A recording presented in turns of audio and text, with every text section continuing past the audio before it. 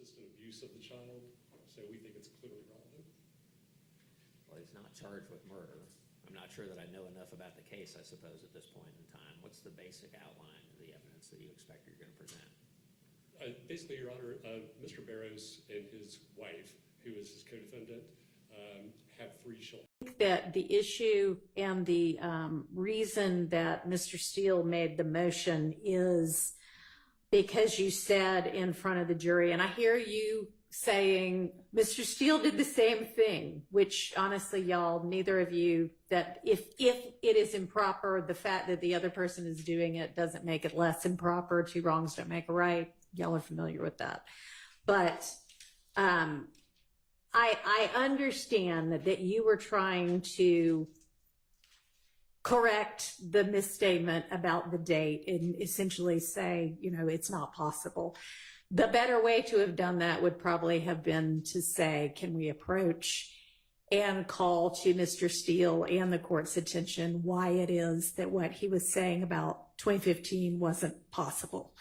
So I don't think that it is anything that is serious enough to warrant a mistrial. But for both of y'all, for everybody, if something like that comes out and you think for whatever reason that something is getting misstated by the attorney, just ask to approach and we'll deal with it up at the bench, okay? Your Honor, there is a... Can I get everybody's okay on that? Absolutely. All right, great. Go ahead. Thank you. There is an issue that I have experienced.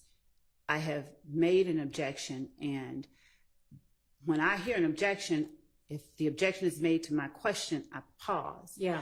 But that does not happen. And so if when I object, a person continues to talk and improper information is being put before the jury, I don't know what else to do. Okay. I'll address that. So I noticed that as well. Everybody, when you hear the word objection, stop talking and let me hear what the objection is. And then sometimes I will still need to hear the entirety of the question because I won't know whether the objection is meritorious or not because I'll need to hear the rest of the question. But not always. So just stop what you're saying. Let me hear the objection. And then if I need you to tell me the whole rest of the question or whatever it was you were saying, I will let you know that. And then you can, and then I'll make a ruling. Can we operate like that from now on as well? Great. Okay. We ready for the jury now? You need a minute? Yeah. Okay. Sure. We'll take just a minute. Yes. Just, we're early on, but does anybody else need to step out? Do we need, like, with regard to the defendants? Yes? Okay. Everybody go to the bathroom. Come back. Let's get going.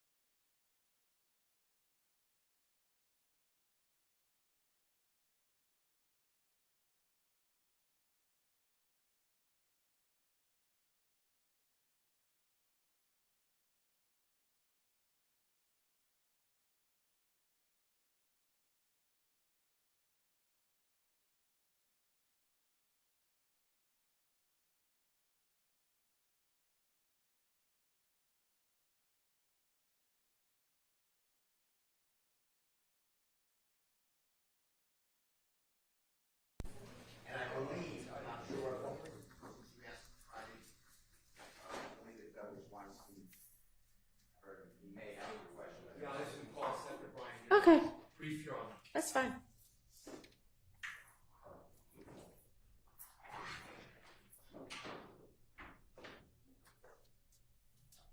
Good morning, Mr. Sledge.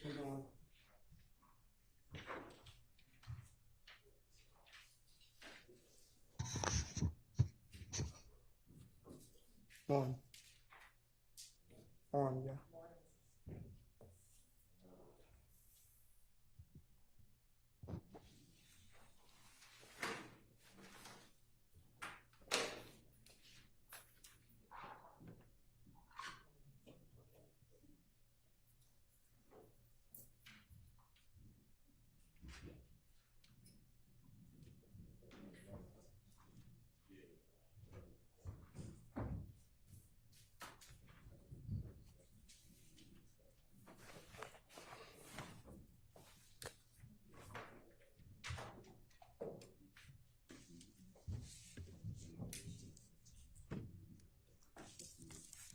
Tell her Seth is giving her half on the bridge.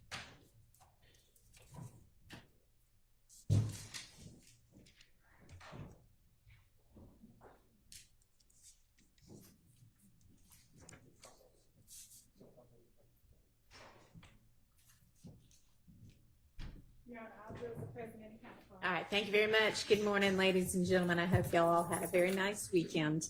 Mr. Steele, I believe you were finishing up your examination of this witness.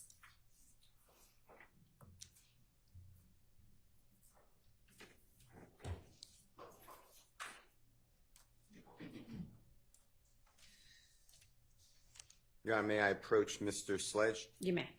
Mr. Sledge, may I approach you? Yes, sir. I'm showing you what I've marked as Mr. Williams or JW 255. You take a peek at this for me, tell me whether you recognize that item.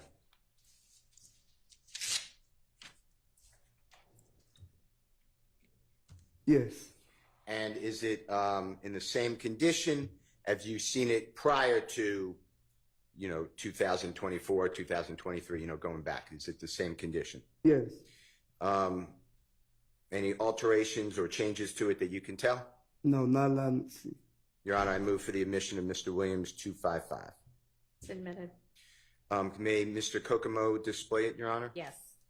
It should come up on your screen, but it should be the same exact thing. You could check it. That's in front of you, okay? Yes.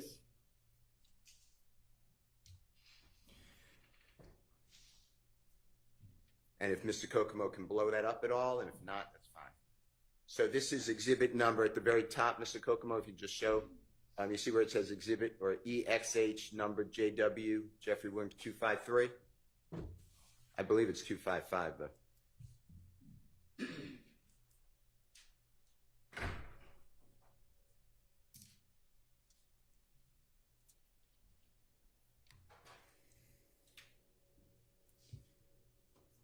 Let me see if I can.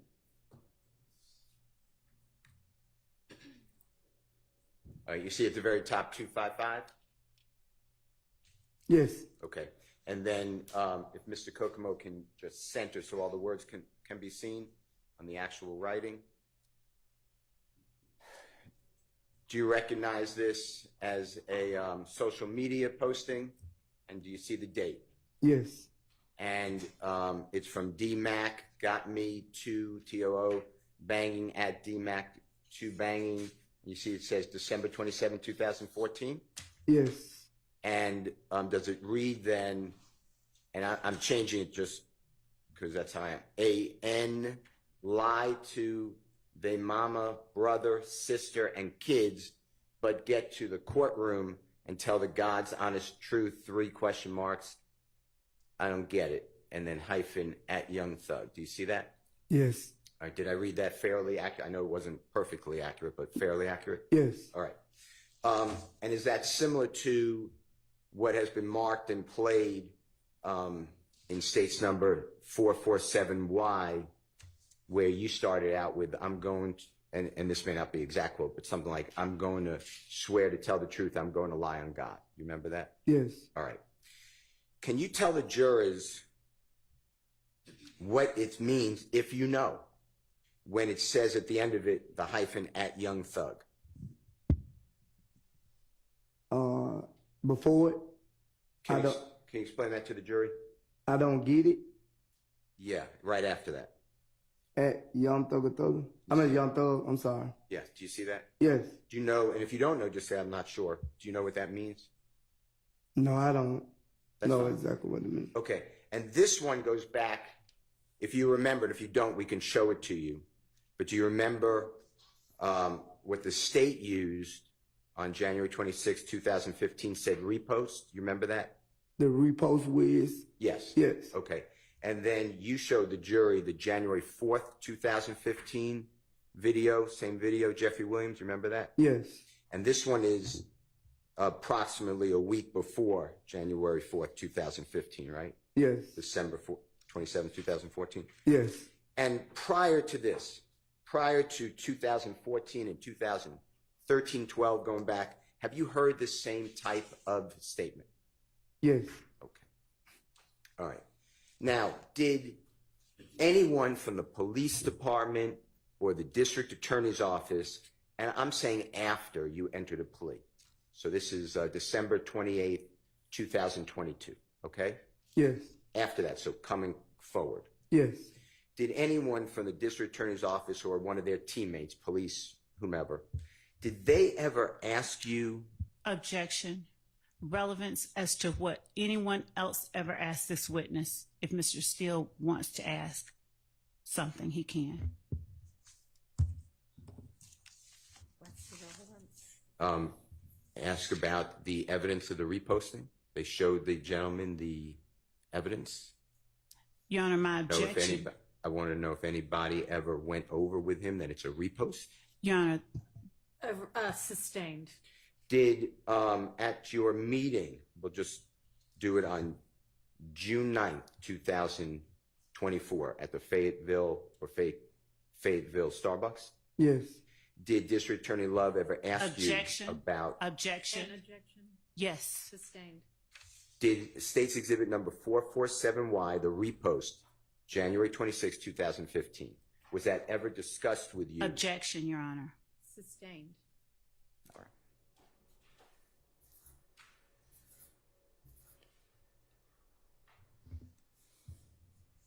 Where it says on the January 4th, 2015 video, and if you need to see it, I'll show it to you. Do you know what I'm talking about? Yes. Okay. Where you read to the jurors that Mr. Martinez or Duke said it first? Yes. Remember that? Okay. Did you ever explain to anyone about Mr. Objection, Martinez Your Honor. saying That it would be first? hearsay. He's right here. Explaining outside the court, it would be relevance and objection. Sustained. All right. Now, District Attorney Love asked you on your direct examination why you didn't go to the police on the morning of January 11, 2015, when you dropped off Mr. Copeland at the City of Atlanta Police Department homicide. Do you remember that question? Yes. All right. And you were aware that the police called Mr. Copeland Yes. that night, and then Mr. Copeland went down to see the police, right? Yes.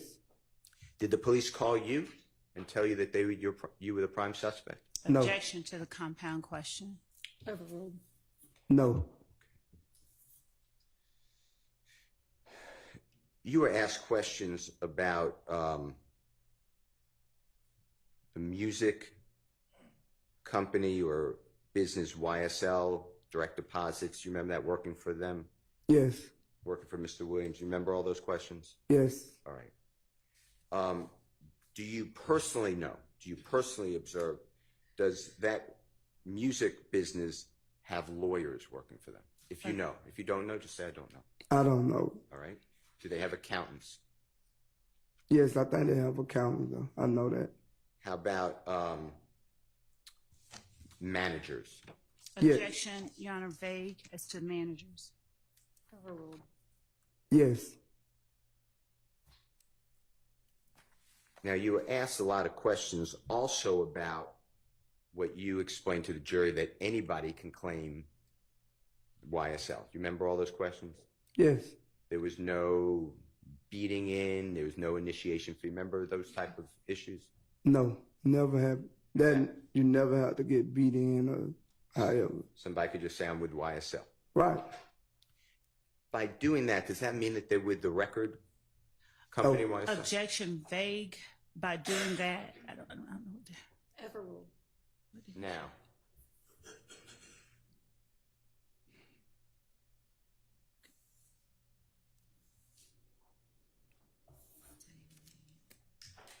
you mentioned yesterday meeting with Jeffrey and Mr.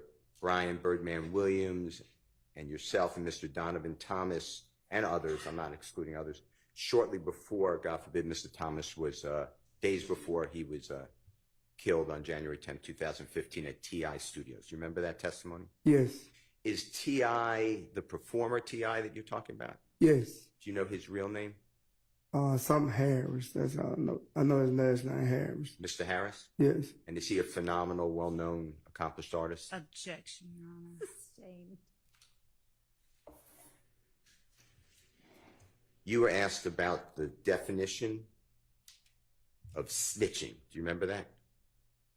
I don't remember asking me that. All right.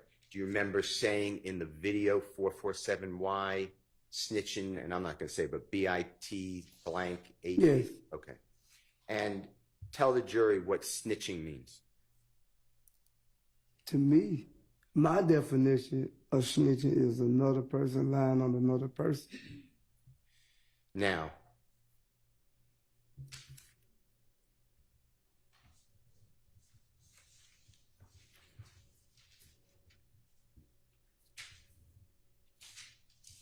on from December 28, 2022, I'm using that date because that's the date that you were released from custody on this case.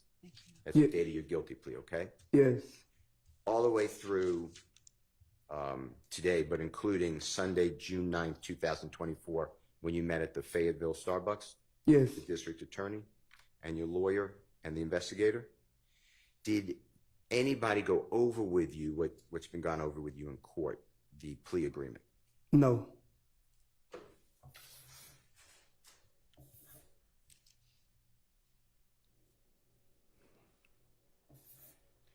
You told the jury that Jeffrey idolizes Lil Wayne or Mr. Dwayne Carter. Do you remember that testimony? Yes. Did you ever hear, are you familiar with Lil Wayne's work? His music, his Yeah, I'm familiar with his music. Have you ever heard him use the word slime, the term slime? Yes. Was that before you ever heard anyone say it, or was it after? I had not heard it said before, but he's like one of the first artists I heard say it. He being who? Lil Wayne. Okay.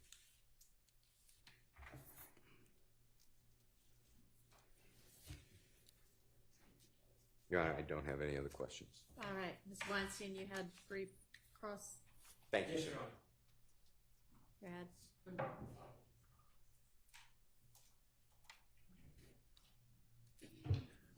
Good morning, Mr. Sledge. Good morning. My name is Doug Weinstein, and I'm Diamante Kendrick's attorney. Yes. May I approach you and show you something? Yes. Thank you.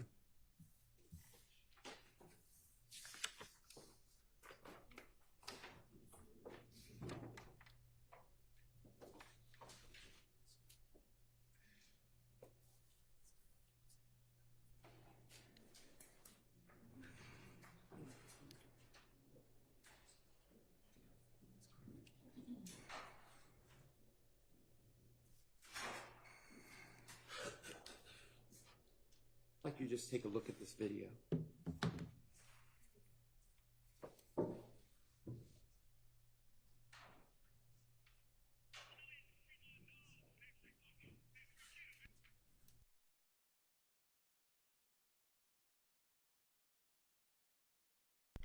Do you recognize the action that was performed by that player in that video? Yes, Tyrone here.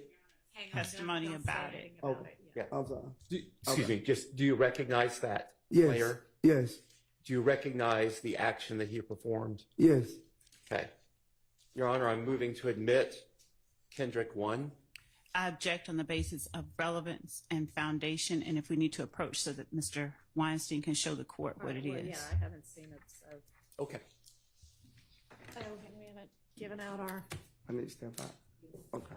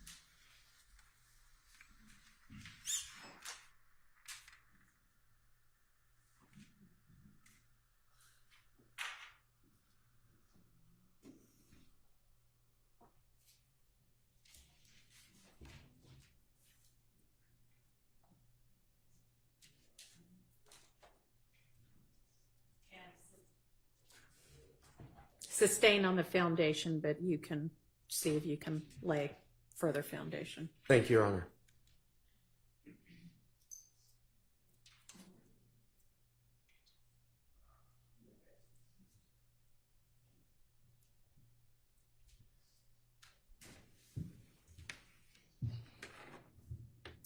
Mr. Sledge, I have a few more questions about that video that I showed you. Yes. Have you seen that video of that player before? I know who the player are. Have you seen him doing this particular thing? Have you seen that clip before that I showed you? I don't recall seeing the clip, but I just seen it when you just showed it to me. Did you watch the game yesterday? I didn't watch Miami game yesterday. Okay. I'll move on. All right. I'm going to show you something else, all right? Yes. May I approach? You may.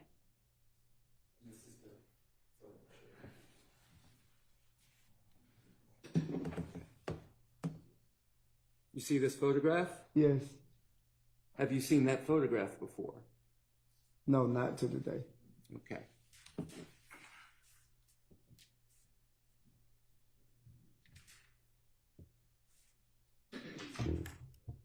And I will not be asking you questions about that photograph. Right. December 28th, 2022, going back to that date, where did you wake up in the morning? At Fulton County Jail. And where did you wake up on January 1st, 2023, New Year's Day? And at home? At your home? Yes. In your own bed? Yes. And you signed that plea deal that we've already talked about. Yes. And you initialed all those statements that were made in there, right? Yes. And you would have initialed anything to get out of jail on that day, correct? Yes. If they would have asked you if you could say that YSL did Objection not kill calls for Tupac, speculation. What's the question? if they had asked you, Objection If to you- if they had asked you, just nothing else beyond that, Your Honor, because it's speculation. Sustained. but again, you signed and initialed all of that, and you would have signed and initialed anything to Objection. get out of Rice Street, Sustained. correct? Asked and answered. Sustained. No more questions. All right. I think nobody else had cross. Is that right? Is that still the case? Okay. All right. Is there redirect? There is, Your Honor. All right.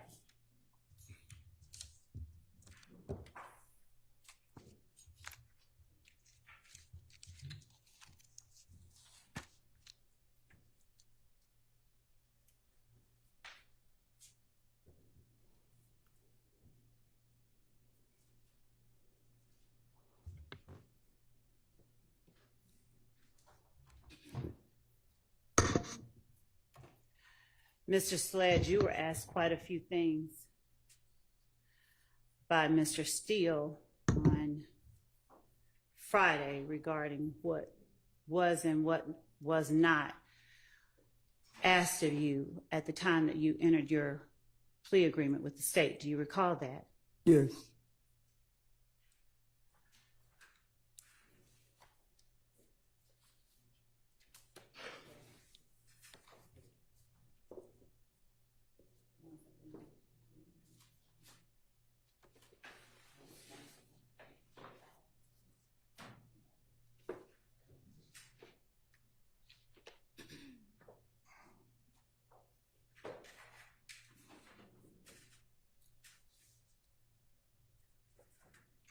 Your Honor, just Yes.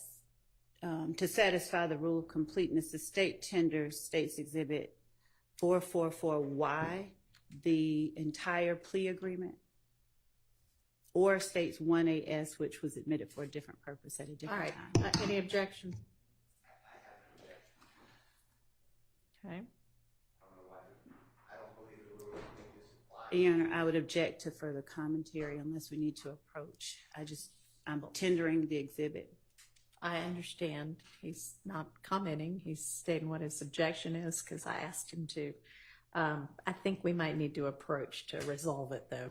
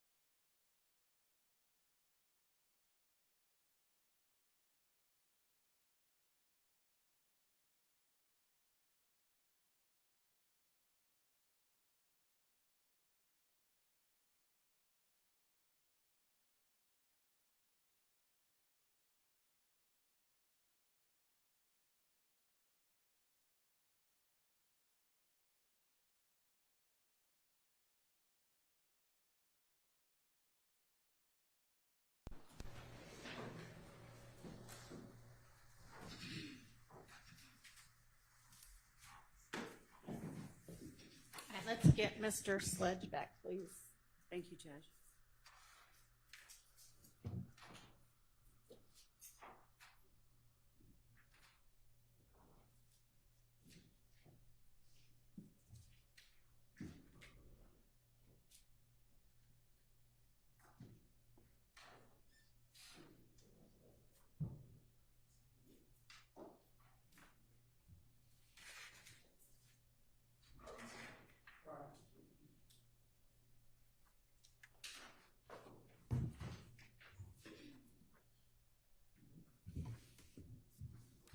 Go ahead, Ms. Love.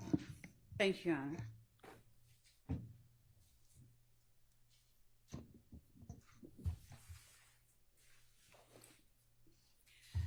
Mr. Sledge, on cross-examination just now, I believe it was by Mr. Weinstein. Forgive me if it was by someone else.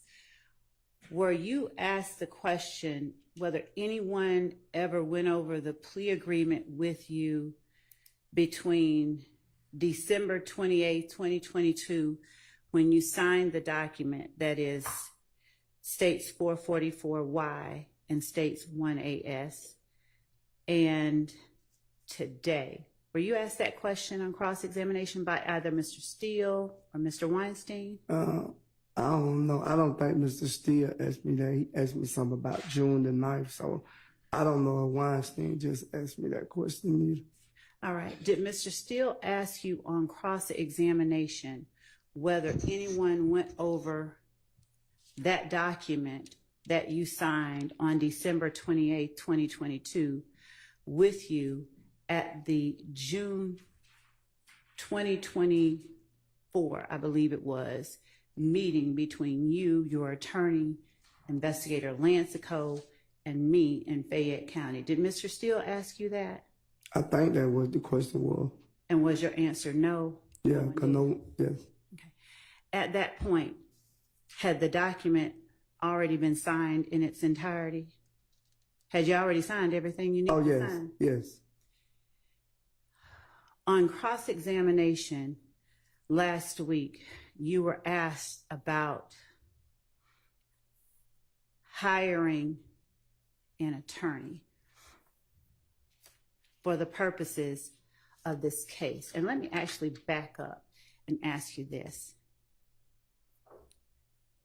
You were asked a few questions about what was going on at the time that you signed this plea agreement on December 28th, 2022. Do you recall that? Yes. All right. Do you recall being in a courtroom here in Fulton County on the date that you signed that plea agreement on December 28th, 2022? I don't think I was in the courtroom. I think I was in the tank in the back when I signed. Okay.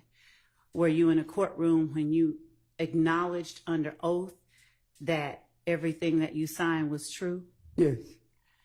Did Mr. Steele, Mr. Shart, or any of your other friends' attorneys ask you on cross-examination? Sustained. Okay. Did you tell the jury that you loved Mr. Stillwell, you loved Shannon? Yes. Did you tell the jury that you loved Defendant Williams? Yes. And Mr. Stillwell and Mr. Shart and Mr. Williams, they represent people that you love, correct? Yes. All right. So on cross-examination by lawyers for one of the people that you love in this courtroom, were you asked about your conditions prior to signing the plea agreement that you signed on December 28, 2022? Could you repeat that? Yes. On cross-examination last week, do you recall being asked about conditions you endured before signing the plea agreement that you signed on December 28, 2022? Yes. Do you recall being asked if you felt pressure to sign that plea agreement? Yes, I think so. Do you recall being asked whether you felt intimidated to sign that plea agreement? I don't recall that one. I'll ask you, were you intimidated by the state into signing that plea agreement? Was I intimidated? Were you intimidated? I wouldn't say I was intimidated. I was basically like,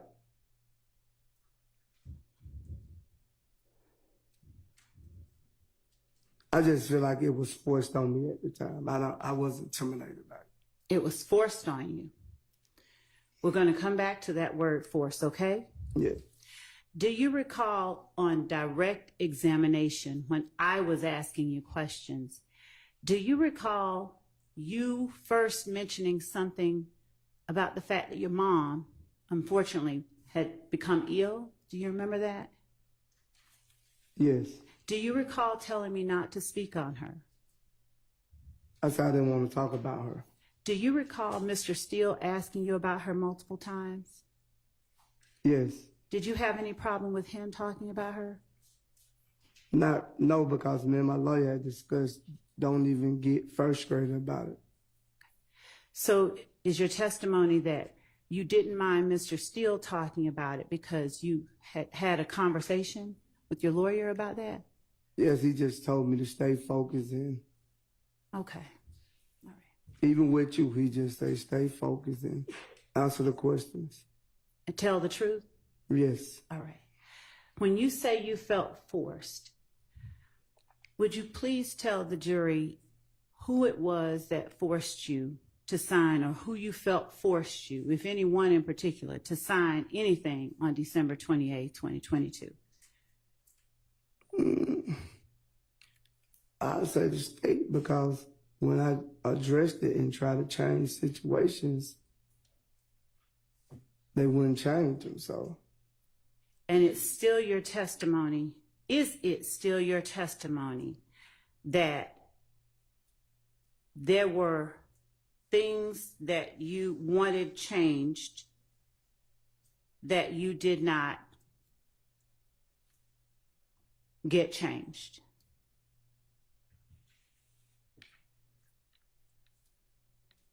Is that still your testimony? Objection asked and answered. Overruled. could you repeat it?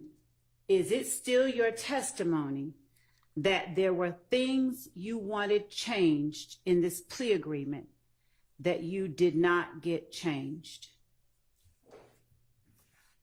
Judge. Your Honor, could I talk to my lawyer right fast? You may. I don't want to. All right, let's just take a recess.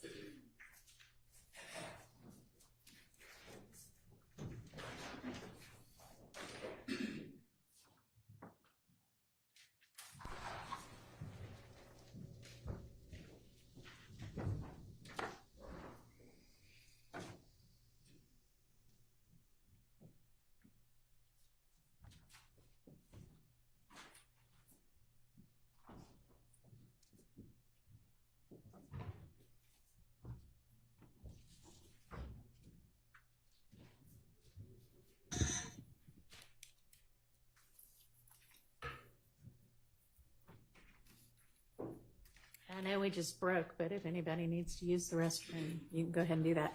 And can somebody let me know when he's back from talking to his lawyer? Thank you. Yes, Judge. Appreciate it.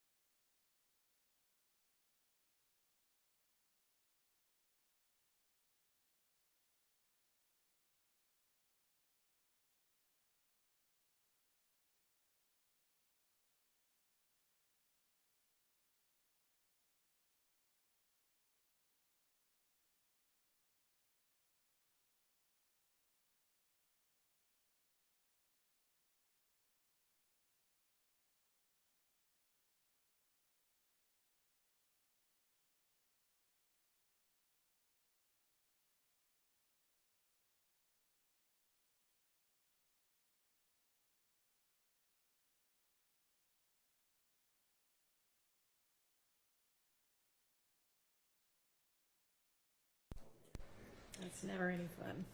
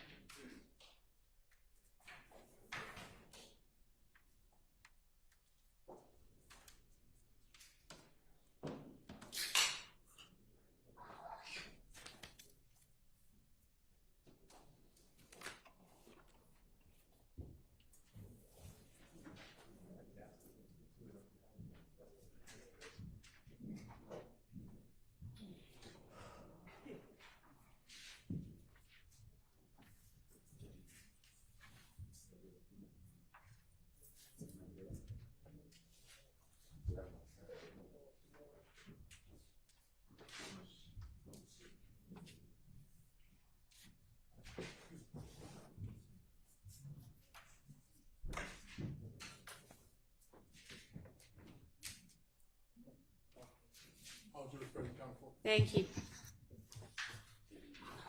Go ahead, Ms. Love. Thank you. Mr. Sledge, have you had enough time to speak with your attorney? Yes, During the time that you spoke with your attorney, is your attorney the only person that you spoke with? yes. All right. Did you speak with any member of the state this weekend? This weekend? Yes. No. All right. Did you have an opportunity to speak with your attorney this weekend? Ma'am didn't talk, but Okay. All right. So did you testify on cross-examination last week that there were portions of the plea agreement that you signed that you asked the state to change, but that the state refused to change? no, what I said, yes, but they changed certain things, but it still was things that I had problem with. From my awareness, once if you call me to the stand, that I would be able to explain the things that they didn't change.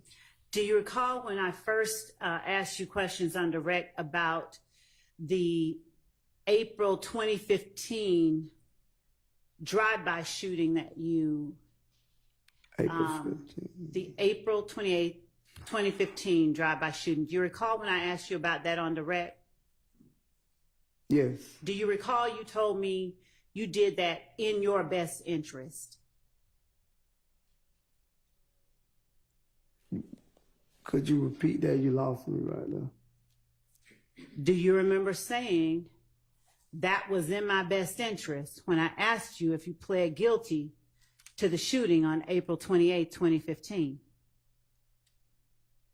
Yes, And do you remember saying that I did that because it was in my best interest multiple times? Do you remember saying that? you said that I took the plea in my best interest. My question is, do you remember? I don't recall. Mm.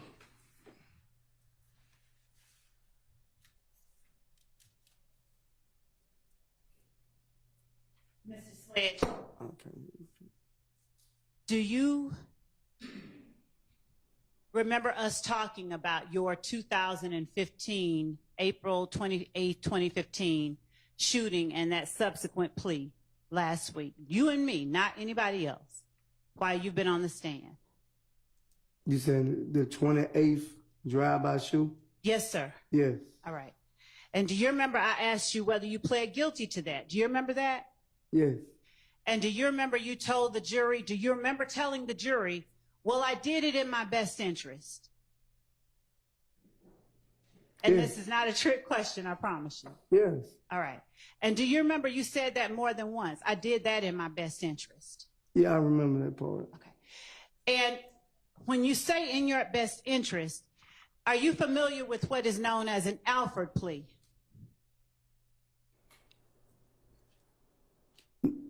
No, I don't really know what an alpha plea really mean. I just was saying that I pleaded guilty in my best interest. And when you say that you pleaded guilty in your best interest, what do you understand that to mean as opposed to just flat out pleading guilty?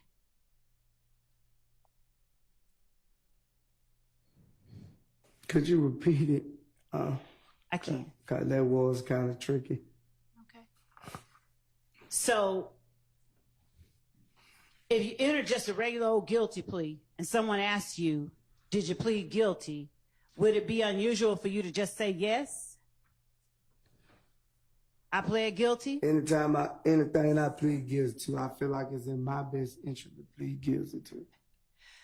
That plea that you entered in 2017, there was a special designation to it though, right? It was an Alford plea, wasn't it? I didn't know it was an alpha plea.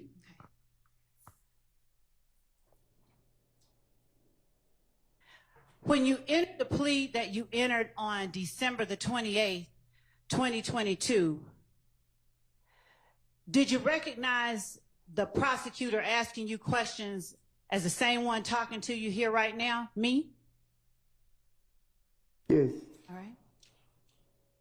And did you recognize the prosecutor at the table with me as the same one I have my left hand on now, Miss Hilton? She wasn't in the courtroom when you did the plea. She went somewhere. Okay. All right. So if we see the video, but we see Miss Hilton's lovely face, you'll recognize Miss Hilton as having been in the courtroom? I don't remember seeing me here too. That's fair enough. Do you remember seeing a judge who looked a little different than the one on the stand now? Yes. Okay. Do you remember seeing your attorney, Mr. Wright, there sitting with you? Yes. Is that the same attorney that you had in 2015? I don't think I got arrested in 2015, but if I would have, he would have been the one to do the case. Did you testify on direct examination that Mr. Wright has been your attorney for 15 years? Yes.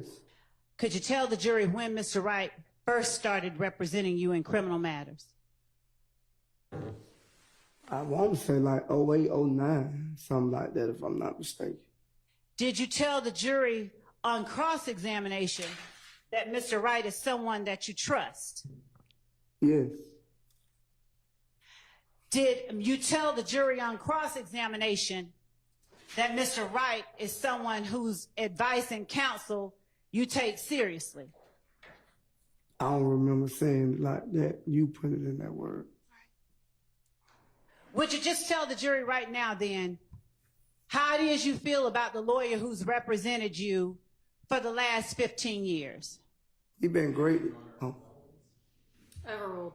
He been great to me. Okay.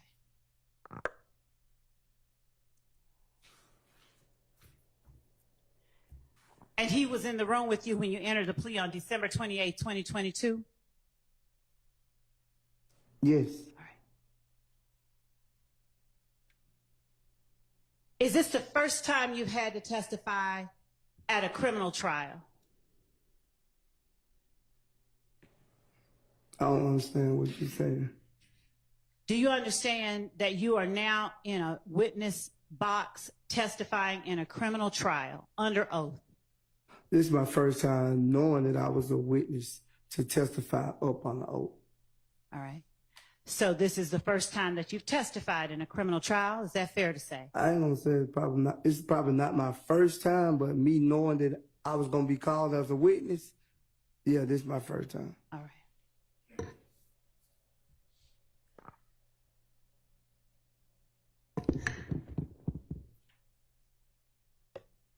Do you remember being asked on cross-examination by either Mr. Sharp or Mr. Steele?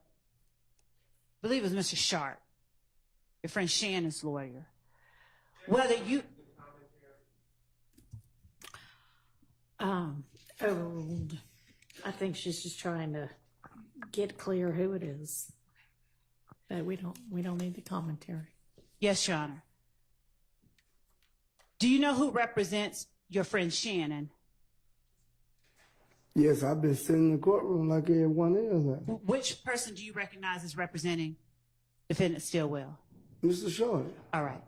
So do you remember Mr. Sharp asking you if on December 28, 2022, you found yourself between a rock and a hard place? Yes. All right. And what did you answer to him regarding December 28, 2022? What did I say? Yeah, what was your answer to that I question? said yes. And would you tell the jury what the rock was and what the hard place was?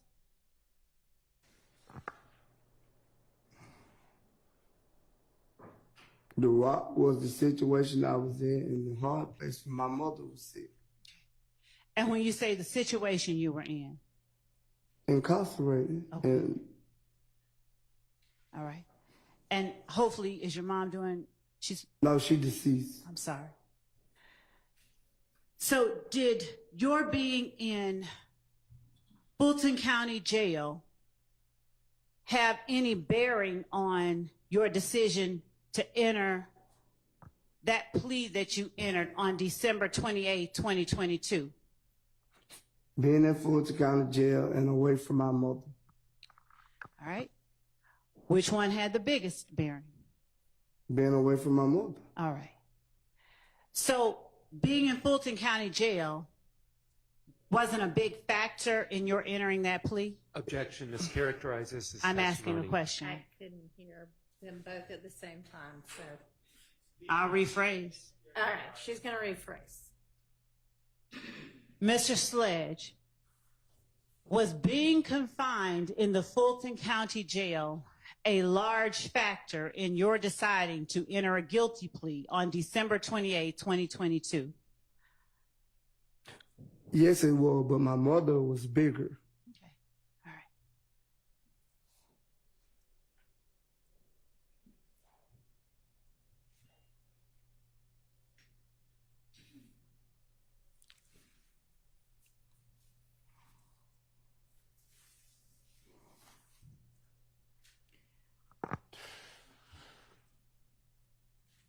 Is there any reason why during the plea colloquy that the jury heard on Friday, that was played, or Monday, last Friday actually, that was played at the end of the state's direct, is there any reason, or rather let me ask you, did you ever hold up your hand and tell the court you wanted to make some clarifications?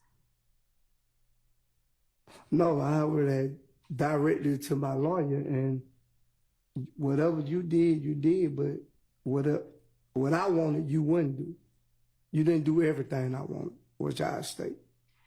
You were asked by Mr. Steele, your friend, Mr. Williams' attorney, whether or not the state ever sat down and met with you. Do you remember being asked whether the state ever sat down before the June meeting and before you entered that plea agreement and met with you? Do you remember him asking you that? Yes.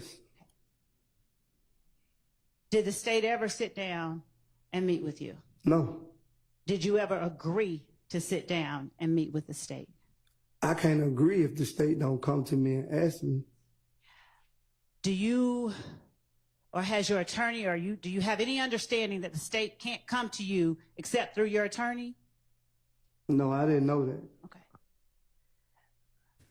Did you ever have an understanding that the state wanted to talk to you before you signed the plea agreement on December 28, 2022? No. Okay. Did you ever ask your attorney for an opportunity to speak with the state? No, I ain't never asked him to speak to the state. Why not? I don't know. I can't tell you that else. I never asked him to speak with you because that's his job. That ain't my job. That's why I hired him. Was there anything about the state that made you feel you couldn't speak with the state if you wanted to? No, but if they would have came to me and asked me to speak with them, with that plea agreement was on there, I would have told them the same thing I told him when I took it, like, that ain't right. Now, when we speak about the state, is your understanding that that means only the district attorney's office? Or do you consider the state the police as well? I just thought all y'all work together. I don't know. They put you in jail, you put you in jail if you have to. So I don't know. Y'all both doing y'all job, I guess. And so when police spoke with you back in 2015, did you consider them the state as well? I don't know. I think y'all work in two different departments. You're right. Because I don't see the state on the street locking people up. The police, I do. Okay. So when you spoke with the police back in 2015, did you tell the police any of those things that you told your friend, Defendant Williams' attorney, and your friend, Defendant Stillwell's attorney, when they asked you questions on cross? Did you tell the police any of that stuff? I don't think they asked me nothing like that. I don't recall them asking me nothing like that. You said the police? Yes, sir. I don't recall them asking me nothing like that what Mr. Steele asked me. Do you recall Mr. Steele asking you about that drive-by shooting? Oh, yes. Okay. Do you recall the police asking you about that drive-by shooting? Yes. How much information did you give the police about that drive-by shooting? I told the police it wasn't true. Okay. Now, okay, so, and when I asked you on direct examination about that drive-by shooting, what did you tell me about that drive-by shooting? I don't recall. You can refresh my memory. Do you recall me asking you what you did before that shooting? I don't recall it, though. Do you recall me asking you how did that shooting happen? Yes. Relevance, asked and answered. I can show you. I can respond. Overruled. Thank you, Judge. Do you recall me asking you what led to that shooting? I don't recall. Do you recall telling me on the stand, or actually telling the jury, because it's not me, do you recall telling the jury when I asked you on direct that you just went to pick up Mr. Garlington from the club, or that Mr. Garlington had gotten jumped on? I think I told you I went back and got him from the club. That's what I told you. And do you recall telling the jury when I asked you questions that you didn't see anybody who jumped on Mr. Garlington? I told you I didn't know anyone that jumped on Mr. Garlington. The same thing I told them on cross. I didn't know exactly who it was that jumped on. Did you tell the jury on direct with questioning by me that you didn't see the faces of anyone who jumped on Mr. Garlington? Yes. And did you tell the jury that you didn't see the faces of anyone that you may have interacted with during that time? Yes, sir.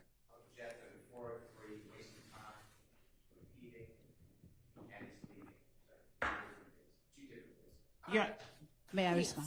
Yes. Your Honor, Mr. Steele cross-examined the witness on this very topic. I believe that it is necessary to orient the witness to the questions I asked before I get into the questions that I want to ask him about what he told Mr. Steele, number one. So it's not a 403 waste of time in any way. And I believe that he made a second objection I'd like to respond to, but I can't remember what it was. It was kind of long. And leading, Your Honor, suggests an answer, and it does not consist of questions that simply require a yes or no response. Overruled. And I'll give you a little leeway, but go ahead and get to what you actually want to get to. Do you recall telling the jury when I asked you about the drive-by shooting that you never saw a shooting? I don't recall. Do you recall telling the jury when I asked you about the drive-by shooting that you just dropped off Demekion and Quindarius and you went on your merry way? I don't think I said I went on my merry way. You didn't use merry. That's my words. Okay, but I remember just exactly went what you on. said. I ain't saying I went on and directly left the scene, but I didn't actually witness them shooting the gun. That's what I said. Is it your testimony today that on direct examination, you did not tell the jury that you dropped off Quindarius Zachary and Demekion Garlington and left and don't know what they did after you left? I don't recall that. Okay. Do you recall me asking you about another house getting shot up on Drew Drive after the house on Adele getting shot up? I don't know in what article. I don't know the addresses. Do you recall me asking you about whether you saw or participated in any other house getting shot up other than the house off MLK on Adele Drive? Do you recall me asking you that? I don't recall. So do you not recall as well telling me that you didn't see any house get shot up? I don't recall me telling you that I seen a house get shot. I don't recall. Now, what I just heard you say is, I don't recall me. Me telling you that. I don't. You don't recall you telling me what, sir? I just don't recall, Ms. Lowe. I don't recall. What is it that you don't recall? I'm sorry, I need the jury to know. I don't recall. What don't you recall? I don't recall. I don't recall. You've been pressuring me so much, it's like I don't even be remembering a lot of stuff you saying. Is it that you don't recall telling the jury you did not see any houses getting shot up on April 28, 2015? I don't recall. Okay. Today, do you recall seeing any houses getting shot up on April 28, 2015?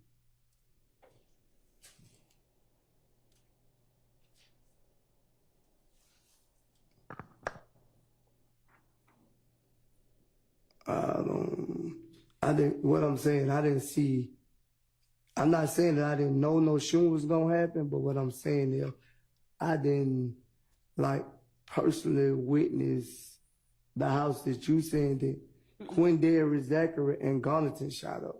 I didn't witness that. I appreciate that clarification. That's not my question. I'm asking you today to tell this jury whether you recall today seeing any houses, since it's me talking to you, whether you recall any houses getting shot up.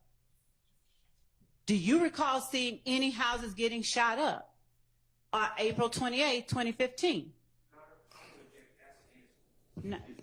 Overruled. So he just told you about the one house. So are you asking about any others? Yes, All I right, am. so ask it that way. Yeah, you got to tell me directly what house you talking about, cause when he cross-examined me, That's not what she's asking. She's Oh, okay. asking any other houses besides that one. well, I didn't know I don't know the people that was shooting at the other house. Okay. All right. Did you see any houses getting shot up? Forget the address. I don't really care what address. Did you see any houses getting shot up on April 28th? I just don't think that's an appropriate question. Okay, well, that's not for you to decide. So Okay, unless but there's an I'm objection saying, that's but- sustained, you go ahead and answer the question. Yeah, You did see some houses getting shot up? not houses. You now you put more than one. It was one house that I probably seen. Okay. Tell the jury what house you probably seen get shot up April 28, 2015. I think it was Lexi. I don't even think it was a house. It was an apartment if Tell I'm the not jury. mistaken. Tell the jury what apartment you saw. You I probably don't know the name of the apartment. What can you tell the jury about the apartment? Where I was dropping Miss Zachary off at. That's the one I could tell you about. So, on Friday, when you talked about dropping off Demekion and Quindarius, weren't you dropping them? Were you dropping them off at the house off MLK on Adel Drive, or was there a different address you were dropping them off at? I was drunk, Miss Love. I don't remember which one it was. Did your memory come back while you were being asked the same question by Mr. Steele? No.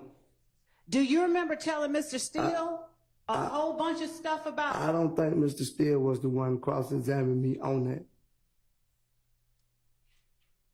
Who do you believe was cross-examining you? I think it was Mr. Short, not Mr. Steele. Okay. Let's go with that for a moment. Do you remember telling Mr. Short then details about houses that you saw getting shot up on April 28, 2015? I didn't go here. Your Honor, I object. I object Okay, well, can't object to the objection. to the speaking portion. Okay. All right. So I think she's asked him, if you need to approach, let's approach. I mean, I don't mind either way.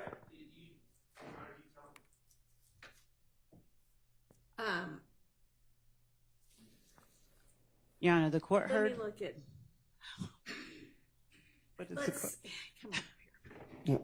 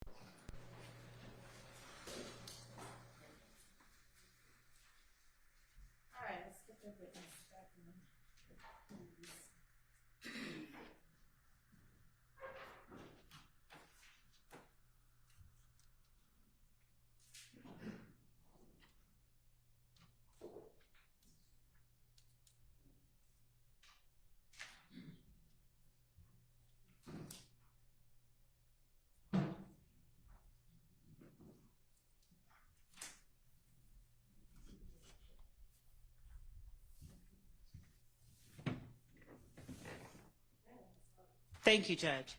Mr. Sledge, please tell the jury what you remember today, everything you remember happening with respect to April 28th, 2015, from the time you picked up Mr. Garlington. Well, love, I've been here 4 days, just I don't know how many hours. I can't remember all that stuff, so I don't recall. She's not asking you now what you remember testifying to. She's just asking you what you remember about that night. I don't recall. When did your memory about it leave you? I can't answer that question for you, but I'm sorry? I can't answer that question. I don't know. Did you remember it when you were asked questions by Mr. Sharp?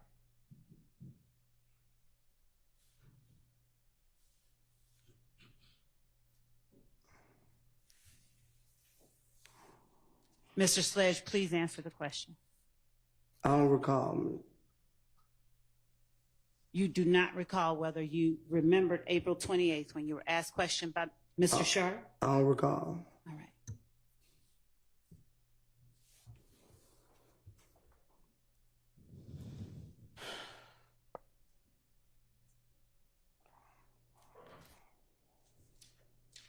When you were entering the plea agreement that you entered on December 28th, 2022, did you ever stop and ask the judge or tell the judge you wanted to clarify anything? No, because I thought my lawyer had already did that. And when you heard the state read out factual acknowledgments and ask you if they were true and correct, did you ever indicate part of them are true, but part of them are not? I didn't think I could speak that in court. Why did you think you could not speak it in court? Because I ain't thinking like I could just burst out and say that while the judge reading, or while you was reading off, because the judge didn't read it off. I ain't think I can do that. That was never explained to me. Between December 28th, 2022 and last week, did someone tell you you could burst out while the state was reading something? No. Interrupt? No. So last week when I was asking you questions and you told the judge I gave you a headache and made your blood pressure go up, you felt comfortable enough? Did you feel comfortable enough to do that? Because I'm on the stand trying to explain. When you sitting back there, you ain't explaining. But when you sitting on this side, you call me here to tell my truth and my understanding. And that's what I'm giving you. I can't give you nothing else. I'm only giving you my truth. Okay. And so when you were sitting at the table next to your lawyer, did you feel more or less comfortable about giving your truth? I don't recall. Do you want to answer the question? I just answered. No, I'm asking you, do you want to I answer? want to answer any question that you got for me, but if I don't remember, I don't remember. And so what is it that you don't recall about being at the table with your lawyer? I just don't recall, my love. I ain't trying to give you a hard time. But it looked like you trying to give me a hard time. Mr. Sledge, would you tell the jury, as between when you were in court on December 28th, 2022, and when you have been in court for the last 4 days, if there is anything different about parties in the courtroom that you can point out? No. So everyone here in the courtroom was in the courtroom with you on December 28, 2022. When did you say? Action, relevance. Your Honor, it goes to changes. Okay, overruled. Could you repeat it? Were each of the people now in the courtroom today were, Hang on. Yes.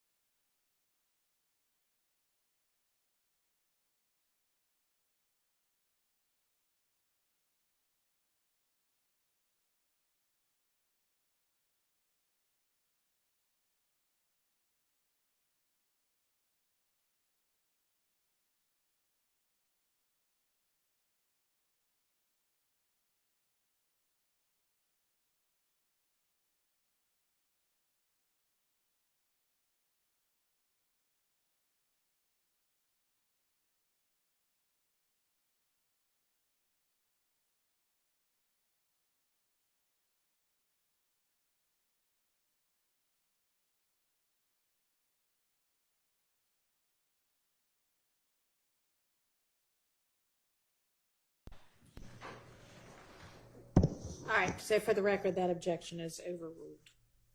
Let's get the witness back.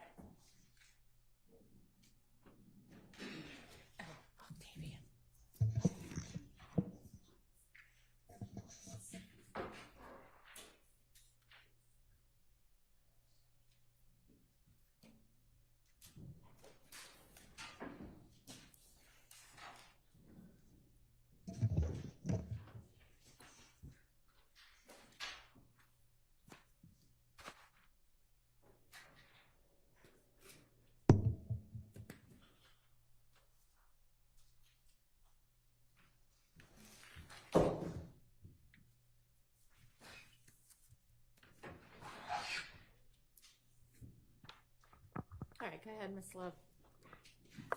Thank you. Just 1 second.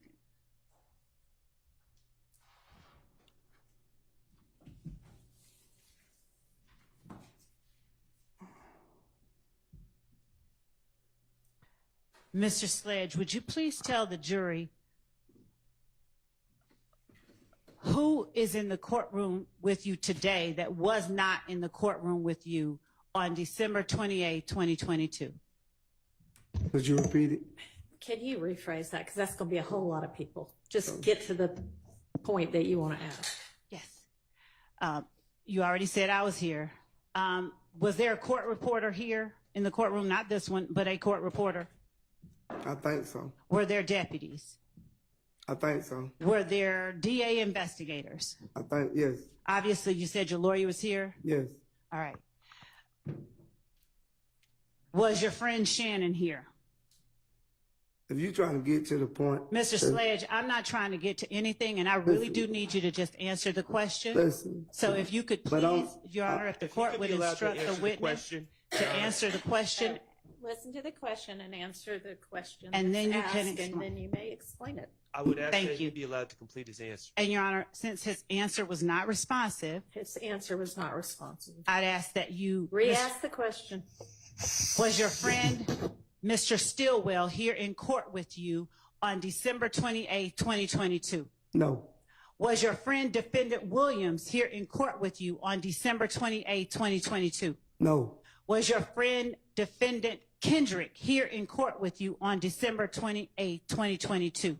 No. Was the lawyer for your friend, Mr. Williams, here in court with you on December 28, 2022? No. Was the lawyer for your friend, Mr. Stillwell, here in court with you on December 28, 2022? No. Was the lawyer for your friend, Mr. Kendrick, here in Objection. court with you on December? He I objected. said, I'll why wait. you Hold raising- on, Mr. Hang on. Relevance to whether I was in attendance at the time he took his plea.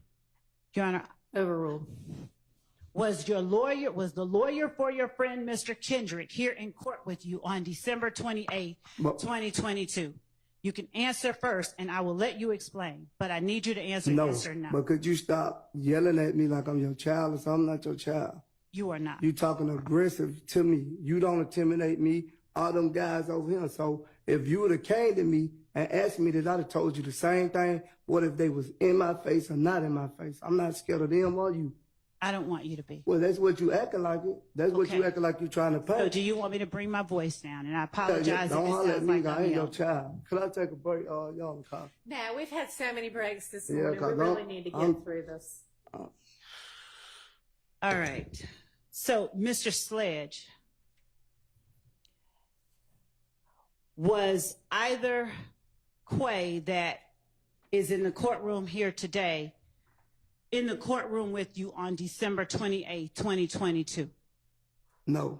Was Lil Rod in the courtroom with you on December 28, 2022? Get to your point. No. That is my point. Your point is Okay. pointless. Was the lawyer for Mr. Huey Quay in court with you on December 28, 2022? No.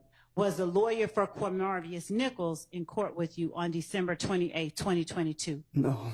Was the lawyer for Little Rod in court with you on December 28, 2022? I don't know if that's been asked and answered or not. It was not. Okay, well, go ahead if you say it was. Was the lawyer for No. Little Rod? No.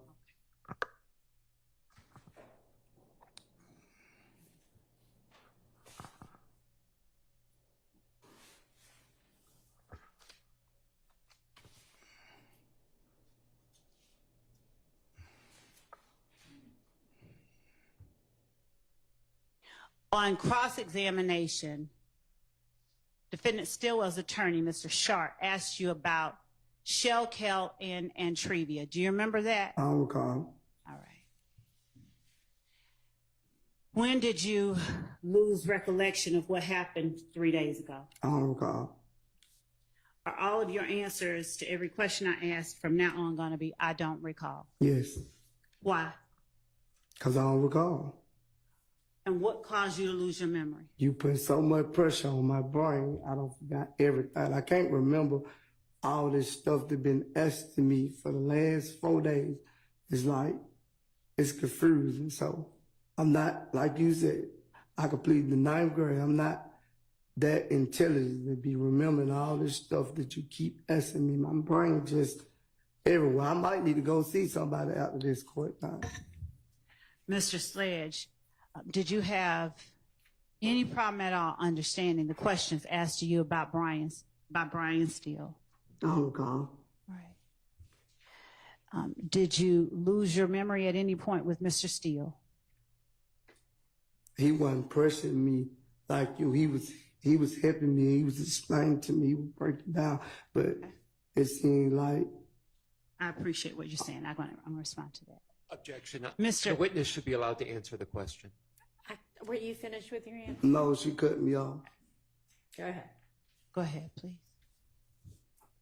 I said, Mr. Steele was explaining to me he wasn't pressuring me, but every time it seems like I'm getting up in with you, I'm giving you my truth, and you still trying to pressure me to say something you want me to say when I'm giving you the truth that I know.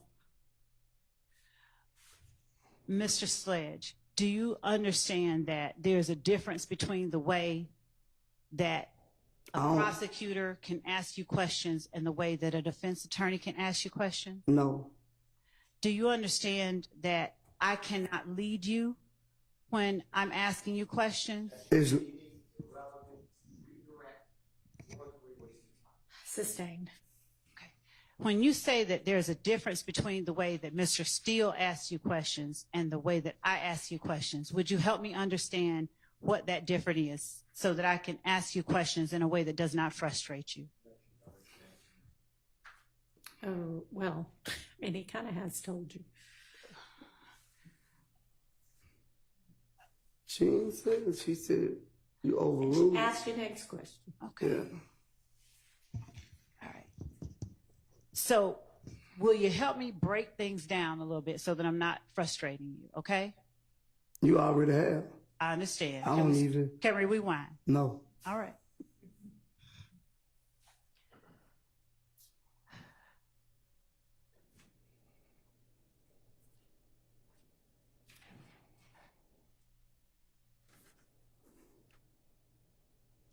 When you were asked about Antrevia, was Shell Kell the person you said who had also started a relationship with Antrevia after you? I don't recall. What is confrontational about that question? I just don't recall. Why don't you recall? Because you pressured me. I don't recall. You hurt my brain. All right, so let's take an early lunch, and you can calm down in the meantime, hopefully, and then we will come back. Let's see, it's almost 11:15. Let's come back at 12:30. Yes, Your Honor, thank you.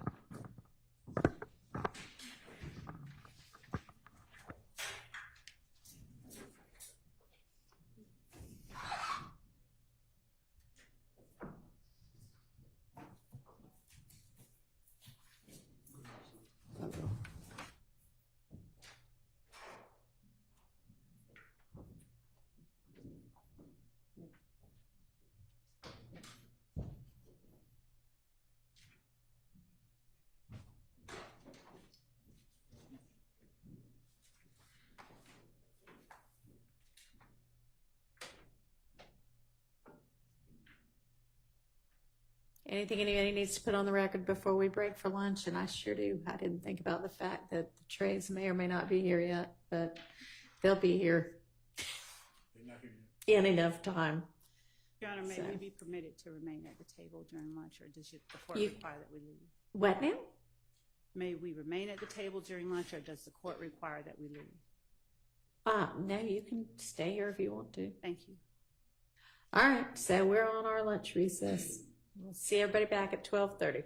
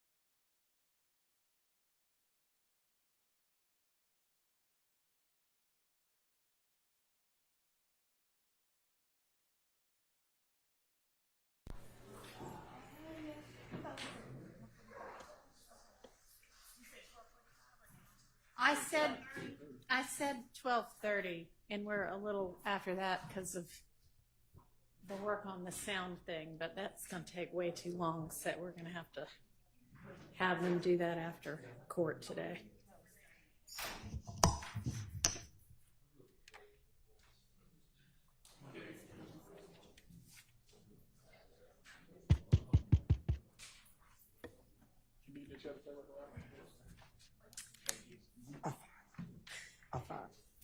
All right. Okay, let's get the jury in.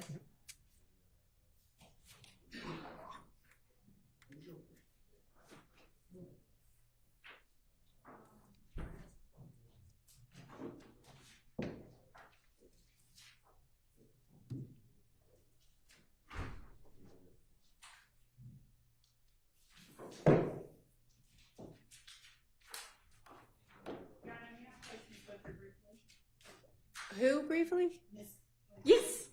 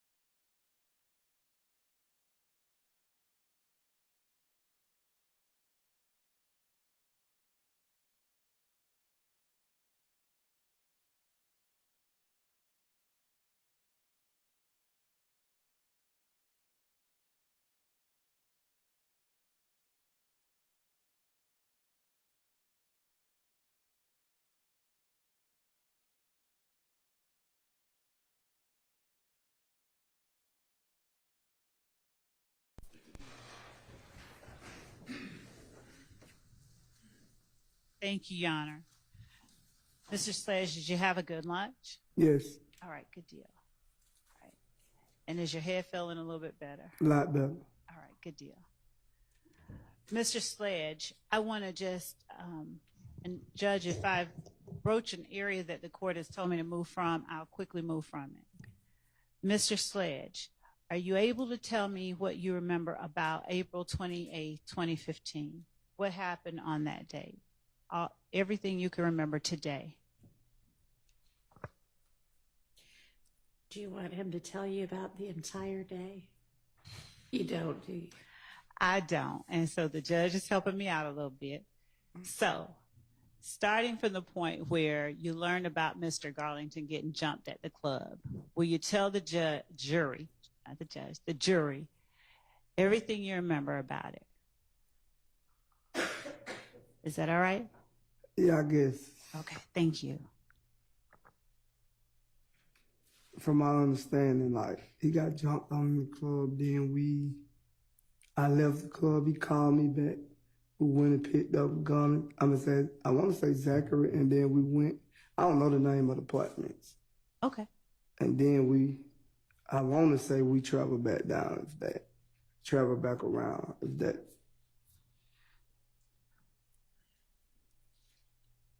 I didn't hear you. I said once we went to the apartments and then we went back to the house. I think that's what I said. Take your time, and you do not have to, I'm not trying to get you to match up anything. Okay? I actually it been long for that, Miss Love, so. It's okay. Take your time. If you have anything, you can refresh my memory. But right now, I don't recall. All right. Try my best. And that's all I'll ask, okay? Yes. All right. So I'm not going to try and trip you up. I just wanted whatever you remember today in terms of it. All right, go ahead and ask the next question. Okay. All right. Do you remember whether you went to the house first or to the apartment first? I don't remember. I can't exactly tell you, but I don't recall exactly how it went. Okay. And the house that we're talking about, is that the one off near MLK, off Adele? I want to say that's the only house I remember going to. I Okay. don't remember. And where were the apartments that you remember going to? I don't remember exactly what it was. I just know they was in a gated area. I don't think it had a gate when you got to go through the gate. That's all I remember. Do you remember whose they were? Whose apartments they were? Like, why were y'all going there? I think I was supposed to have been dropping Zachary off. Okay. Did his girlfriend live there? I don't think she stayed there, but she was there. All right. Now, was there any shootings that went on there? Did you see somebody else shooting or anything happening there? Yes, I think that's what it was. They was shooting when we pulled up. Okay. Now, I know you don't get scared easily, but did you consider that sort of a startling sight to see somebody shooting at the apartment? For me, it was normal, so I can't speak for no one else, but Fair for enough. my stuff, it was normal. All right. And were they shooting at apartments that you were sending or taking Mr. Zachary to? I don't know if it was the exact apartment, but it was right there in that area. All right. Now, in terms of shooting, how could you tell the jury, because they weren't there? Do you see guns pointing out a window or just like fire flashes? What is it that let you I know? just seen the fire flash in front of the Okay. car. Okay. And were you right up on the car, or were you like coming in the gate and you saw fire flashes from like across? I the pulled directly in front of the car, and then I backed back. Okay. When you pulled directly in front of it, had the shooting begun already? No, they was doing it. Okay. Did you realize they were doing it when you pulled directly in front of it? No, it's like when we got there, then it started happening. Okay. Okay, so for people who aren't you, that might have been considered a little scary. So what did you do when you heard the shooting behind you going on? I backed out. Okay. Did you back out and like quickly leave? No, I got back to safety. Okay. And where were Mr. Garlington and Mr. Zachary when you did that? Did they run inside, stay with you? No, they got out the car. All right. And did you see what happened? No, I was around the building, so I didn't really get out the car to see what was going on, but I backed up behind the building. Okay. Did you have to pull around the car to get in front of it? Or did you... No, or it's did a they pull straight shot. It's just a straight shot through the apartments. Okay, so is it fair? Did the car pull up behind you then? What you mean? Did I understand you to say that you ended up in front of the car that was shooting? That mean they was probably back then facing like coming out and I'm coming in. I got you. Okay. Did you notice what kind of car it was? No. Right. And did you have a belief as to who it was that was in that car? I didn't know who it was. Okay. Did you later form a belief as to who it was that was in that car? No, I don't recall. All right. Did you all do anything based on who y'all believe might have been in the car?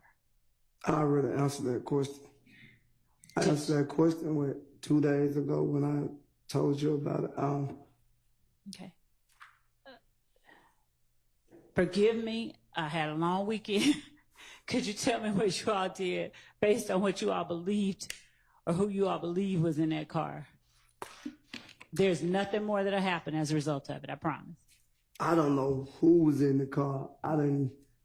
At the time, I didn't know who was in the car. I still don't know if that was true, what was told to me, so. All right. And that was told to you by Mr. Zachary or somebody else? Well, it was told by other people too, so. Okay.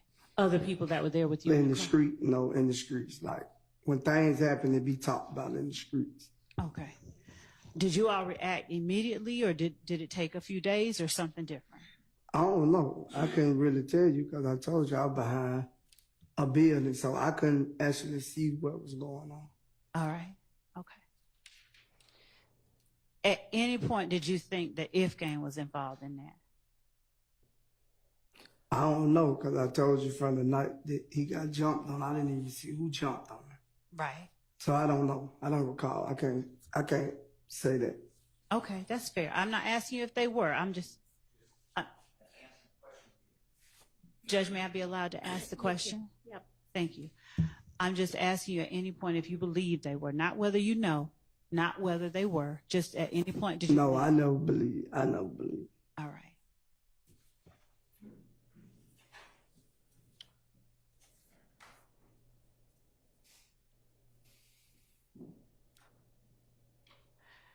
Now, we talked last week about Antrevia Smith, and you talked a little bit about that on cross-examination, your relationship with Miss Smith. The Kelvin Watts who started dating Miss Smith after you did, was that the same Kelvin Watts that had a beef with Kenneth Copeland? I don't really know if him and Kenny Copeland had a beef or not. Okay. So did you ever learn, or did you ever discuss any kind of beef that Kenneth Copeland had with Kelvin Watts? I don't recall if we ever discussed Miss Love. I don't recall. Okay. But is it fair to say that, let me ask you a better question so I'm not leading. Is the Kelvin Watts that started dating Miss Smith after you did, was he also called Shell KO? Yes. All right, thank you. And do you know if Shell KO, did you consider him having any family relationship to Donovan Thomas Jr.? I never knew they was, how long I've been knowing Donovan Thomas, I never knew they had any relationship. All right.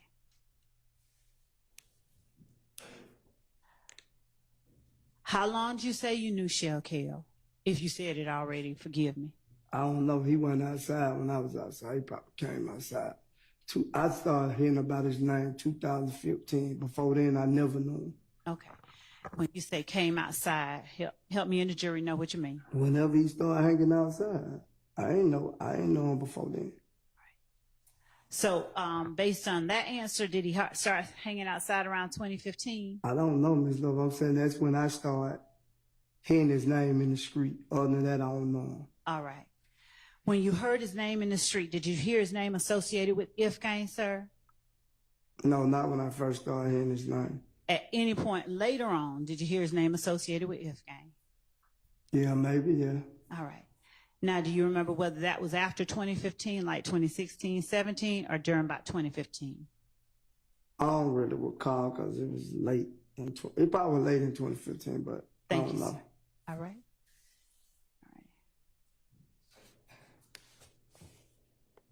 Now, you were shown some dates in a book by Mr. Williams' attorney. I'm going to approach with the court's permission and with your permission. Is that all right? All right. So, did you testify, or a better question is, did you participate in every performance in 2015 that the Travis Scott rodeo tour included? No. All right. And do you remember when Mr. Steele was up here reading these dates to you and you were saying, yeah, you see them on the page? Yes. All right.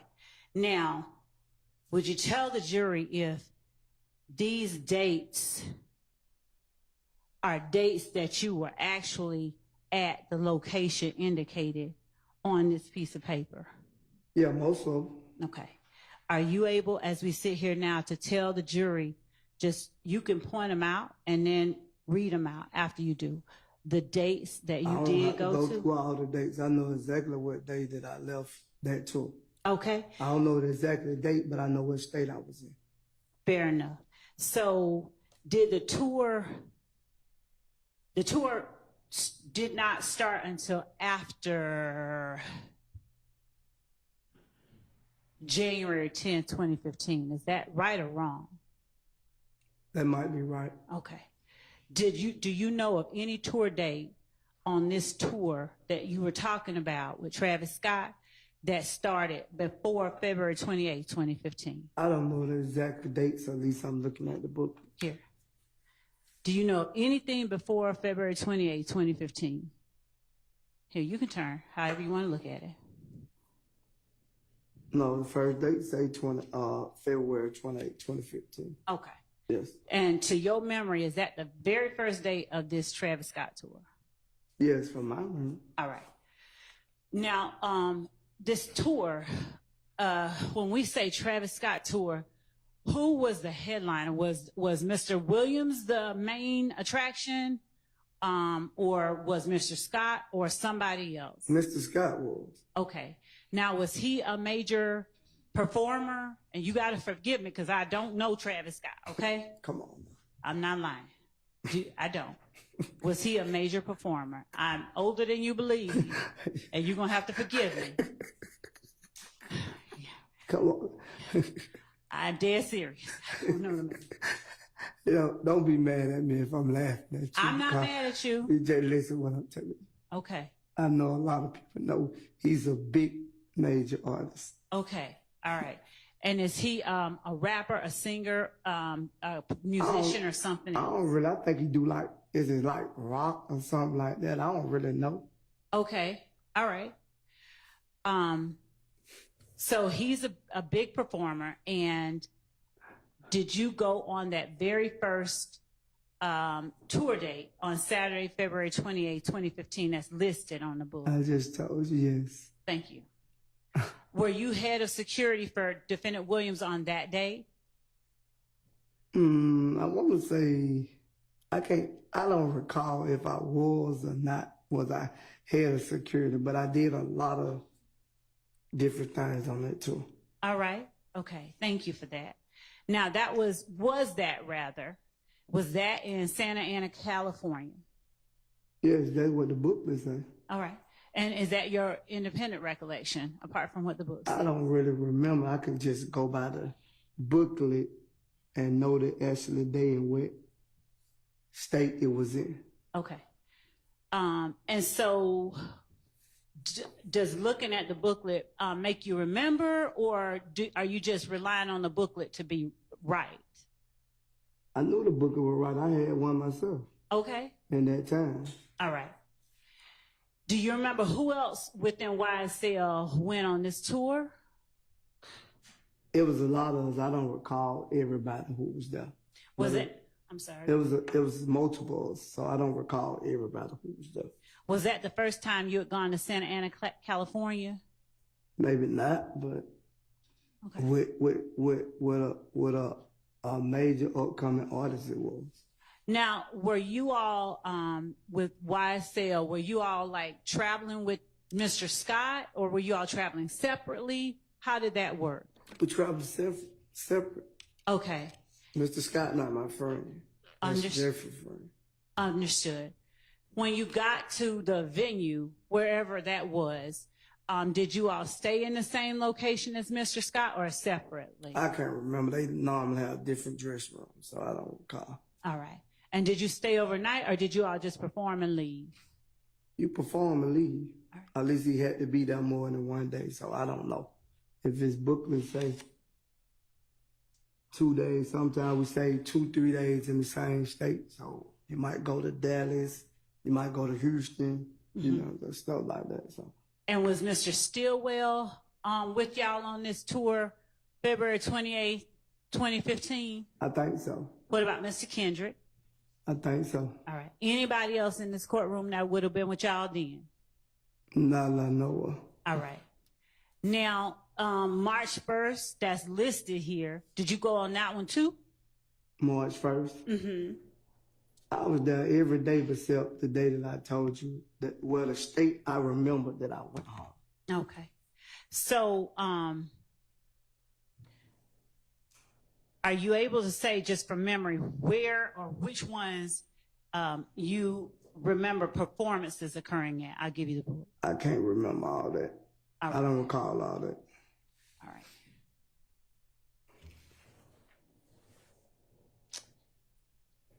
On the days that are listed as travel days, are you able to tell the jury if you all actually traveled on those days, or were there some days that you all traveled on different days?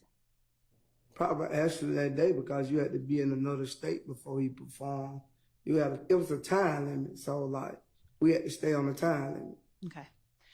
Are you able to tell this jury with 100% certainty whether or not Mr. Williams performed at every show reflected on this tour schedule? I can't say that because I got sent home on a certain date, so I didn't finish the whole tour, so I can't say that. Okay. I didn't see him perform, but I could like until I got sent home, I seen him perform. Without looking at the book, and I'm going to show you the book in a minute, but without looking at the book, are you able to say the date you went home? I can't tell you the date. I remember what state it was. Okay. Looking at the book, would that help you remember when you went home?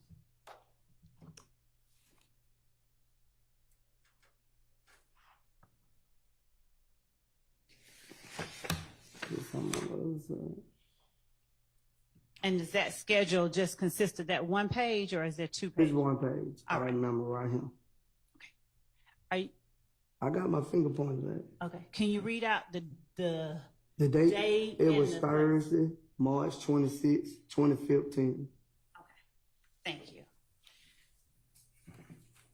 Are you able to tell the jury with 100% certainty whether on every tour day prior to Thursday, March 26, 2015, defendant Williams performed at every performance listed on this sheet of paper? Not after that date, yeah, but that date, yes. That's the last show I was at. What I'm asking is, before you got sent home, before you went home, right? Every show that he performed. Every show day? Yeah. Okay.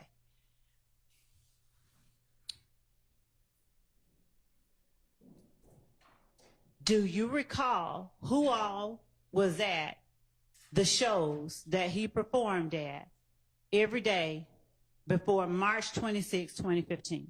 No, I don't recall that. After you got sent home, did you make any effort to follow what was going on as he toured?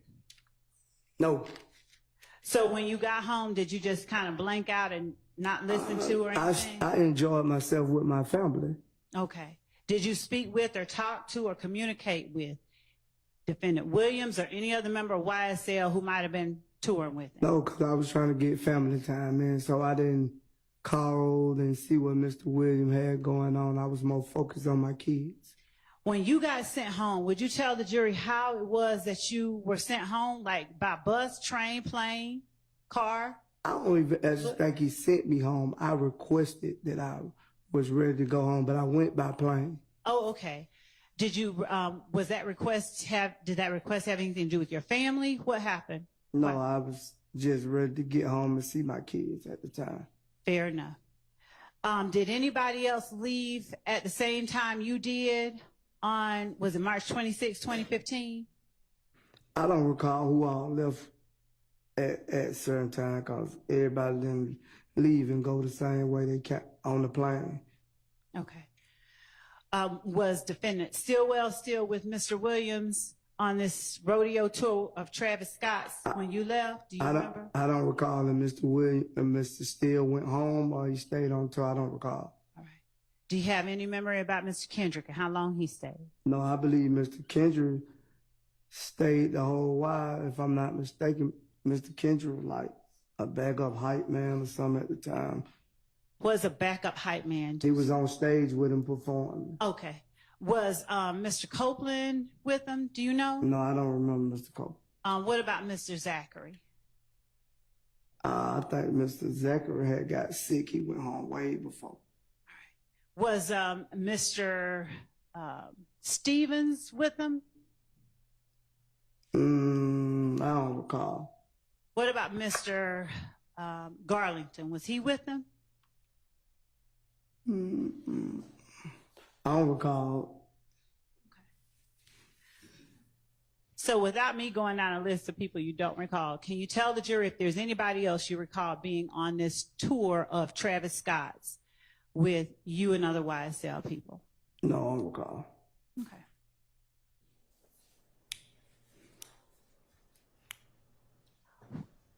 DK, Walter Murphy, was he ever at any point on this tour? I don't recall. All right. Do you recall ever being on tour with Mr. Murphy? I think I was at one point in time, but I don't recall when he left. I don't recall that. Okay. I won't say that he was never on this tour, Yes, sir. but I don't recall when he left off the tour. Okay. Now, is this tour that you're just pointing to, is that the only tour that you've accompanied Defendant Williams on as either head of security or something else, or is there any other tour that you can tell the jury that you worked or were a part of? From my understanding, what I know, I only know about 2 tours. I don't forgot what the second tour name was, but I was there. All right. Was that after or before the one? It was after. Do you remember how long after? It probably 2019, I want to say. Okay. And was it in the States or was it like in other countries or something different? We went to Atlanta, but it was different states. And I think like on the tour, he did go to another country at one time. Say it for me one more time, sir. I think he did go out the country on one of the dates. I just don't remember what date. All right. Do you remember whether he was the headline by 2019? Yes, he was headline. Okay. And did he have other artists performing with him? Yes, his artist. All right. Besides people from YSL, like with this, he was performing with Travis Scott. Did he have some other people besides YSL performing with I him don't in want to 2019? say the guy. I don't remember the guy's name. It's Kelly, something like that. I think it's something like that. I don't want to use the term of what his race is, but his name Kelly or something like that. Was he my race? No, Okay. he was his race. It was his race. Yeah. Since you want me to say it. You're all right. That's all right. Yeah. All right. Was it Machine Gun Kelly? That's who it is, Machine Gun. Okay. All right. I'm not familiar with all the rappers, but Okay. But Mr. Williams was the top line and Machine Gun Kelly Kelly was was, yes. with him. Okay. Yes. All right. Now, am I reading correctly that this rodeo tour lasted February 28, 2015 to April 3rd, 2015? That's what it said in the booklet. That's what it is. And you can look on other pages if you need I don't to. think it's no other page. I already know. Okay. Yeah, that's the ending date. Okay. So, is it your memory that after April 3rd, 2015, where it says travel home, there was no more rodeo tour? No, it was no more rodeo too. Okay. Okay.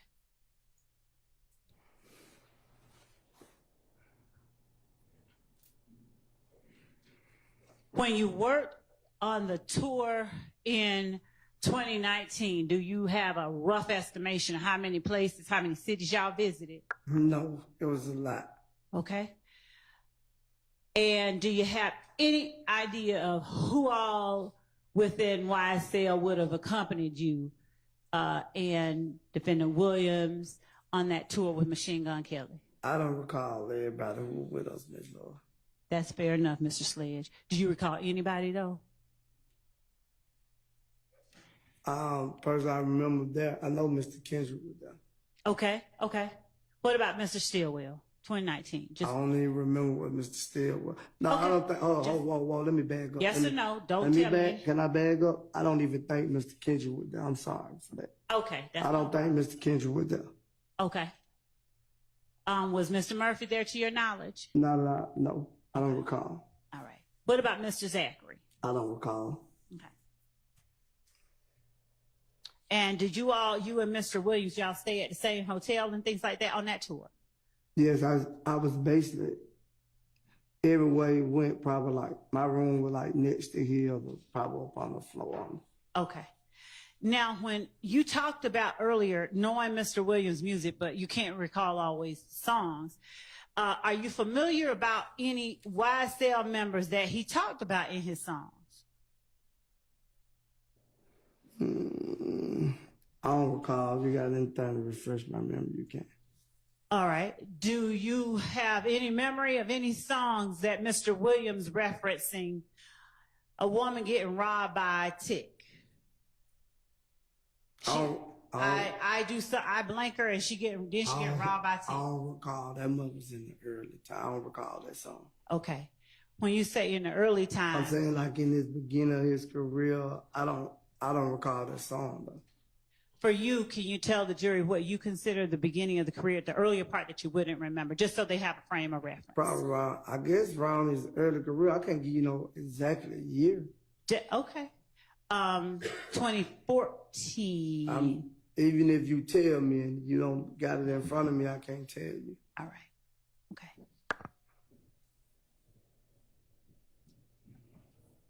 What about Lil Woody popping at your noggin?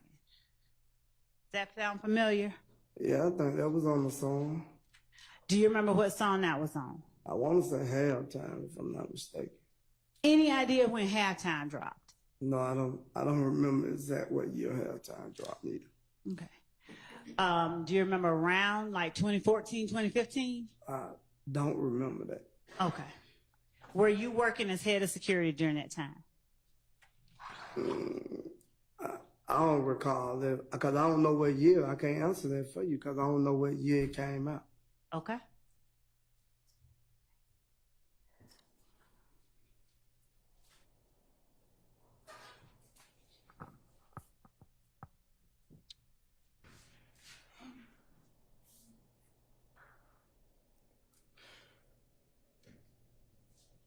In March 2015,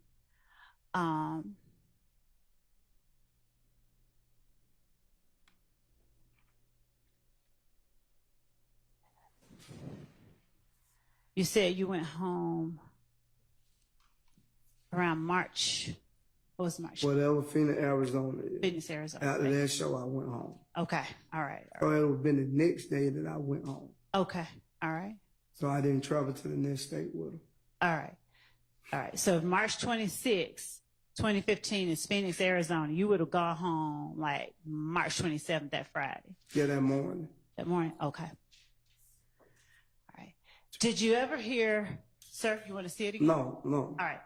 Did you ever hear, while you were there, before you went home on March 27th, did you ever hear Defendant Williams refer to any other artists in his music while he was on stage?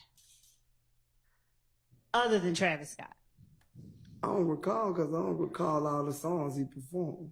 Okay. Did you ever hear him diss anybody on stage? I don't recall. And I'm going to have to say the word, but I hate to do it, but I'm going to ask. Did you ever hear him call anybody a bitch on stage? I don't know. He probably said bitch in a lot of songs. I ain't going to say like he called no one no bitch. I never heard him call nobody a bitch on stage. Okay.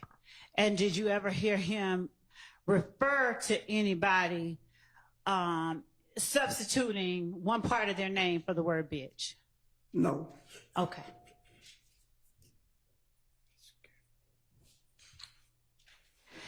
When we were talking about that video with you, Mr. Zachary, back last week, the video, I'm sorry, I'm switching gears. I'm switching gears. Here, there. But I ain't gonna be aggressive. But that's how you confuse me. You going to one subject and then you jumping all the way left field on. All right, I'm gonna try and orient you. Last week, when you and I were talking, do you remember me putting up a video of you and Mr. Zachary, and one or both of you had a gun, and you were saying something like, we're not going back and forth. And you were talking about Kale in the video. Right. All right.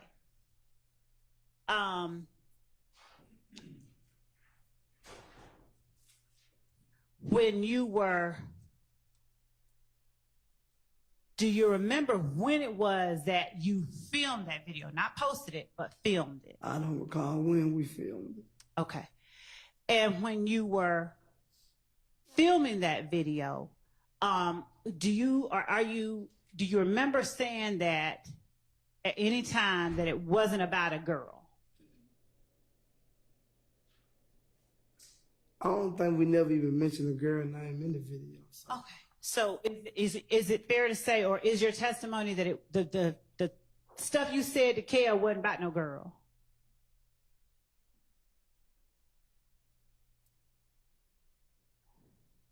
I don't recall. I can't say it, Lord. I don't recall.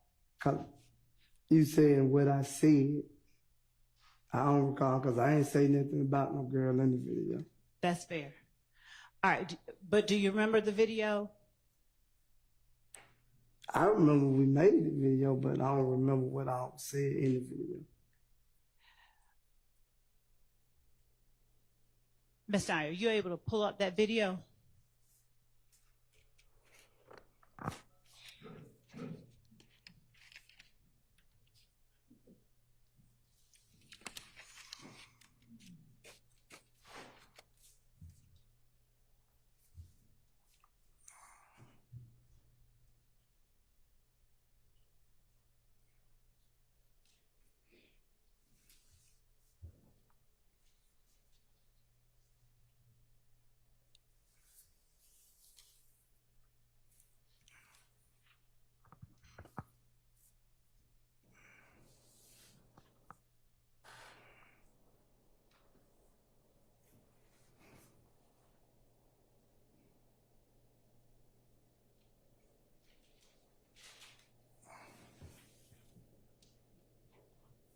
And what number was that? 441.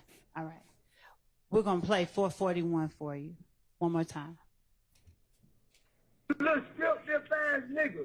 We ain't really going back to no nigga. You little bitch ass nigga. I know what we hit. I'm never well. Yeah, fuck you nigga, Cal. Whoever else, nigga. What, nigga?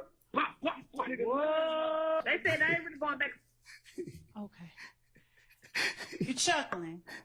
Cause now, it's funny now. It's funny now? Yeah, that video. Right. Now, who other than Kale were you talking to when you said, and whoever else?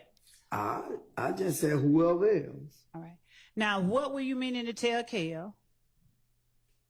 I wasn't letting to tell him nothing. Okay. I said what I said in the video. All right. Which was we're not going back. I ain't going back and forth with him. All right. I ain't say them, I said him. Right. Was he trying to go back and forth with you about something?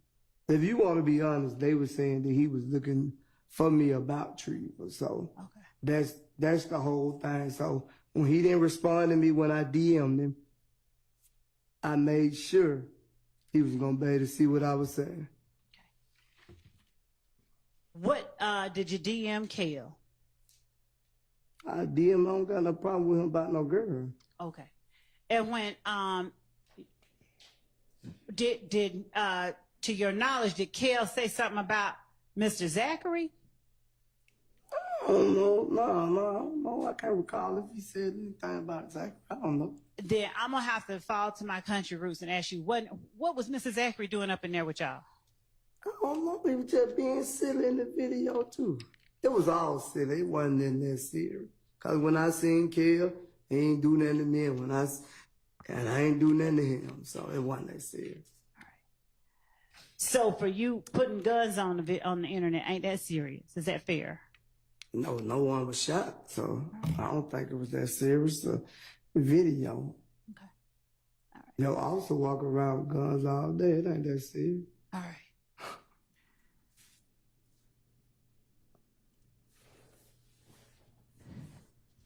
When you orienting you back to the rodeo tour, not trying to switch up and change you and confuse you. That was you first screaming. Yeah. You went from here to down. I'm trying to get past it and go and fast. I'm trying to stay focused with you, but you started throwing me off. All right. Come on. When we're talking about the rodeo tour, you said you had to go home, but you were working. Did you have any kind of contractual obligations you had to fulfill before you went home? He'll let me go home anytime I wanted to, no matter what the contract was. He'll let me go home. If I tell him I want to go home and see my son, he'll be Okay. like, he'll let me go home. All right. And did you have someone to replace you when you went home? Yes, I was head of security, so that means I only choose the security. All right. That don't mean I did security. All right. Head of security just mean like I could come say, we're gonna get Miss Love, we're gonna get him, we're gonna get her, we're gonna get Mr. Right. And if one of you don't do right, I just say, we'll give him a plane ticket. Did you have responsibility for sending folks home to act it up on the tour? No, I don't have responsibility to that. Okay. Now, on cross-examination, going back to, It's right, huh? thank you. This is Defendant Williams number 255, right? Yes. All right. You told Mr. Steele that you had seen that, you recognized that before, Yes. right? Where had you seen that?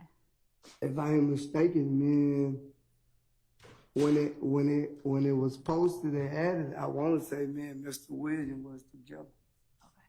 When it was posted and added, y'all were together? When the guy added him, me and him was together. Okay. That's why I remember this post.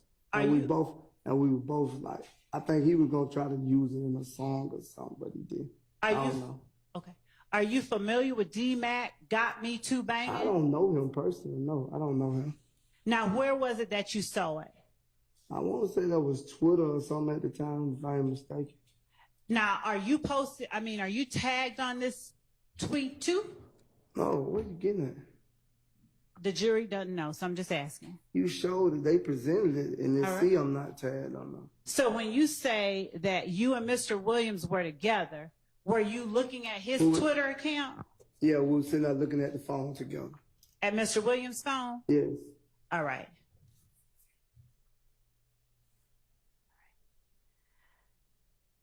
I'm going to pull up what I will mark for you as State's Exhibit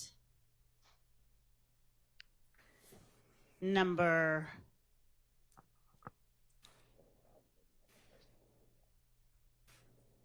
4.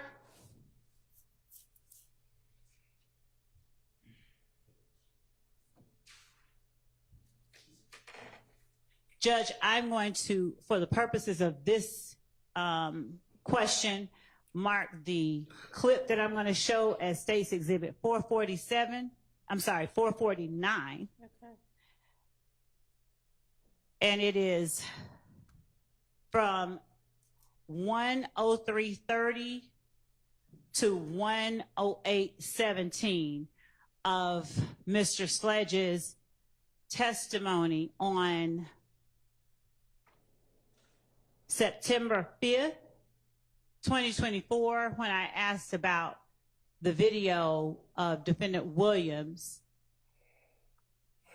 speaking into the camera, talking about their life of their mama September 24th. last week, Oh, just last week. I was going to say, I don't know. Yeah. Just take a look at it, if you will. I will. Okay, thank you. I'm not trying to give you no hard time. Thank you for trying not to give me a hard time. Take a look at it. My apologies. Yes. Miss Knight, would you? Mr. Steele, do you mind coming over to Miss Knight so that she can show you what we're about to show? Anybody else? Any of the other And attorneys? anybody, yes.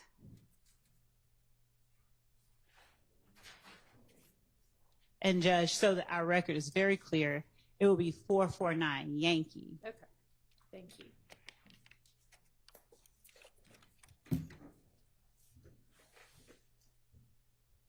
And thank you for not giving me a hard time. I don't want to.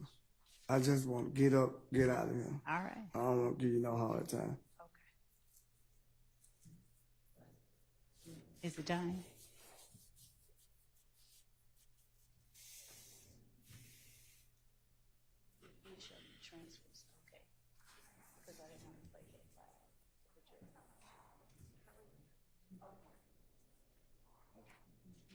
Judge, just so that the court's aware, we're making it available, but we're playing it through the transcript so that the volume isn't overheard by anybody else in the courtroom.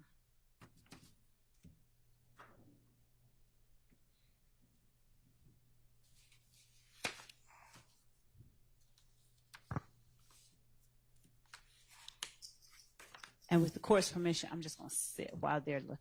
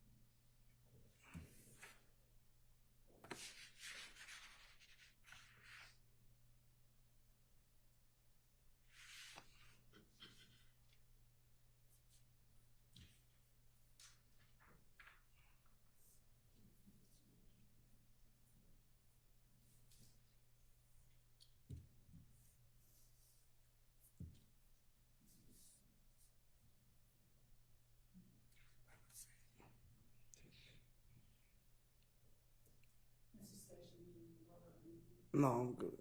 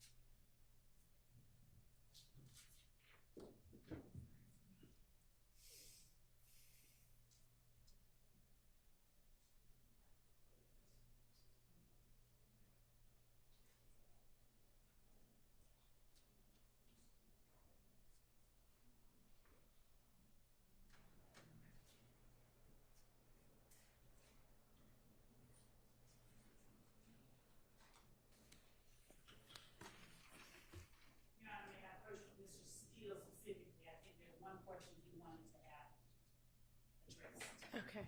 Mr. Steele, is that right? Did you want to approach about a particular section? I mean, do you want to? I would like to because he asked for something specific that I would like to. Oh, okay. All right. Do y'all need a break at all? Okay.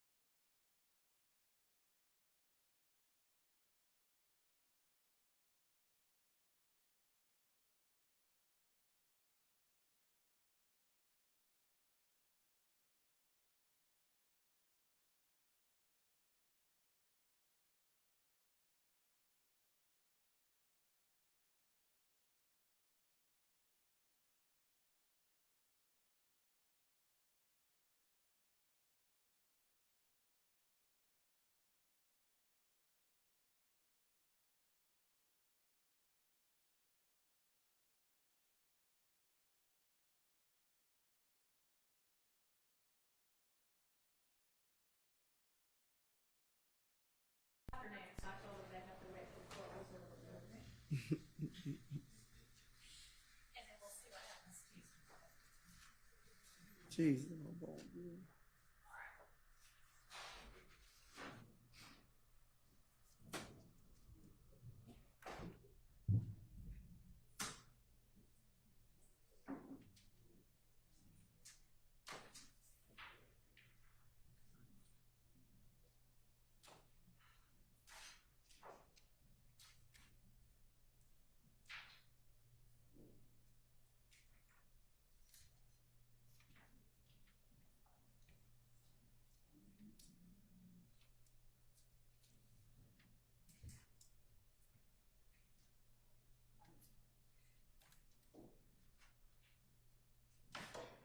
Sledge, I'm going to put in front of you a portion of your testimony that we have and will mark as 449 Yankee, just for the purposes of the record.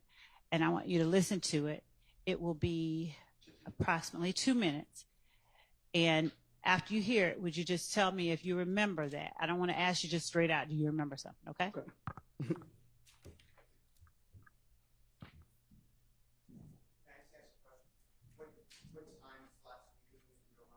I don't mind, Judge. I'll tell him if you don't. If you give me a second. Hold on. Before you do anything, okay? Okay. Let me just move this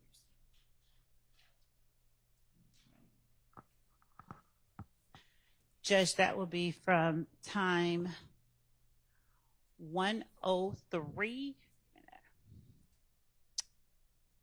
1:03:30 to 1:08:17. Yes, a little more than 2 minutes. I mean, yeah. I'm sorry. Me and my bad man.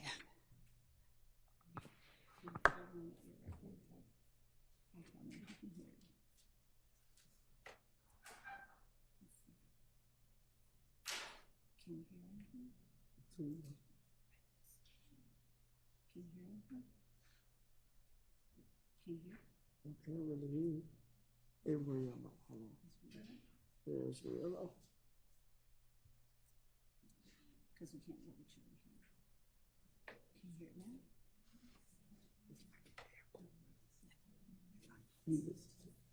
You try to listen to it and see. Can't you understand what it's saying? Can't understand. You're right.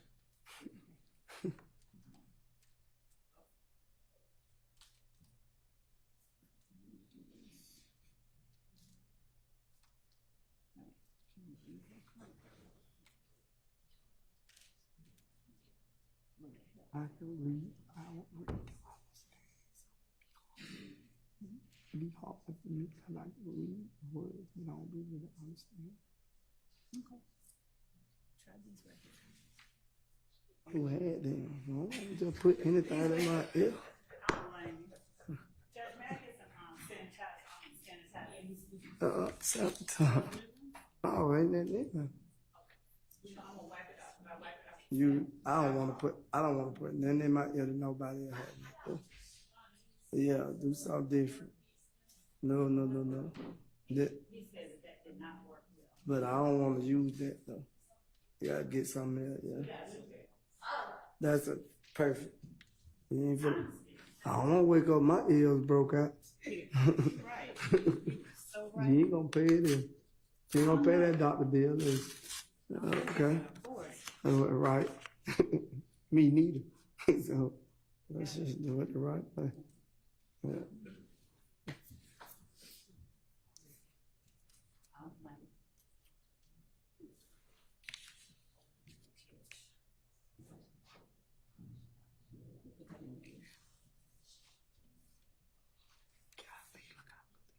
You can pull them Oh, apart. okay.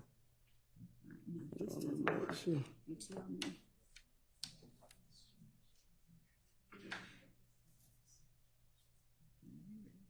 Oh, It doesn't matter. okay. I just want to make sure I can hear it.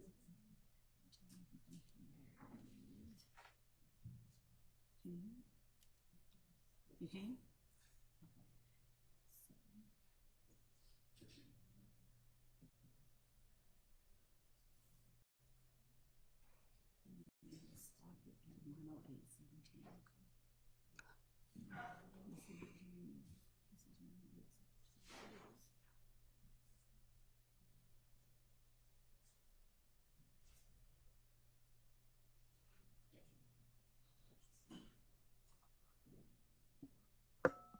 Your Honor, the court permit will just stand up while he's listening to us.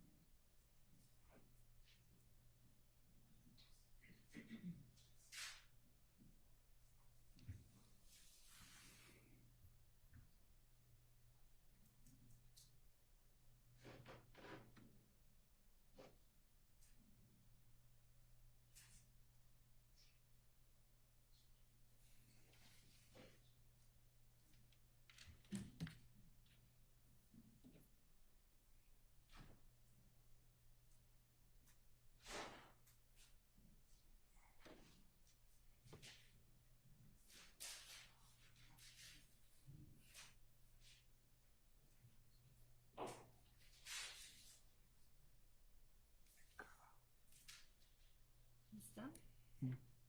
It's back on. Okay. Did it stop? I remember that. I remember. You do remember?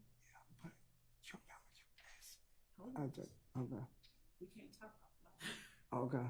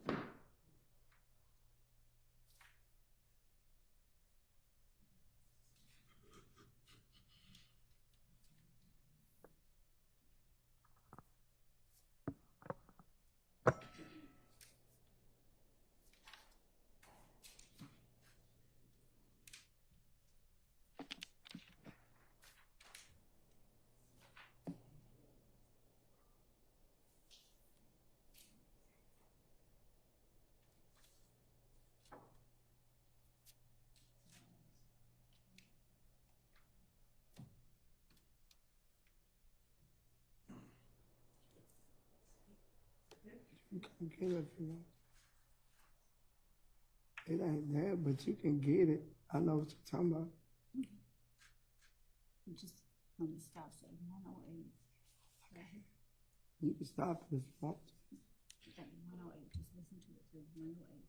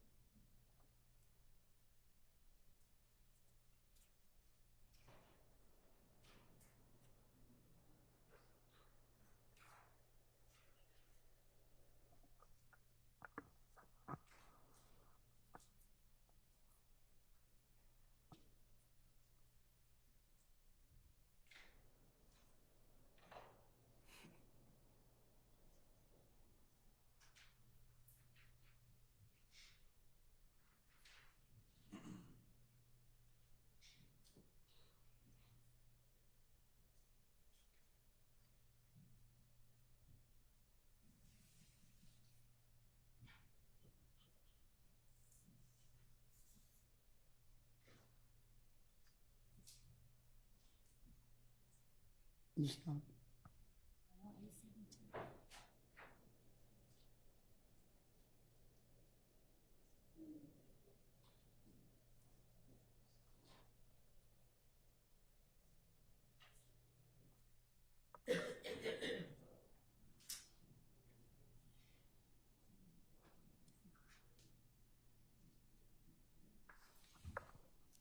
what your key is, okay?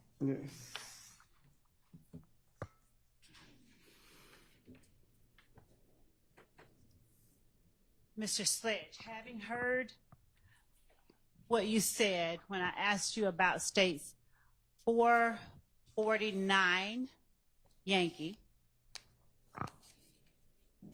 do you recall my showing you the video of Defendant Williams looking into the camera, talking about they lied to their mama? Yes. All right. And do you recall me asking you whether that was your voice in the video? I told you it sounded like my voice. And do you recall me pressing you, asking you, was that you? When you just showed me video, I see now, but that's why when I told you it sounded like me, I thought you just took it as that was me, because I told you it sounded like me, and the only way it can sound like me, I had to be there in the room. Do you recall telling me that you did not remember being in the room? I see on the video I did, but like I tell you, you were pressuring me so much that day too. My mind just was everywhere. And when I asked you if that was you specifically who said snitching bitches, I said, yes, that was me. That was my voice. Sounded like my voice. That's what I said.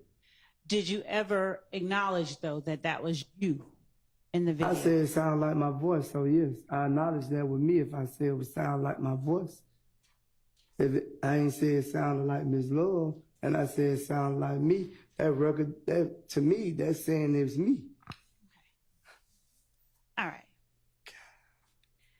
Do you recall me asking you where you were?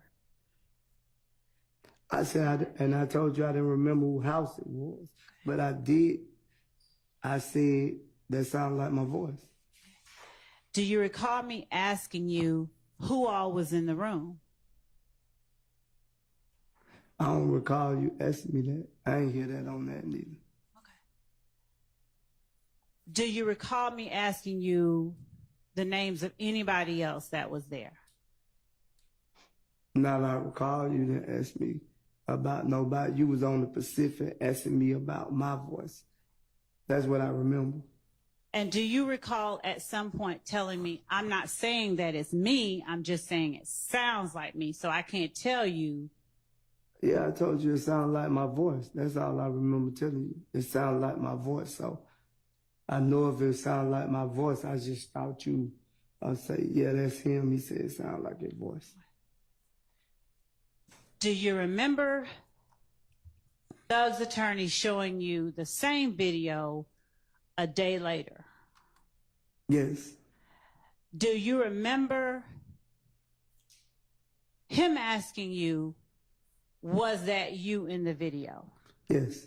Do you remember telling him, yes, that is you in the video? Yes, because I had the day to think about it, and then I was like, yeah. When I was still planning in my mind when you showed it to me, and then I thought about it, I was like, yeah, that is me in the video saying it. It's my voice. Is that the video that you were thinking of when you were talking to me back in June with your attorney, Lieutenant Lansico, and myself out in Fayette? I don't even remember you asking me about that video, Ms. Love. Do you remember me telling you on direct or asking you on direct about a video where I asked you if you had seen, or did you know the video where they say you lie to your mama, you lie to your kids, and you said that wasn't me? No, I remember telling you I didn't see me in the video. I seen Mr. William in the video, but I don't recall the statement you make. Thank you. And do you recall me asking you then, where had you seen that video before we met in Fayette? I don't recall, but I just heard it. Something about you asked me that, and I told you I seen it before time, and I seen it recently. Now, between the time I showed it to you and the time that Mr. Steele showed it to you, did you go look at it and listen to it again? No. All right. And so what happened that made your memory precise about not just the fact that it was you, but where exactly it was shot?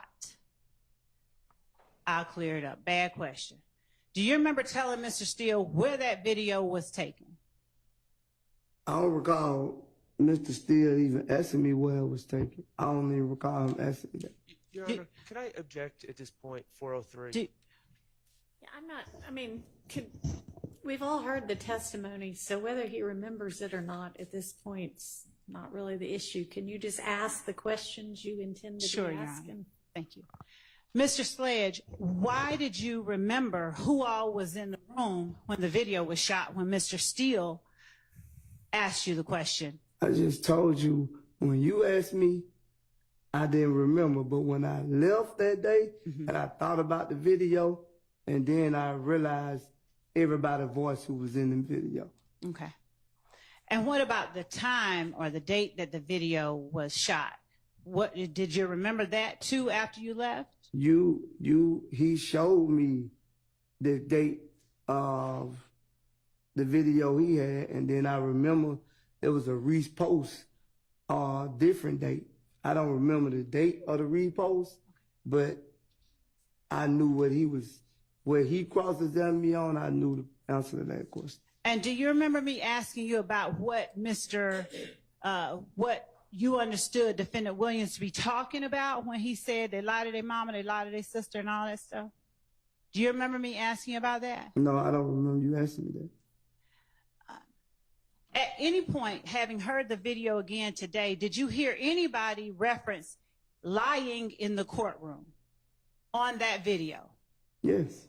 You heard somebody say something about lying in the courtroom? Oh, no. You said lying in the courtroom? Uh-huh. I don't even know if I just heard that, Ms. Love, to be honest with you. But I think I did. I'm not mistaken. If you got anything, just show it to me. Your Honor, state request permission to play against states 447 Yankee.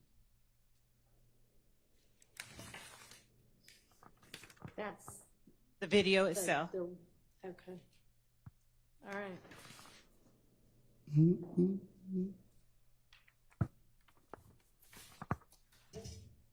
And so even hearing it just now, you didn't remember, right?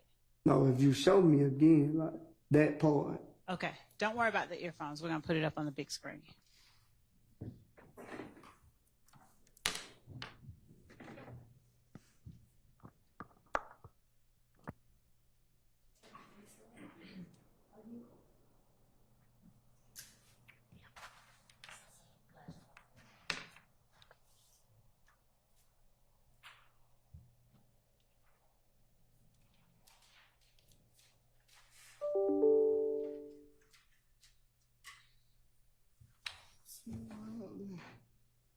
Gotta look up now.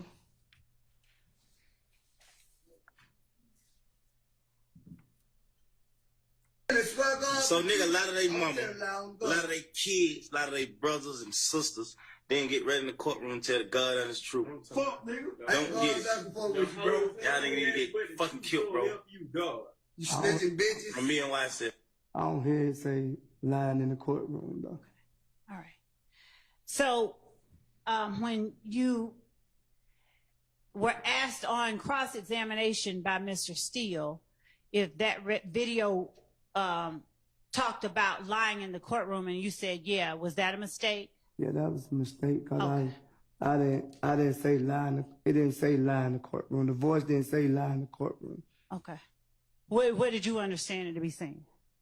What he said or what in the video it said. The video. It's I'm lie on God. Okay. And when Thug is talking, what is he talking about doing in the courtroom? Telling the God's honest truth? Yes. All right. And after Mr. Williams says, and you get in the courtroom and tell the God's honest truth, you need to get killed, bro. That's from me as YSL. Since you realize now that that is your voice, Would you tell the jury why you say snitching bitches? Because snitch is a liar to me. Okay. Did you just not say that he said you get in the courtroom and tell the God's honest truth? Well, I'm in the courtroom telling the God honest truth. So whatever he said, what he said. Okay. So when he's talking about telling the God's honest truth in the courtroom, why do you follow that up with snitching bitches? I just said something. There wasn't no reason of following it up. Do you consider a person who does get in the courtroom and tell God's honest truth on their friends snitching bitches? No. All right.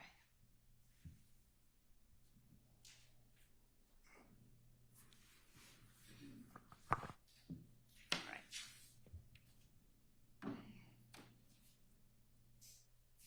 You were also asked on cross-examination by Mr. Steele about a meeting that you had with Lieutenant Lansco, your lawyer, and me out in Fayette County. Yeah. Call that? Yes. Did you let Mr. Steele know before we met that we were actually going to have the meeting? Did I let Mr. Steele know? Yeah. No, I hadn't talked to Mr. Steele before that. All right. Did you let anyone at his office know that we were going to have that meeting? No. And afterwards, did you let him know that we had just had it? Could you be more direct? What you trying to say?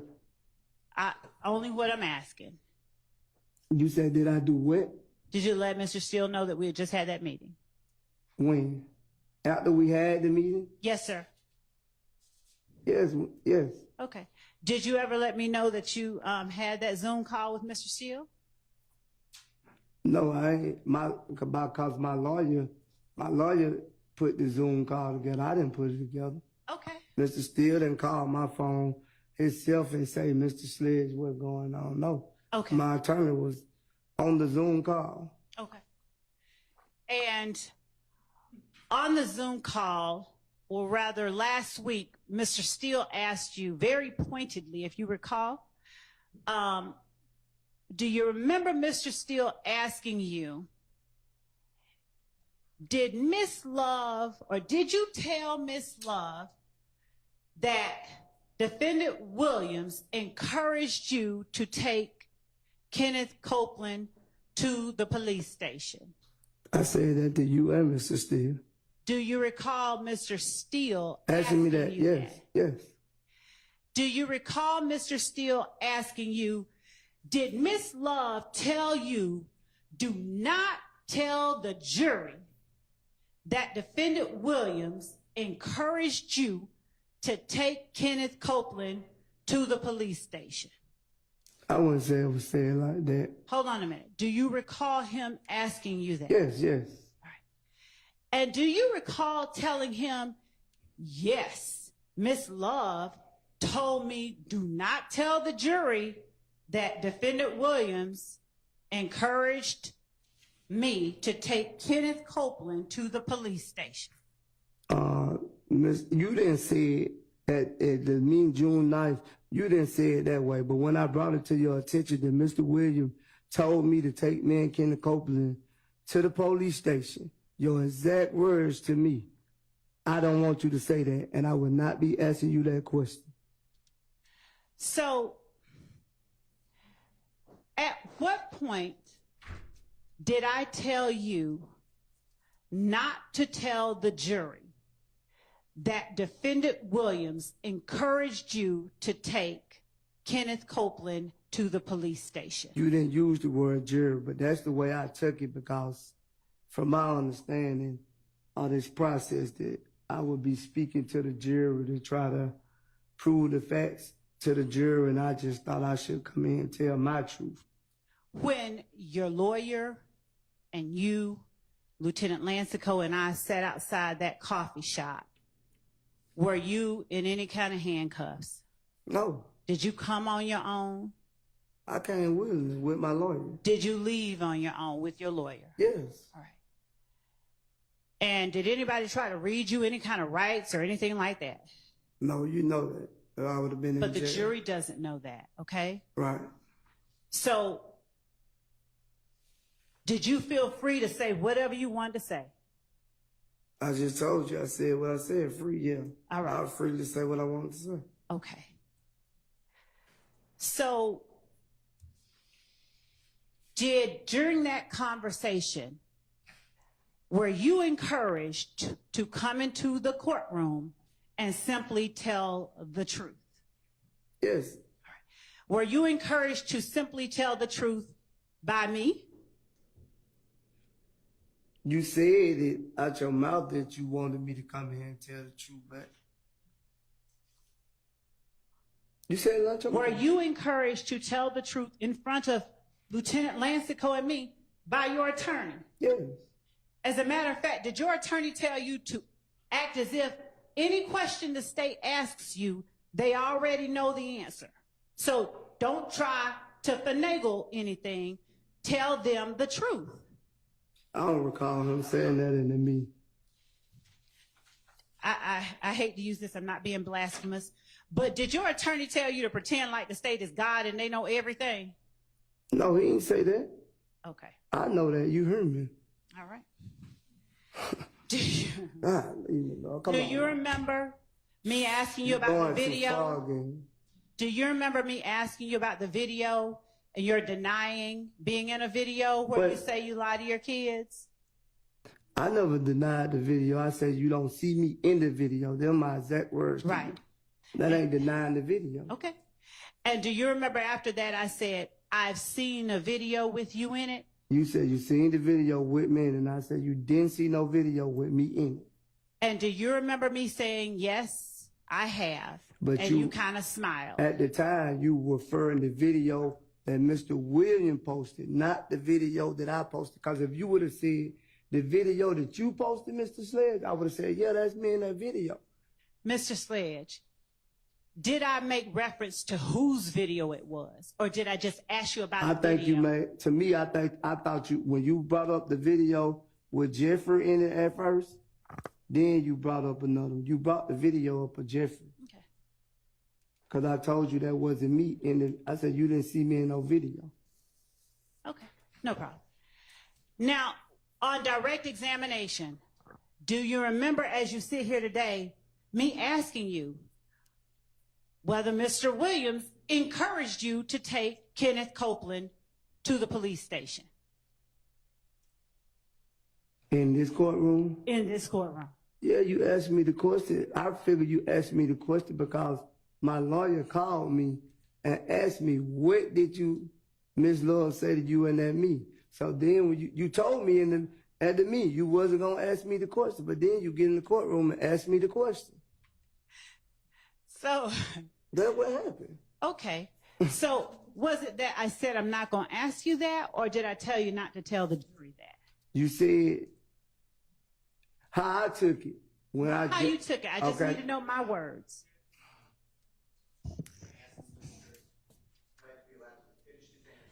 John, It's non-responsive. Ask your next question. my words only. Did I ever tell you not to tell the jury that Defendant Williams encouraged you to take Kenneth Copeland to the police station? Did I ever tell you that? You just said you didn't want me to say that. Okay. Now, is it your testimony that I said, I don't want you to say that, or I'm not going to ask you that? Both of them. Overruled. We don't really have a clear answer. All right. And it's your testimony that your lawyer and Lieutenant Lancico were still right there when I said these words that you heard? Yes, so I wouldn't have said it. All right. And based on what you just testified to the jury, you gleaned from that I didn't want you to tell the jury. I never used the word tell the jury. I just said exactly what you said to me. I say, Miss Love told me that she didn't want me to say that, and she wasn't going to ask me that question. Okay, so then your memory is not, you don't remember telling Mr. Steele. You do not remember asking Mr. Steele saying, did Miss Love tell you do not tell the jury? If he said jury, I forgot I made a mistake. And I should have corrected Mr. Steele if he said jury. But I'm telling you what you said to me in the meeting. I ain't saying you said don't tell it to the jury. But that's the way I took it too, cause that's who I'm supposed to be talking to, right? Telling the truth to, right? Right. Okay, so in my way, not the lawful way, that's the way I took it. Cause if somebody tell me, oh, I don't want you to tell my girlfriend this, I'm gonna take it this. You feel what I'm saying? You don't want me to tell the truth. Okay. So, all right. We'll go on. So were you surprised when I asked you, did he encourage you to take Kenneth Copeland to the police station if you thought I didn't want you to tell the jury?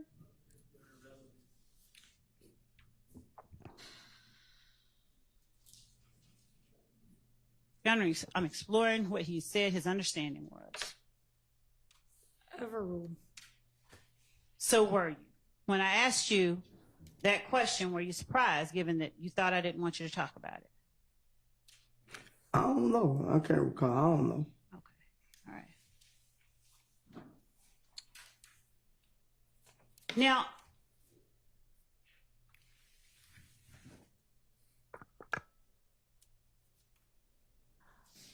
on cross-examination,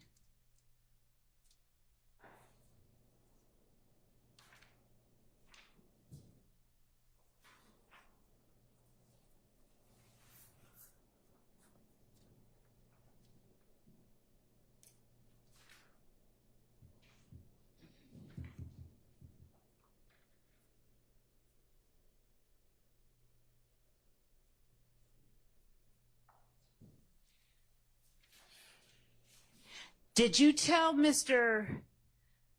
Shart that you didn't feel like you could go to trial, or you didn't have the ability to go to trial? And that's how I couldn't afford to go to trial. Okay. That's the question he asked me. He didn't say the ability. He said afford. All right. And that's the reason that you answered yes to all the questions that you answered yes to on State's Exhibit 444 Yankee and 1AS? I don't recall.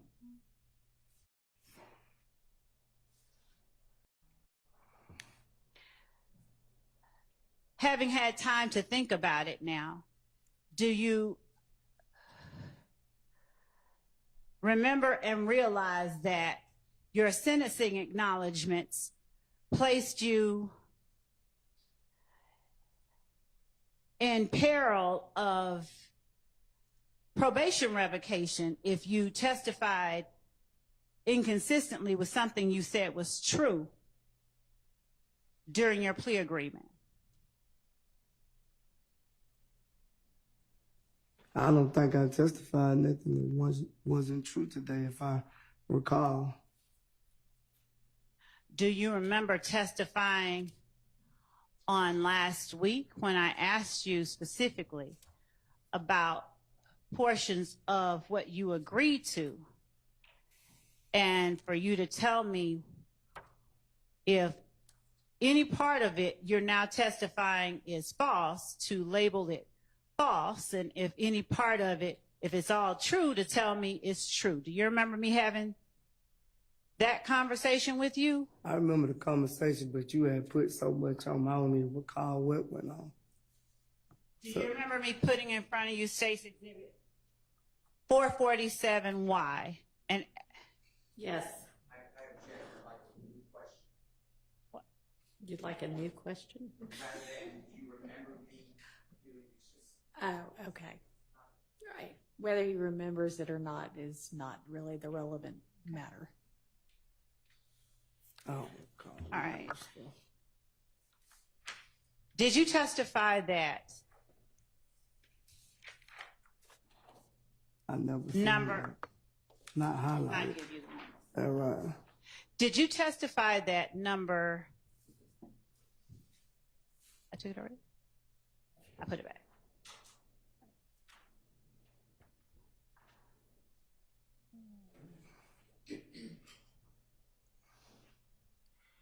State's Exhibit at 1AS.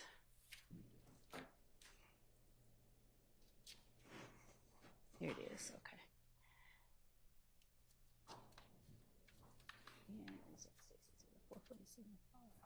The second part of it.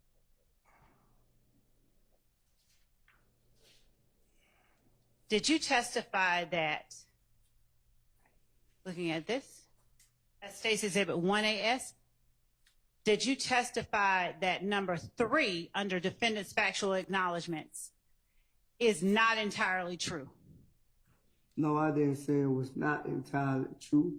I think I remember I said the part of the support of YSL, and you put Care as a rival gang member. I told you I didn't even know he was that gang at the time. And if I made a mistake anywhere else, I made a mistake. All right. Do you remember me putting, now I have to ask, do you remember, Your Honor? Do you remember me putting State's Exhibit 444Y in front of you? I remember you putting all these papers in front of me, but I don't like. Do you remember me asking you to go over each number, and if one of it is true or one of it? Oh, no. Do you remember me asking you that if all of the statement is true, to tell me and label it true, but that if any of it is not true, to call it false? Do you remember that? I don't recall that, Ms. Love. Like I told you, you've been confusing me for so many days. You've been confusing me since I've been on this stand. So I don't know, like now, you jump from one thing to another thing.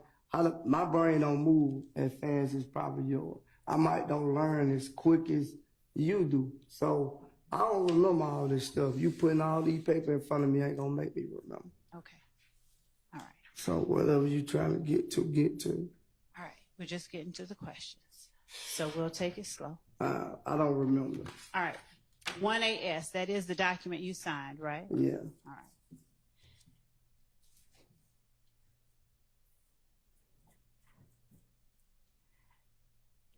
On 1AS. I don't want us to go over the whole direct examination. I'm not. This is supposed to be redirect. I'm not, Your Honor. I'm specifically asking questions that are related to what the witness responded to on cross. So on cross-examination, the witness was asked whether he was allowed to craft this, whether they were his words, whether he understood them, whether he felt compelled to. I recall. And so what I'm asking now, and he was also asked on cross whether he felt between a rock and a hard place. I already answered that question. So what is it that you want to ask him?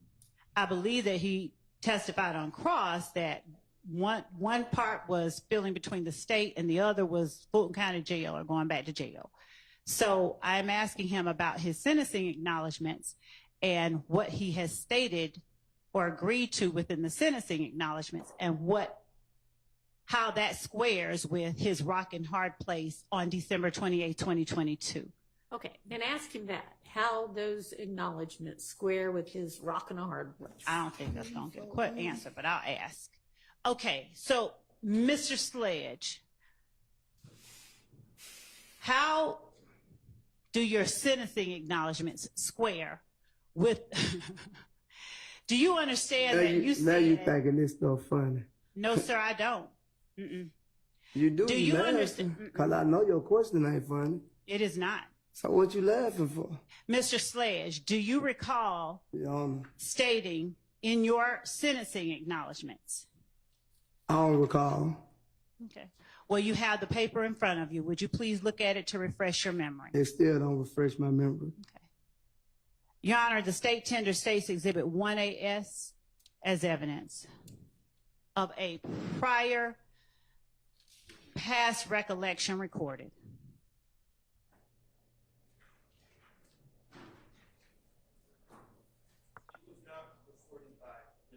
Yes, it was, and it was agreed to. I object as well, Your Honor. This is not past recollection recorded, past recollection recorded does not come into evidence. I have to get you the code section. You're right, it doesn't. He read it into the record. That's exactly right. We already read it into the record, though, and not we, but you. You already read it into the record once. Your Honor, I'm asking, all right, fine.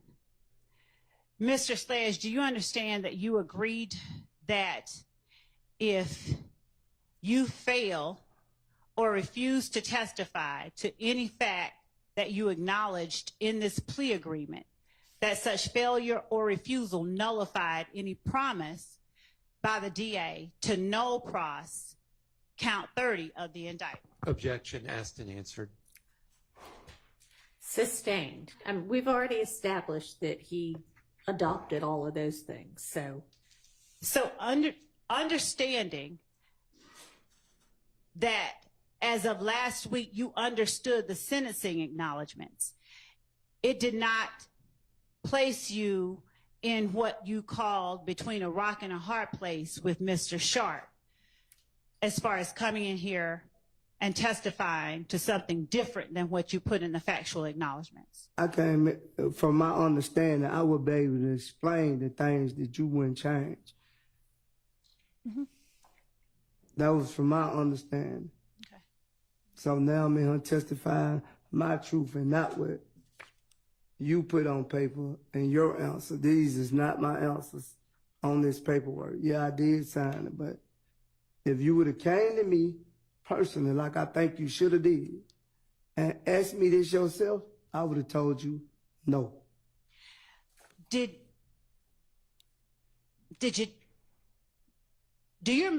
you testify that lay low were my words and not yours when I asked you on direct examination about defendant Williams giving YSL members money to lay low after the murder of Donovan Thomas? When you asked me at that meeting, I told you he couldn't have gave YSL money to lay low because I'm the only one that stayed in Atlanta.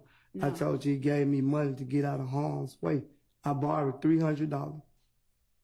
I'm talking about in court last week. Do you remember saying, I didn't say lay low, those were your words? Them is your word. I didn't say lay low. Do That you was remember? already on this paper. I never used the word lay low to you not one time. All this stuff that you trying to say, it was already on the paper. You changed certain things and then we agreed, and then I'm gonna be honest with you, I didn't even want to say that. I got another paper that's saying you changed number 8. It went from one thing to another thing. You don't want to red flag that. No, I do, actually. Okay.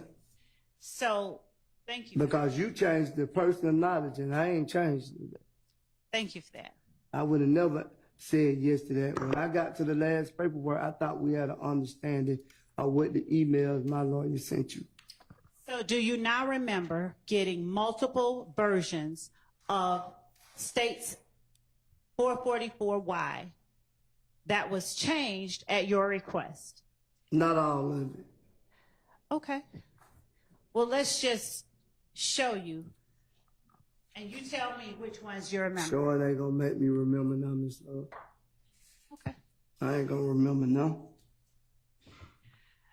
So, do you remember asking the state to change more than one thing on the factual acknowledgement? A lot of things. Do you remember the state making changes at your request? I don't really know because I seen something different today that it wasn't what I thought it was the day I agreed. Do you remember last week testifying that you hadn't seen any other document besides the one you signed? I just seen them today. Okay. I didn't see it. My lawyer was just coming, asking me, and I guess he thought the question was gonna be changed, and I don't know. I don't think they was changed. Okay. Well, we'll get to that. Since you won't remember, that's fine.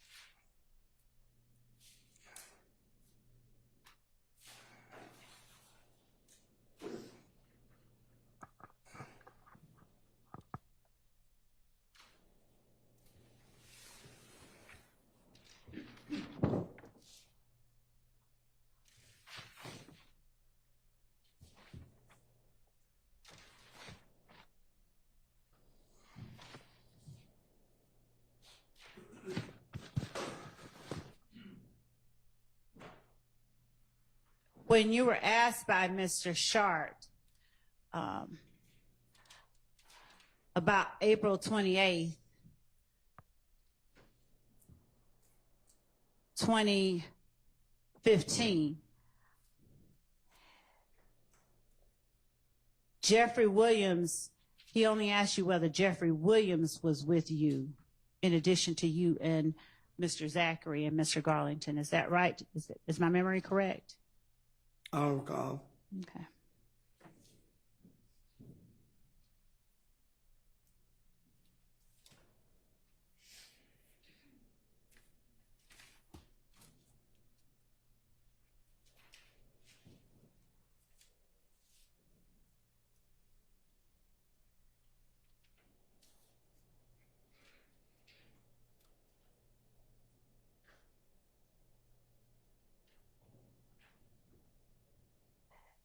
Did you feel on December 28th, 2022, as able as you have felt in this courtroom this week and last week to tell the judge when you needed to do something like talk to your attorney? Did you feel as free to talk to your attorney or ask for requests to speak to your attorney then? I don't recall. You don't? No. Okay.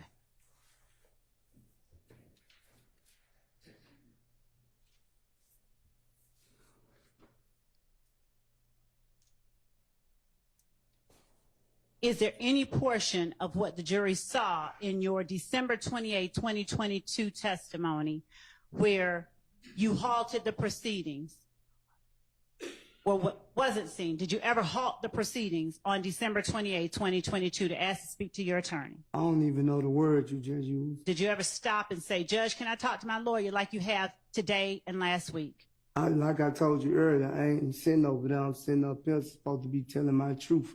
And it's like you're not accepting my truth.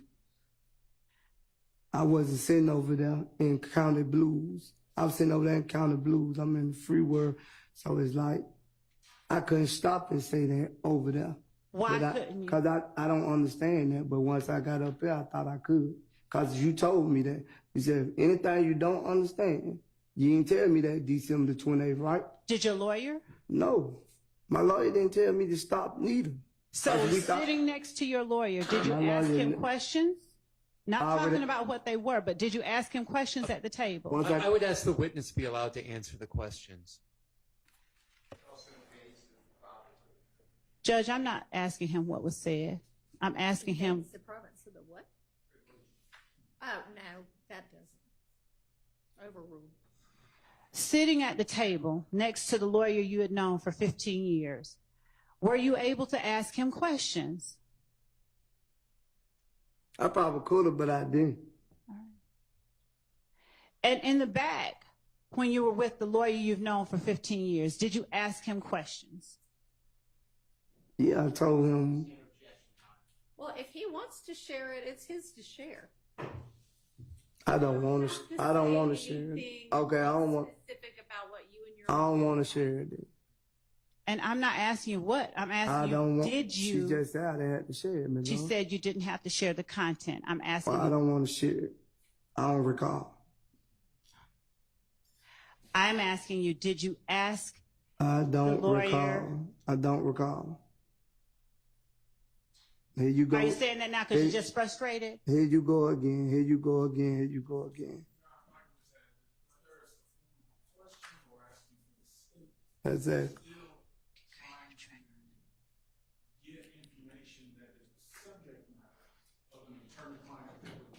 Okay, I disagree. The question was, were you able to ask him questions in the back? And frankly, he answered it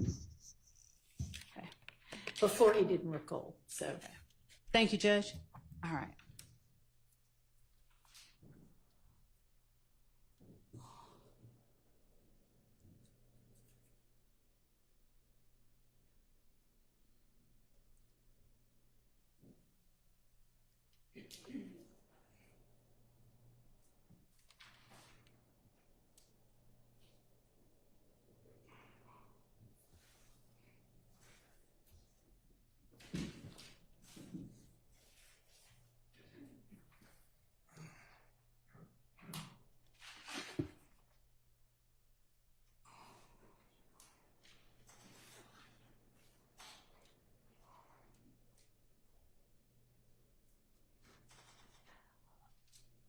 When you left court last week, did you wipe your nose at the jury? What you mean? Just that. Did you wipe your nose at the jury? Yeah, when you asked me to do it. I mean, when you got off the stand? No. Okay. I wipe my nose at the jury. All right. See, yeah. She going too far. Until there's an objection, they just ask questions. But all these are capable lawyers, as is your lawyer. So yeah, but she. I just call the balls and strikes. You silly. All right. I swear you. Just one moment, Your Honor. She's silly. I think she's almost done. Yeah, I hope so. Before I go back left. Cause I don't mind going left.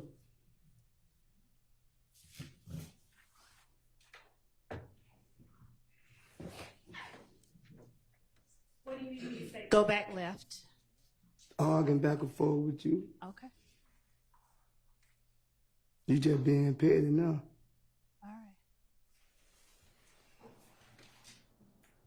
You felt differently on December 28th, 2022.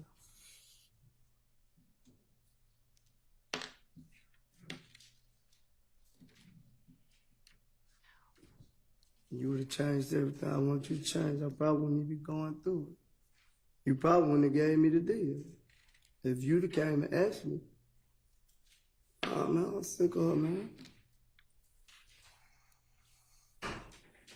I don't want to make you sick. Okay? Well, let me take Who a are you break. talking to right now? Can I take a break? Hang on just a second. Are you almost done? Because I'm wrapping there's up. some people who need a restroom break. Could we Yes. just give them that break, I Your need Honor, and one I'll back. make sure that I'm on. Give them I'm that. wrapping up. Yes, let's take a break right now.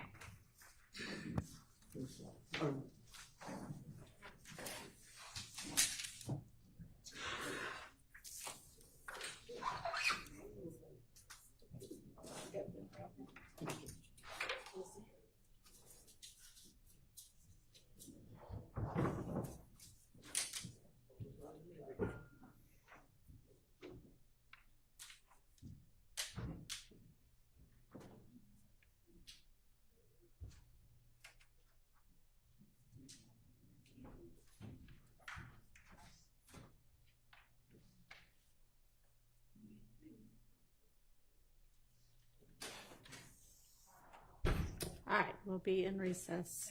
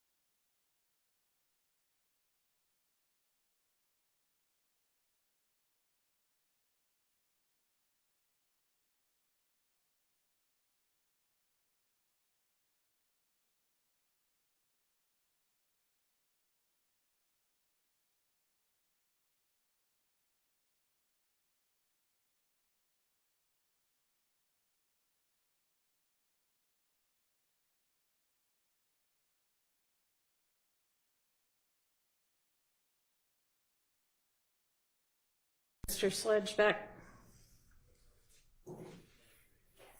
Okay.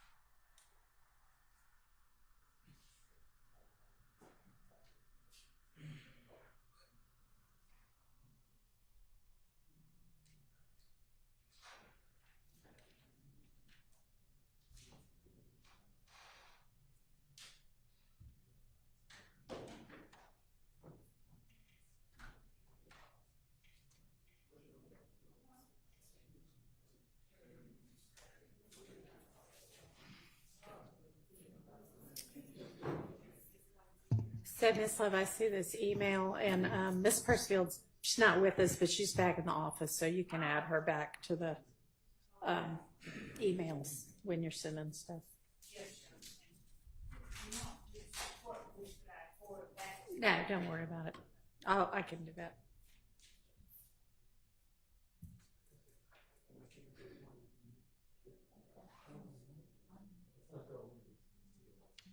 Y'all know where Mr. Wright is?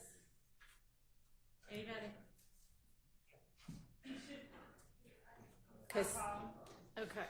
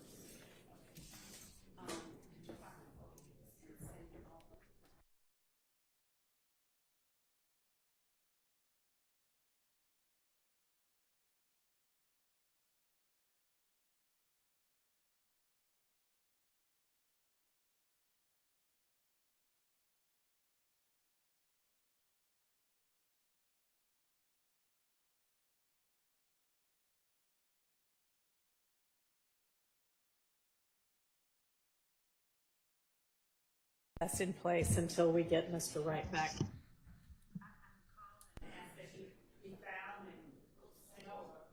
I think Sergeant Ingram just went to retrieve him.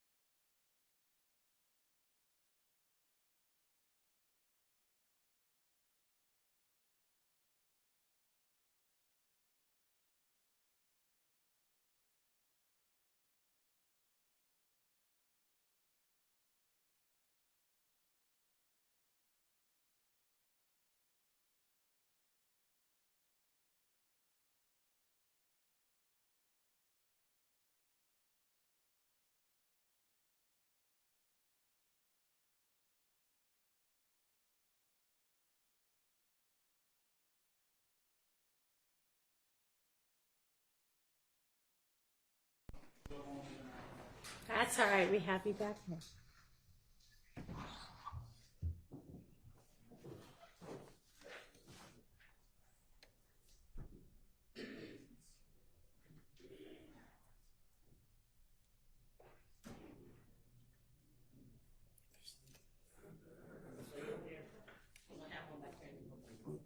What are we looking at? Wonder what happened to it. Oh, you know what?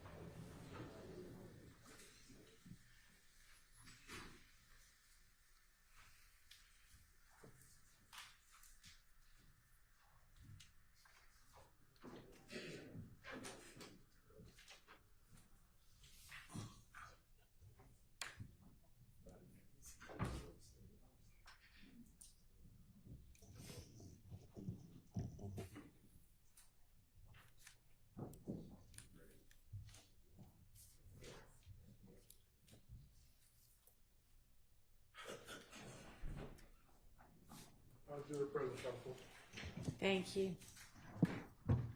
Go ahead, Ms. Sledge.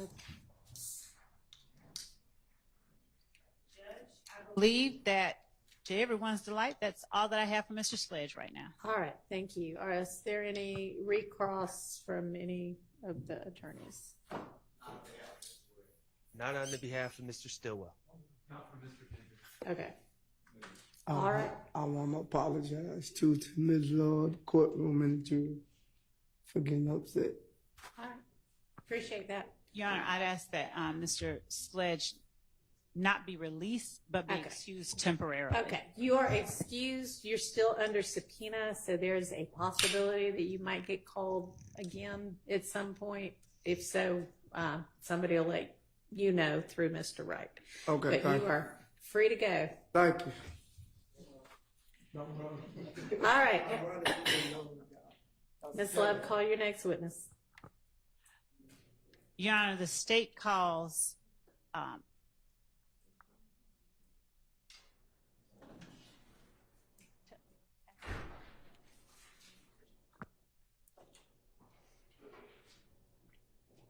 I believe that I will be calling a lieutenant, but if not, it will be Mr. Wright.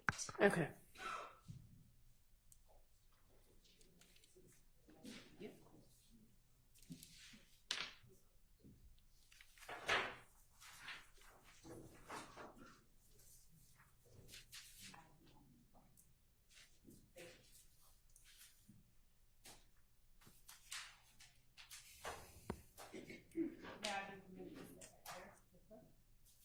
Yeah.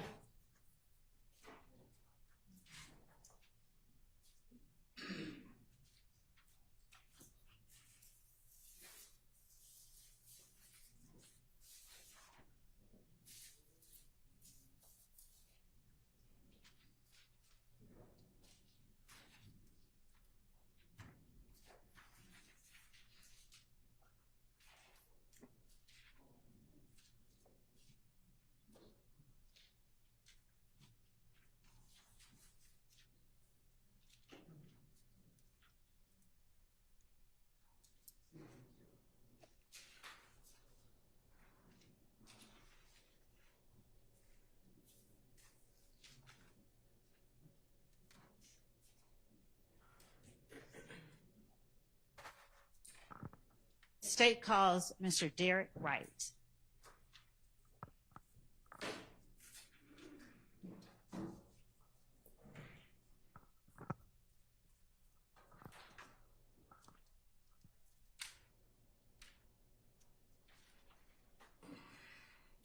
Raise your right hand. You swear affirm testimony to give the truth, whole truth, nothing but the truth? I do. I see.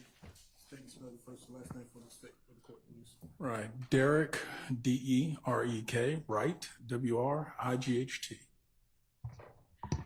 Good afternoon, Mr. Wright. Good afternoon. Forgive me for putting you on this stand. This is not a place that I know you normally reside. Sustained. I'm going to take these away from you and put these over here. Mr. Wright, I will not be getting into matters of privilege. I'll just ask you a few brief questions regarding your interaction with the state as it relates to the witness that just testified. Okay. Okay. First of all, would you please tell the jury how long you've been practicing law? It's a year short of 30 years, so 29 years. And how long have you known Mr. Antonio Sledge? At least 15, probably longer, somewhere between 15 and 20 years. And forgive me, but were you sworn in? You were sworn Yes. in? Okay. And did you meet him first in your capacity as an attorney representing him, or did you know his family before you began representing him? In a legal capacity first. Okay. Do you know how many instances where you've had to represent Mr. Sledge in Fulton County? Without saying a number, are you aware of how many instances? If I thought about it, I probably would come up with an accurate number. Okay. Is it, have you had at least 10 occasions to interact with him on not criminal matters, but just matters, legal matters? When you say occasions, are you referring to cases or just interactions? I've not represented him on 10 cases. It's far less than that. Okay. Over the last 15 years, are you comfortable telling the jury how many cases that you've had an occasion to represent Mr. Sledge? I would say, for sake of being accurate to this one and the one they've heard about from before,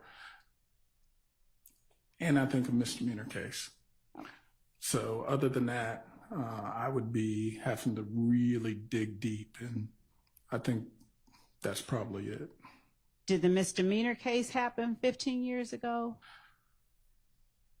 Probably more like 6 to 8 years ago, give or take. So what was the first, when you say you've been his attorney for 15 years, what was the first instance? What year was the first instance? Again, I can't tell you. I'm not being difficult. I just don't recall. I just know that I did come in contact with him as an attorney. And then with many of my clients, I developed a relationship. So he is someone that I've considered a friend, and I know him, some of his family. And therefore, I've had an ongoing interaction with him, both professional and personal, for 15 plus years. All right. Is it fair to say he's not the only person that you've represented in criminal matters? Correct. I've represented many, many people over the years. Have you had occasion to represent many, many people in Fulton County over the years? Yes. Have you had occasion where when you make an entry of appearance with respect to, say, for instance, a bond hearing, but have been required to stay on as a person's attorney? Early on, when I first started, you had some of that because, one, often you might get onto a case and then get appointed where the county pays you to stay with the client. Okay. So early on, there was sort of an advantage to getting on early, and then you could stay on if the client either retained you privately or the county paid you. Later on, that changed, and more emphasis was put on public defender and contract attorneys and other stuff. So I would say in the last 10, 15 years, not so much.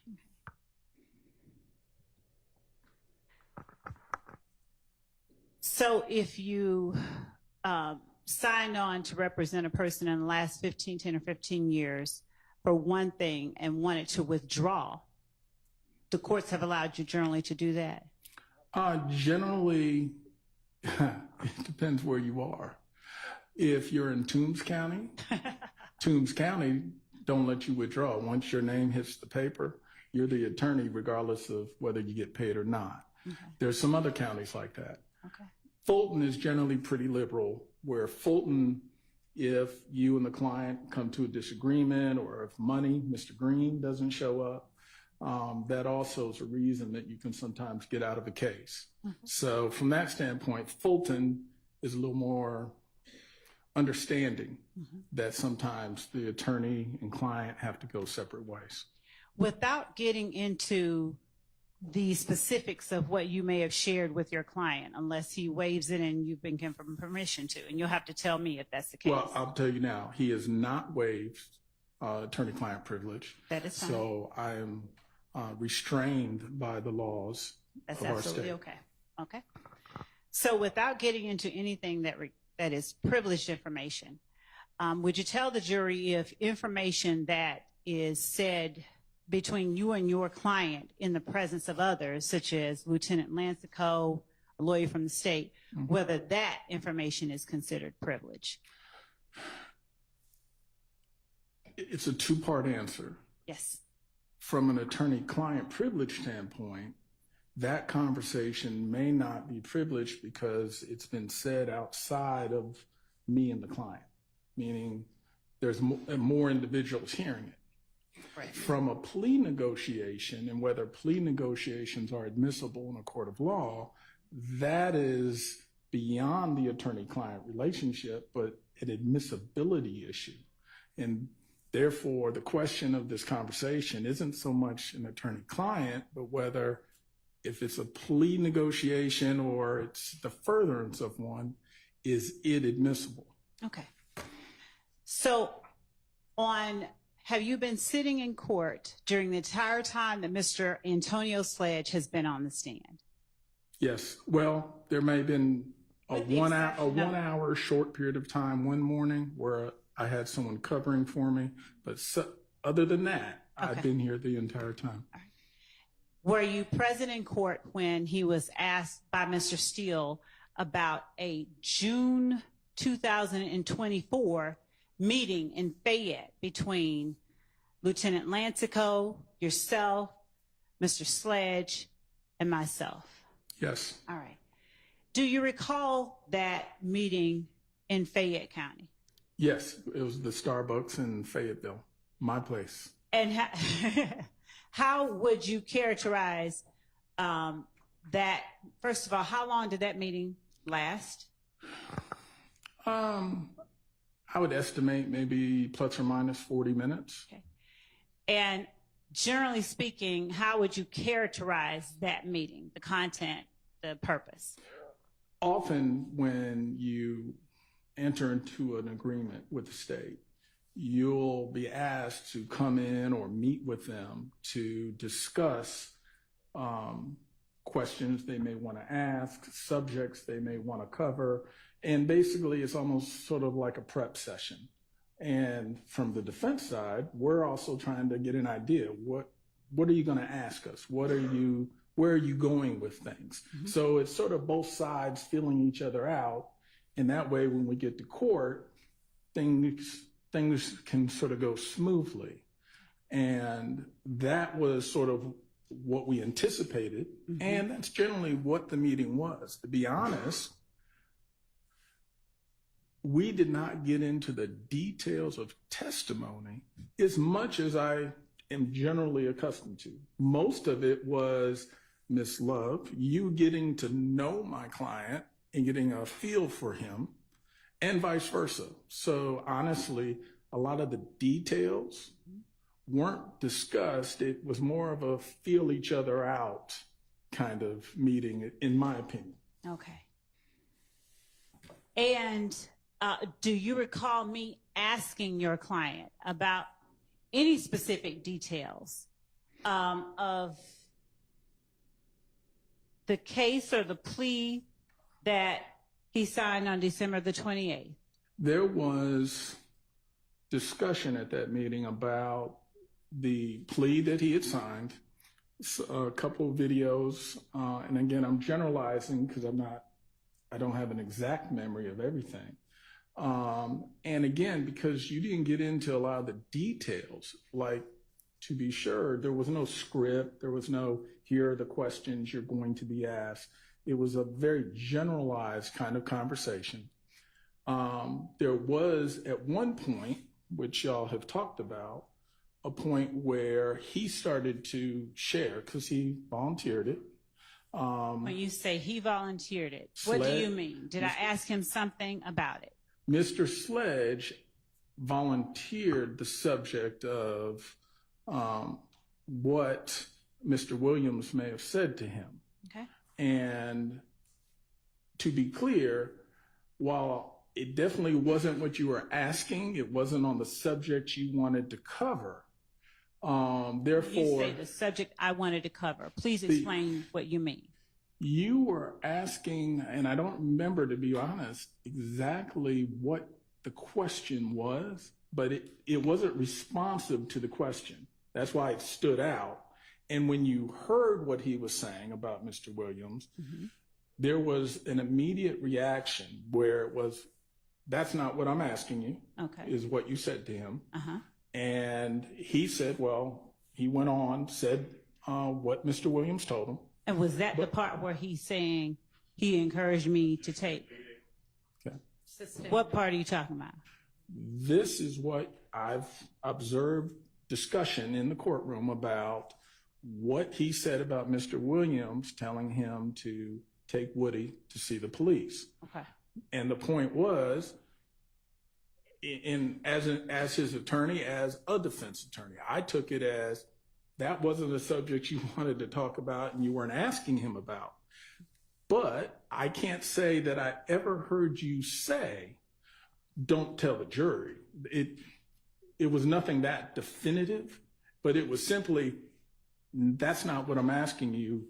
That's not what I've asked you to tell me.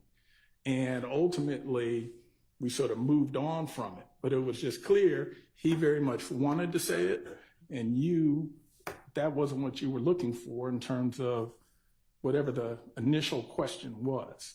So, but answering the issue at hand, I cannot say that you ever said, don't tell the jury. And listening to the questions that I put upon your client during direct examination and redirect examination, where I've asked a question and his response has caused me to say, that's not what I'm asking. Would you characterize the interaction at that coffee shop as different than or similar to those type of interactions? I would say, one, the overall interaction at the coffee shop was pleasant. No one was arguing, yelling, screaming, anything like that. It was very pleasant. You'd ask a question, he'd provide an answer. And then even when we got to that, it still wasn't combative. It was simply, that wasn't what I asked you, or what I'll ask you. It was, again, that just wasn't a subject you were going to be asking him about. So it sort of came and went. And when you say that's not or wasn't a subject I was going to be asking him about, is it your testimony that my response had to do with the question? Your Honor, I'm not. Honestly, he's a lawyer. He's going to be able to handle it. I'll give you a little leeway. Thank you. When you tell the jury that I said, that's not what I'm asking you,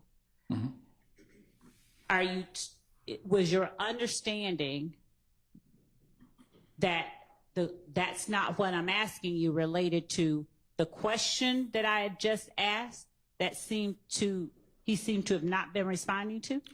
It was to the question. That is, that was not the subject matter or topic you were asking a question to. Again, I did not hear it. And again, maybe I'm biased because this is what I do, but I did not hear it as an instruction to say, don't you tell the jury this, or I want you to only tell them about that. It was, that's not what I'm asking you right now. I'm not going to ask you about that. As in, so I did hear that extra part, but again, it just reinforced the idea that you weren't instructing him to limit his testimony in any way. It was just clear that wasn't a subject you planned on going into. Mm-hmm.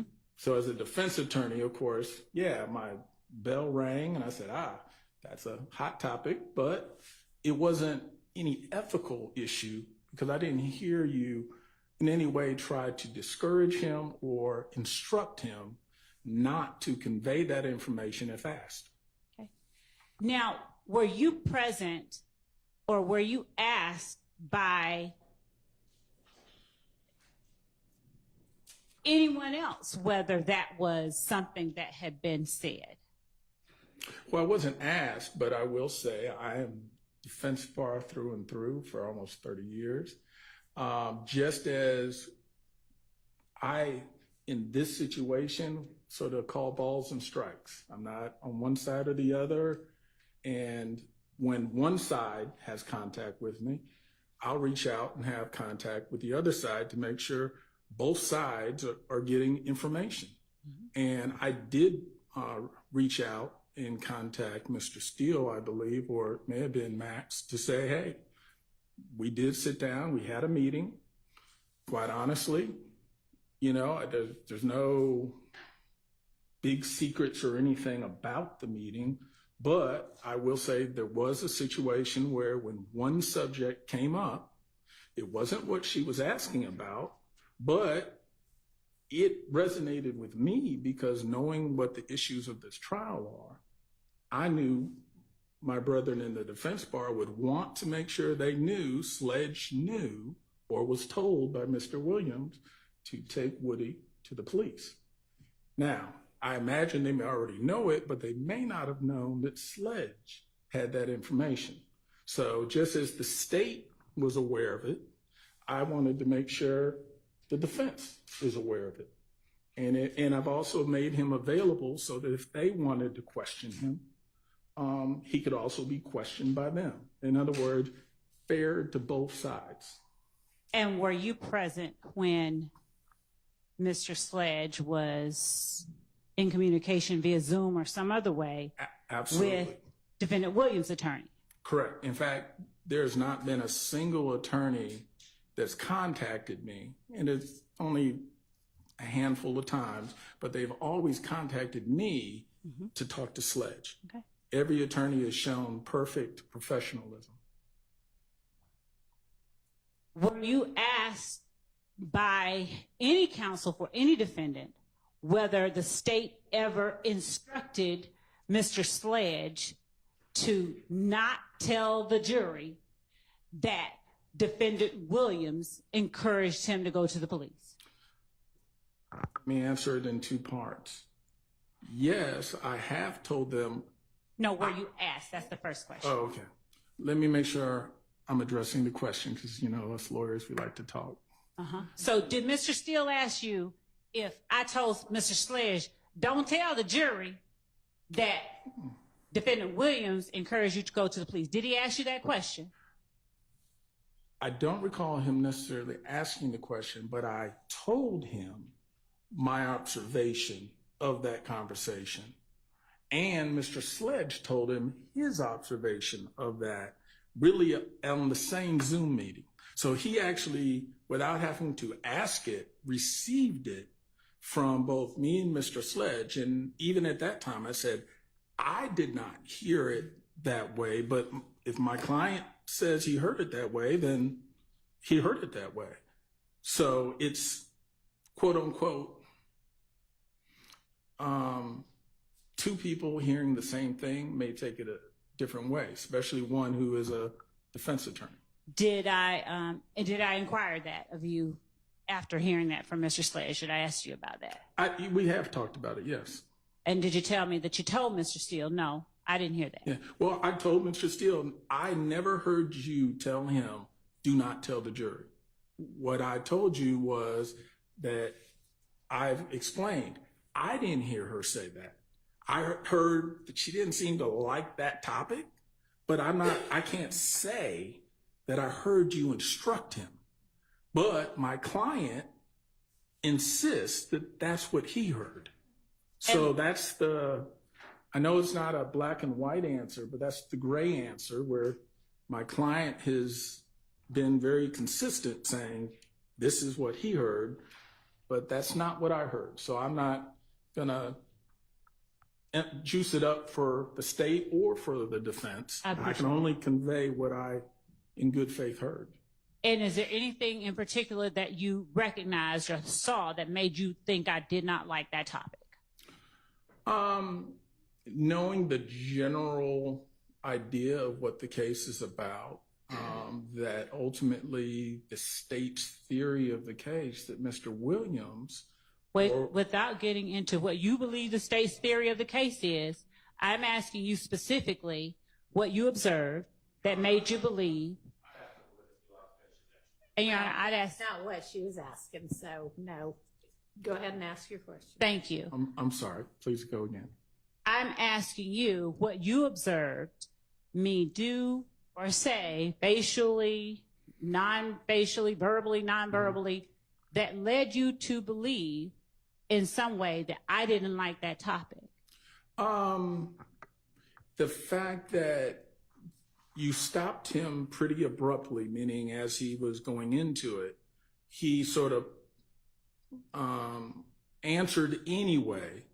So it wasn't that you didn't yell, you didn't scream, you didn't do anything. But it was just, as attorneys, what we're really good at, I know we're going to say talking, but listening and picking up.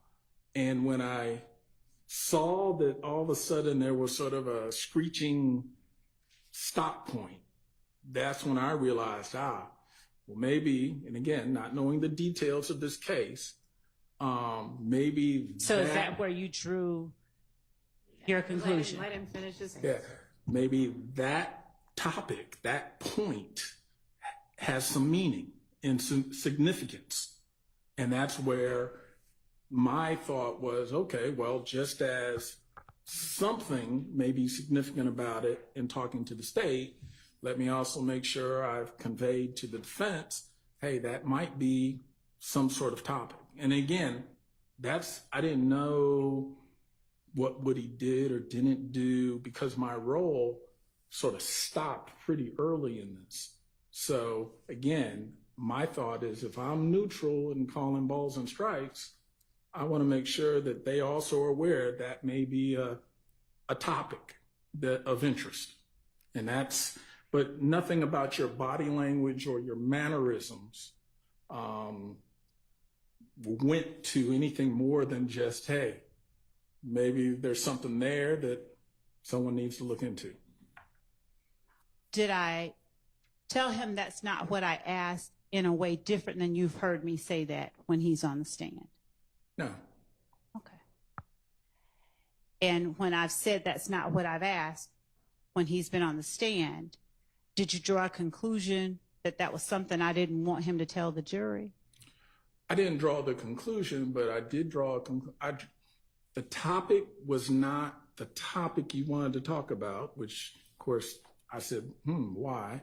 But it wasn't, I didn't extrapolate from that, you're trying to make sure he doesn't tell the jury.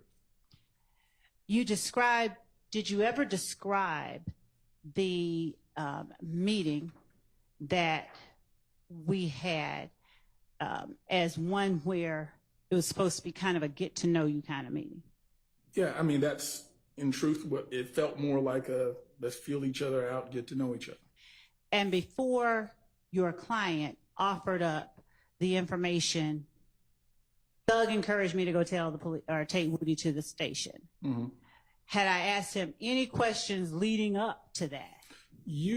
that was towards the later part. You had already gone through some questions. I think we had asked about video. We had asked about the history of Cleveland Ave and the formation of certain gangs, notwithstanding YSL, but even before YSL.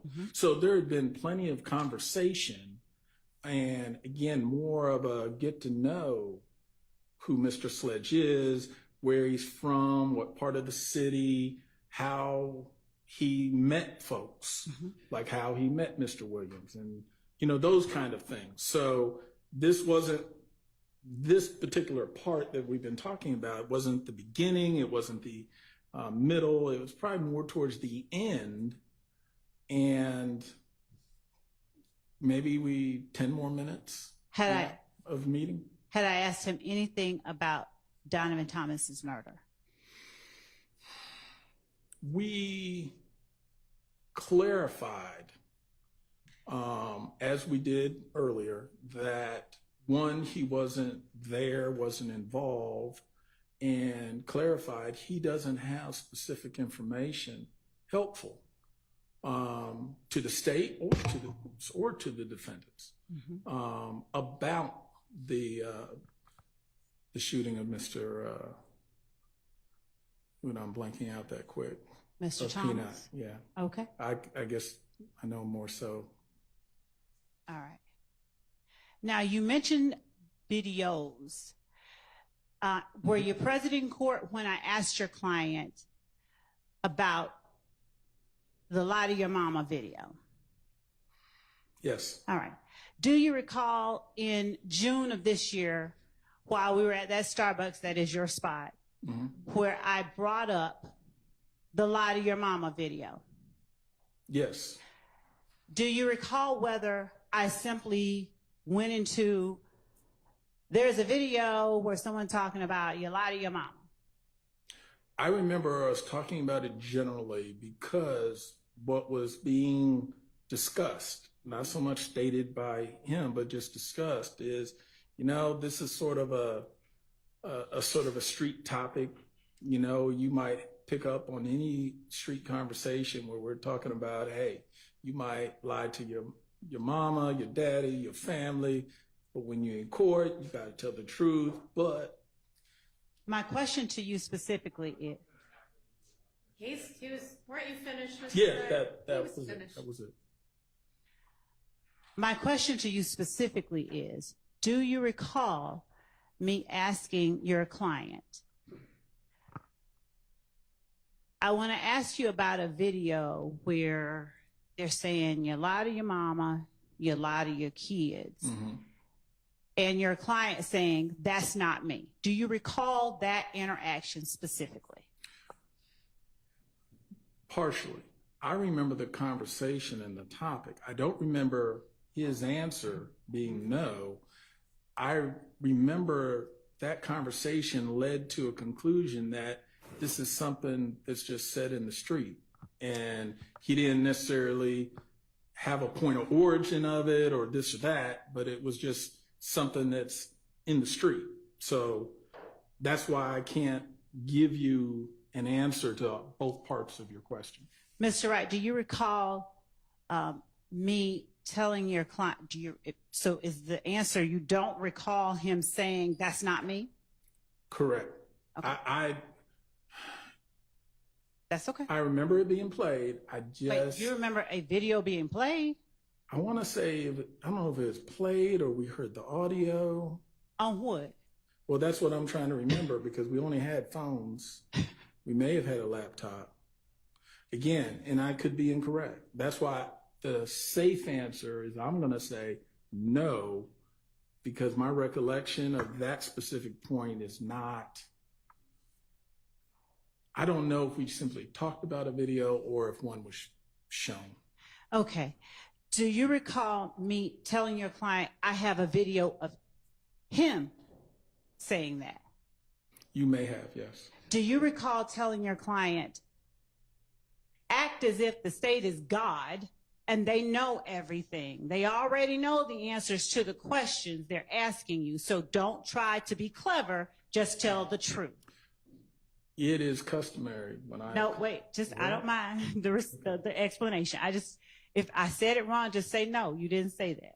I don't have a specific recollection of saying that, but it's customary for me to tell my clients, when you are in a cooperating posture, when they ask you questions, assume that they know the answer to the question they're asking you, that they're asking you not just to find out information, more often than not, they're testing you. They're trying to see, can they trust you or rely on your responses? Are you going to be truthful with them? So yes, it is likely I would have had that conversation. Would I have said God or some other analogy which made sense? Something. But it's more likely that I, at some point, made sure I said words to the effect of, when they ask you questions, assume they know the answer already. This is more of a testing, not a inquiry for information. So that's why I'm saying I may not have used those exact words, but I'm sure I probably did have that exchange in terms of the concept. And when would you find it necessary to advise your clients in such a manner? When they are in a cooperation agreement, and once we realize, they're putting us under subpoena, we actually have to testify. And then the posture sort of changed. That it's not just, hey, we're willing to testify. It's no, you're going to testify. You do understand. You come in, you're going to have to tell the truth. And the state's going to question you and ask you some things. And when they do, that's when I would say, don't think you're going to outsmart them and you're smarter than everyone in the room. You need to almost assume they already know the answer to the question. And therefore, being truthful is always in your best interest. One, it's the right thing, but two, it's the smart thing. Prior to that meeting, had you already been made aware that your client would be testifying? Well, yes, the purpose of the meeting was, they are going to have us testify. Right. So we need to meet with them and see what questions they're going to ask. And like I said, just as y'all are feeling us out, we're feeling you out to get an idea. Okay, what things are they going to talk about? Are there any issues that are going to happen? And based on the plea and the fact that there was, we'll just say, some tussling or adjusting in terms of what the state was thinking of his factual proffers and what he was thinking, I figured this would also be a good time to start to iron some of those differences out and make sure that we're all on the same page as to what he can testify to and what he can't. So you do not recall saying that in response to my telling him that we have a video of him saying they lie to your mama and you lie to your kids and get in the courtroom and tell the God's honest truth? I may have said, wait. That's the video you're referring to. You're asking me, did I counsel him about assume the state knows? In response to my saying to him, I have a video of you, not anybody else I'm talking about, but I have a video of you and him sitting back smiling, and then you saying that. You have no memory of that. I may have, only because listening to the dynamics of the situation, that would have been a time it would have triggered me to say to him, hey, this is, make sure you understand, you need to be straight with them. So I don't have a specific memory, but just knowing that I've been doing this a while, I'm sure I probably did. Okay. Now, back in November of 2022, did the state seek, do you recall getting an email from me asking whether your client wishes to speak with the state about the case? I believe November 17th. Okay. All right. I could be wrong, but I believe that was when I received that email. And you might have gotten one in November 17th. But did you also give one? I'm going to show you what I had marked and provided to counsel for the defense, but I'm willing to show again as State's Exhibit 450 Yankee, if anyone wants to see it. Sure.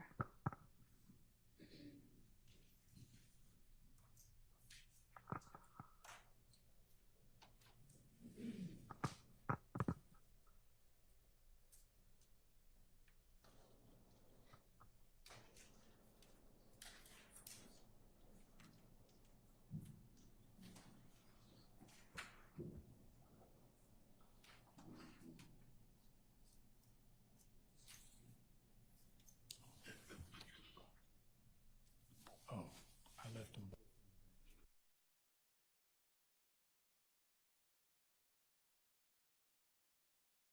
Yes.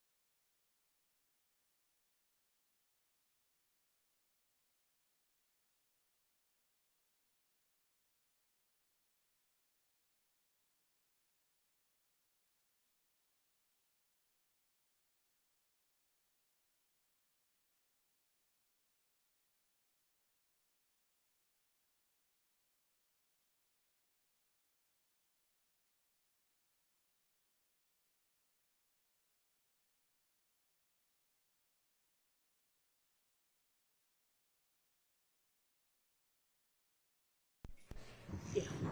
I'm going to take 10 minutes. Oh, I know what it is. I still have this one. All right, we're going to take, well, it's okay. 10 minutes or so, maybe 15, maybe longer, who knows? To give them an opportunity to look at a couple of things.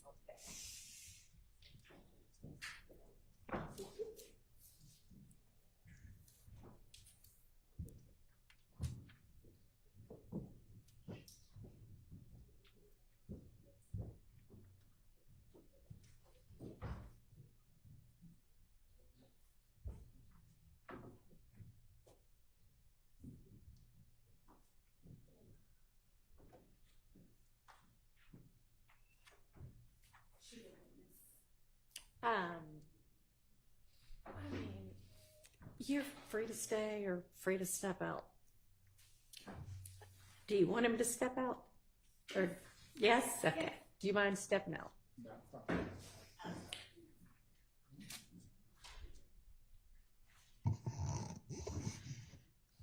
All right, y'all all take a minute and Judge, may I just, so that they are clear for the record, exactly which one is which? Sure. So State's Exhibit 450 Yankee is the proffer, it's the email dated November 30th, 2022 at 5:44 p.m. From myself to Mr. Wright, and it is, the attachment is proffer form Sledge. It says, "Good afternoon, Attorney Wright. It is always good speaking with you." That's the one labeled 450 Yankee. The one labeled 451 Yankee is the email sent from me to Attorney Wright that is labeled Sledge Agreement and dated December 27, 2022. At 4:57 p.m. It starts, "Here you go, Derek." And attached to each email is the attachment that was sent at the time the email was sent. Then 4:52 Yankee is another email to Attorney Wright that says Sledge Agreement updated, and it is December 27, 2022 at 5:06 p.m. with the attachment Sledge Agreement updated. 4:53 Yankee is the email sent to Mr. Wright from me, dated Wednesday, December 28, 2022 at 1:45 p.m. And it is labeled Sledge Agreement Updated 2.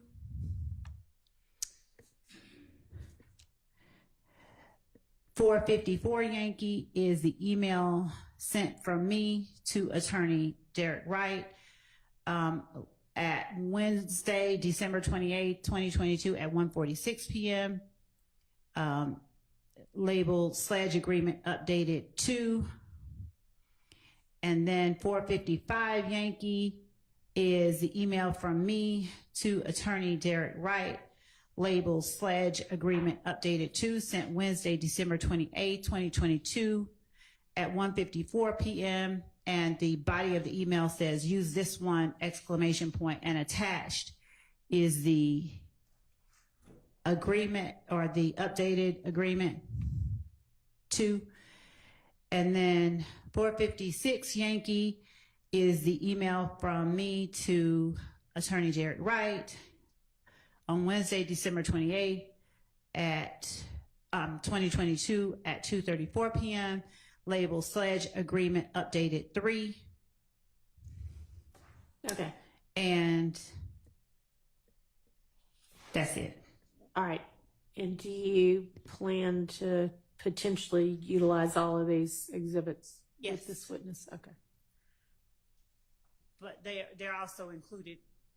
All of them are also included in the email that I sent. Yeah, I see each of those in that email from about an hour ago. So you'll want to take a few minutes, those of you who haven't had a chance to look at them, and look at them.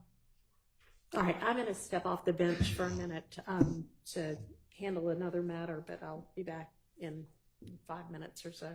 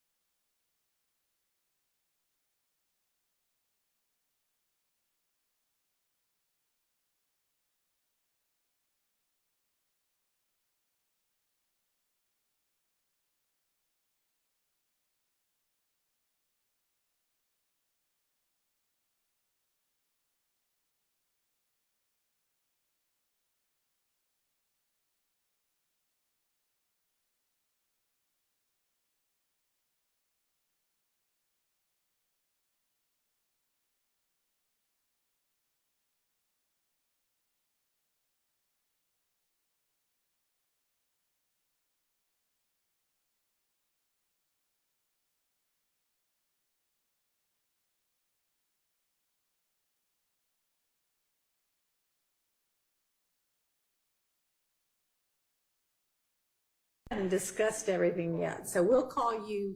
You can go ahead and remain outside. We'll let you know.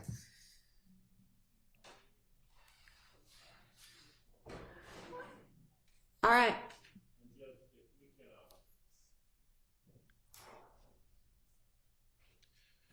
We have, I need a few more minutes. I've got 7 documents that I'm going through trying to parse out what is different between each of those documents. I'm on number 5. And we're doing it together. It might be easy. Do you want to tell them what the differences are in each document? That might make it easier. You probably know what they are. You've gotten through 5 of them? All right, so just on between 5 and 6 and 6 and 7 then.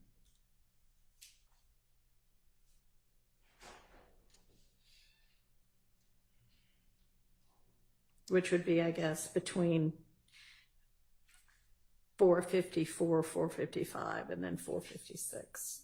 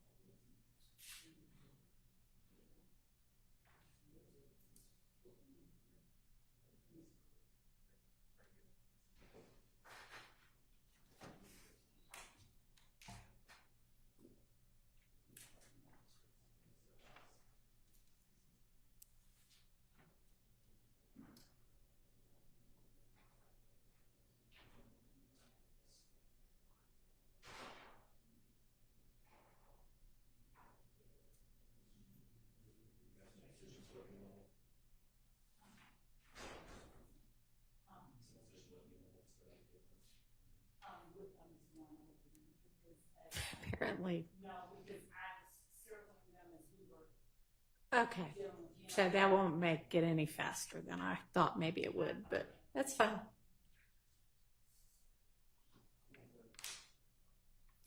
So are you going to be asking details about, is it what the changes were or just that there were changes? That there were changes in potentially what they were. Okay. All right.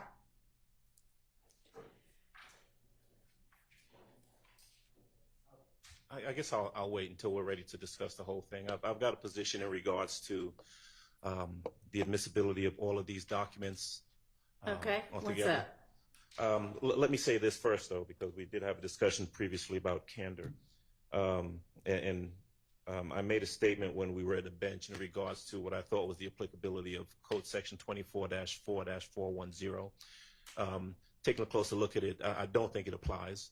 I think you're correct that it does not apply. And so let's take that off the table.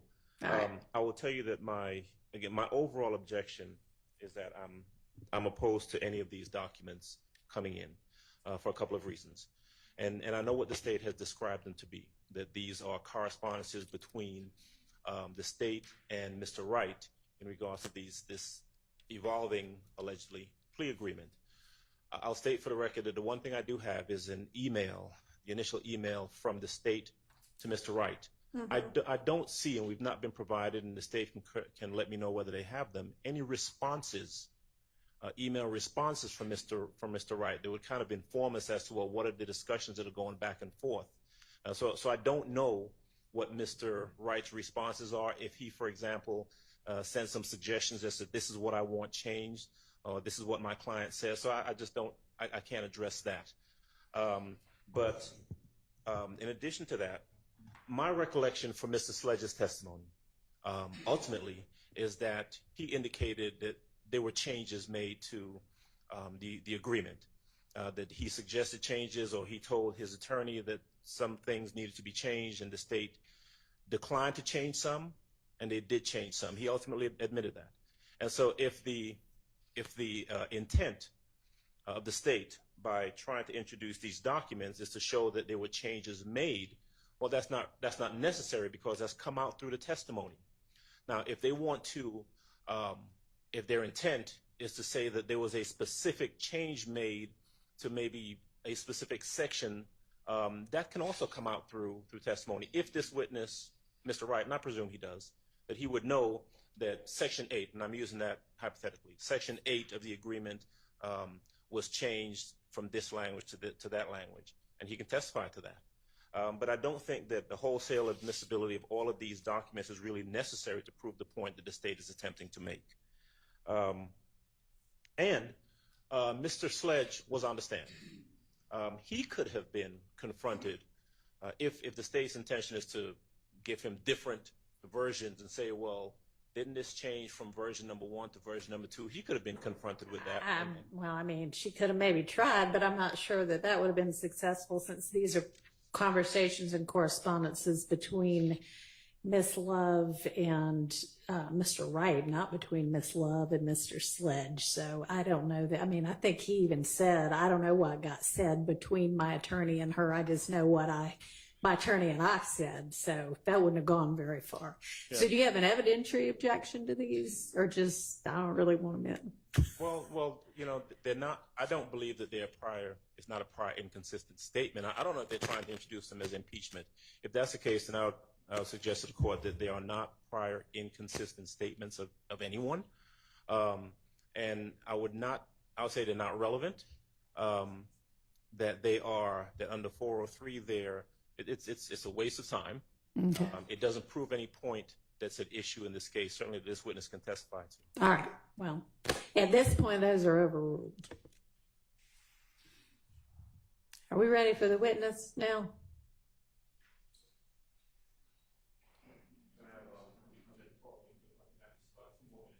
Two minutes. You can have 2 minutes. Mr. Sharp, you can talk during his 2 minutes if you'd like to.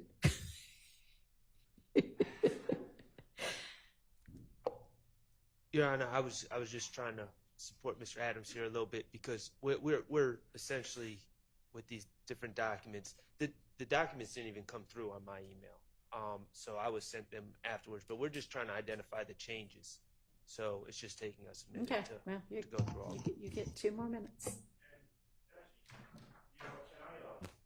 I didn't get an answer to that question. Maybe I didn't direct it to the state. Okay, well, I don't know whether they've got the responses or not. I don't know whether they want to use them or not. But he is on the stand, so if they don't end up using them, maybe y'all can get them in if you want to. Well, but we don't have them if they exist. And I guess I'm asking the state to indicate whether or not those items exist. Were their responses? I think that when Mr. Wright responded, it was via telephone call. I'll check my email to ensure that I'm not inaccurate, but okay. I think that it all happened. I would send him something, we'd have a conversation, I'd send him something in response, okay. But he can correct that. And if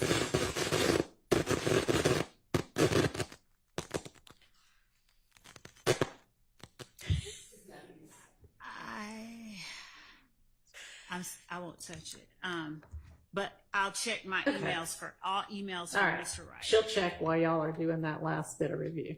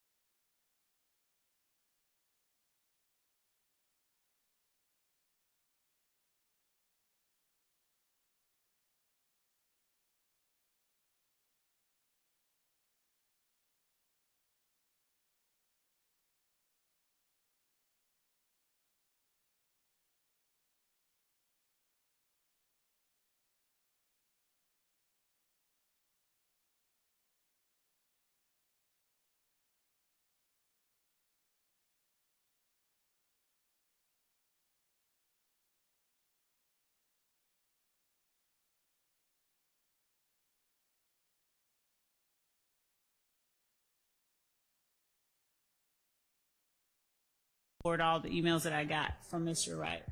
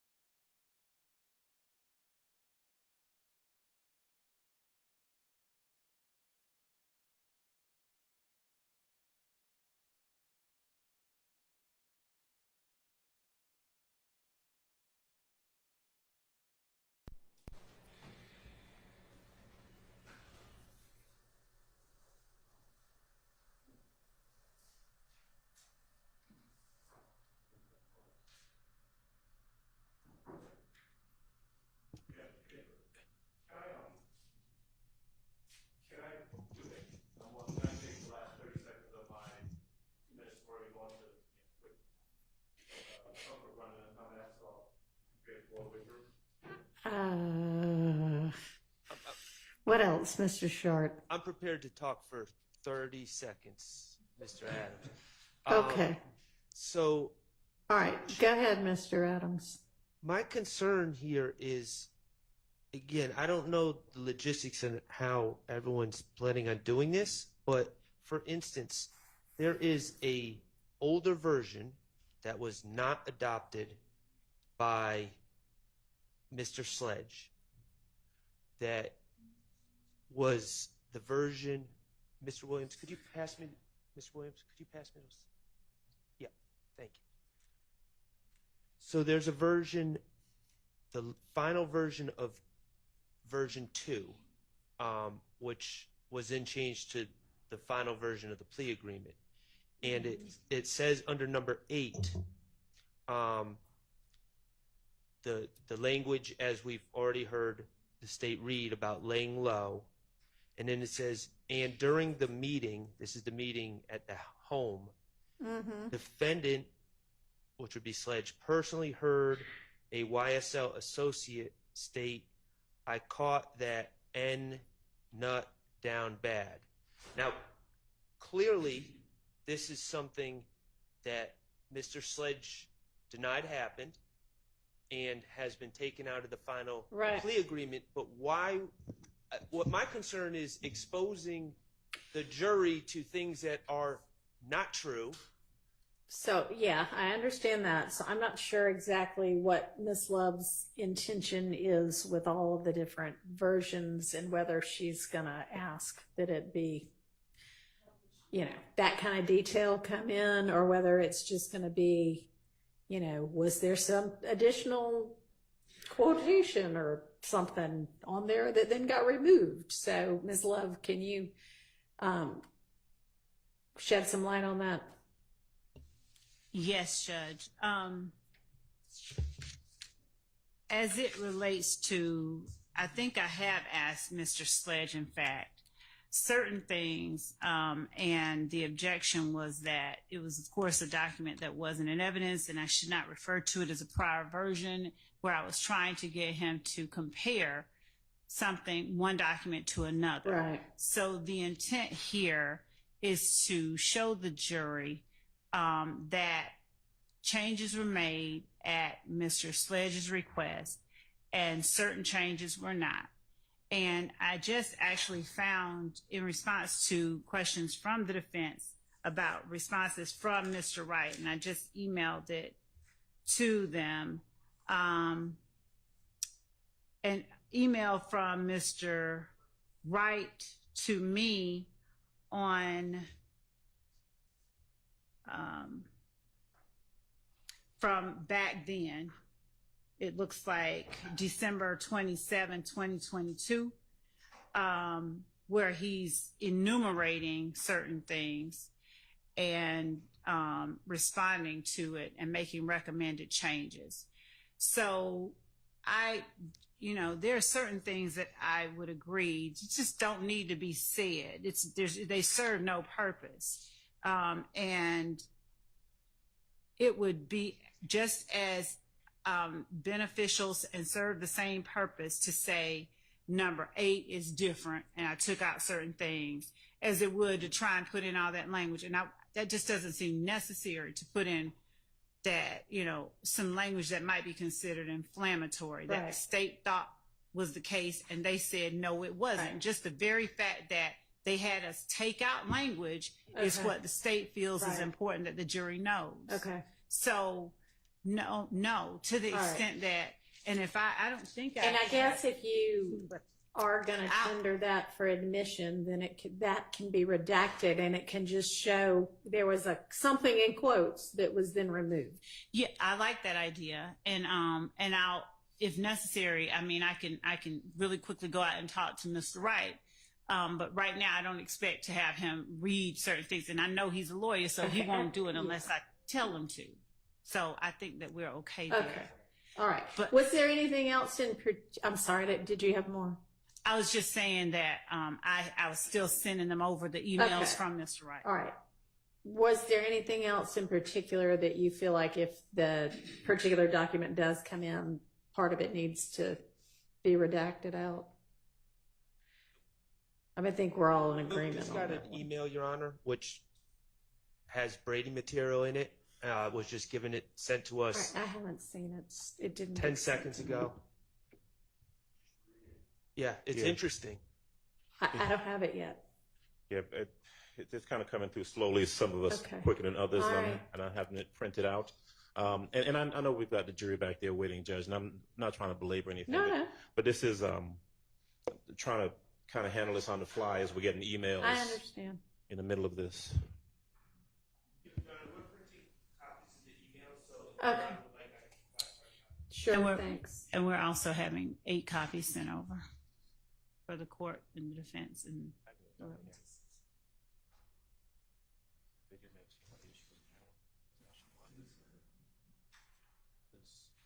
email from Brady.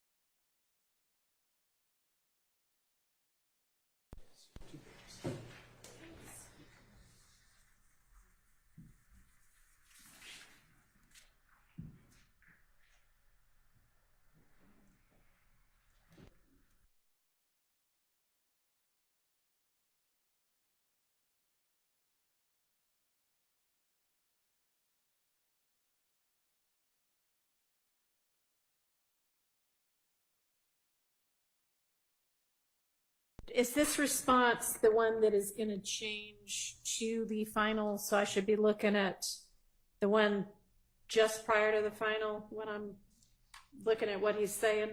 I'm sorry, wait, what? Which version is this in response to? Okay, so I don't know what was just given to you, but I get the same. This is what Ms. Love just sent to y'all, or what? Yes. Okay, so whatever you sent over at 4:12:36 p.m. today. That was Mr. Wright's December 27th, 8:43 p.m. response. What? Okay. So the December 27th, let me pull it. Hold on.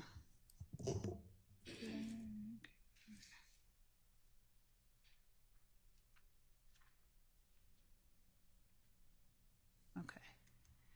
So December 27th, 8:43 p.m. No, well, that was one version. We talked more in court, so obviously there were other versions. I'm just wondering what I should be looking at when I am seeing what Mr. Wright's talking about. So, if it's December 27th, 8:43, let's see, going back to December 27th to a December. That is going to be 7th. the 5:06. It will have to be 4:52. Yes, that looks right. That looks correct. And then All right. December 20, but there were other versions sent back as we talked more in court the next day. December 28th, so 4:53, 4:54. I know. Your Honor, Yes. to answer your question, this email sent by Mr. Wright on the evening of December 27th would have been between the Sledge agreement updated and Sledge agreement updated 2. Okay. All right, that's what I thought. And is the alleged Brady, what is that? Item number 3? I hadn't read it all yet. Sir, I haven't either, but certainly number 3 is absolutely Brady. 4 as well. Except he said that it wasn't. And it also obviously conflicts with what they kept as his factual acknowledgement. So it's clear, A, that Mr. Wright was telling them that's not true, but it's still maintained, they still kept it as a factual acknowledgement. Okay, well, this isn't actually saying that's not true. Well, it's saying the real issue was, well, the factual which he acknowledgement, actually denied on the stand. But the factual acknowledgement says while associated with YSL and to support and express loyalty to YSL.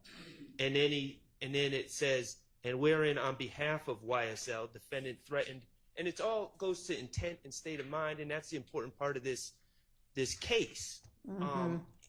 You know, no one's denying that the video was made, but what is the reason behind it? And from this email, Mr. Wright is clearly telling the state in an email on December 27th, the video may have seemed like an issue was gang related, but it was actually about a girl that Sledge was dating, and Kel started kicking it with her. That was the real issue behind that.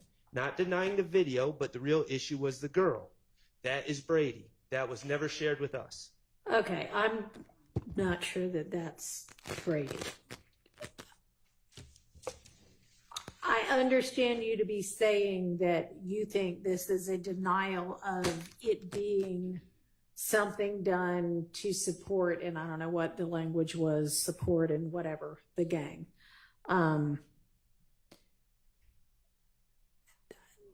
Your Honor, that's the crux of the case. Yeah, no, I know. And a whole lot of this, y'all are going to have to ultimately argue to the jury your various sides, but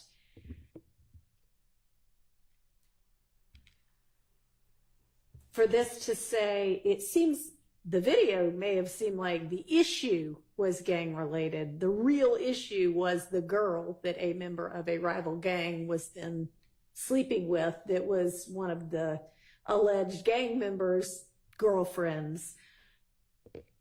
Might make that the real issue, but it doesn't necessarily make it in no way in support of the gang. And I mean, y'all can certainly argue that, but I don't think this is the kind of thing that is like, oh, this is, plus this wasn't the ultimate version, so I don't know what went back and forth after that.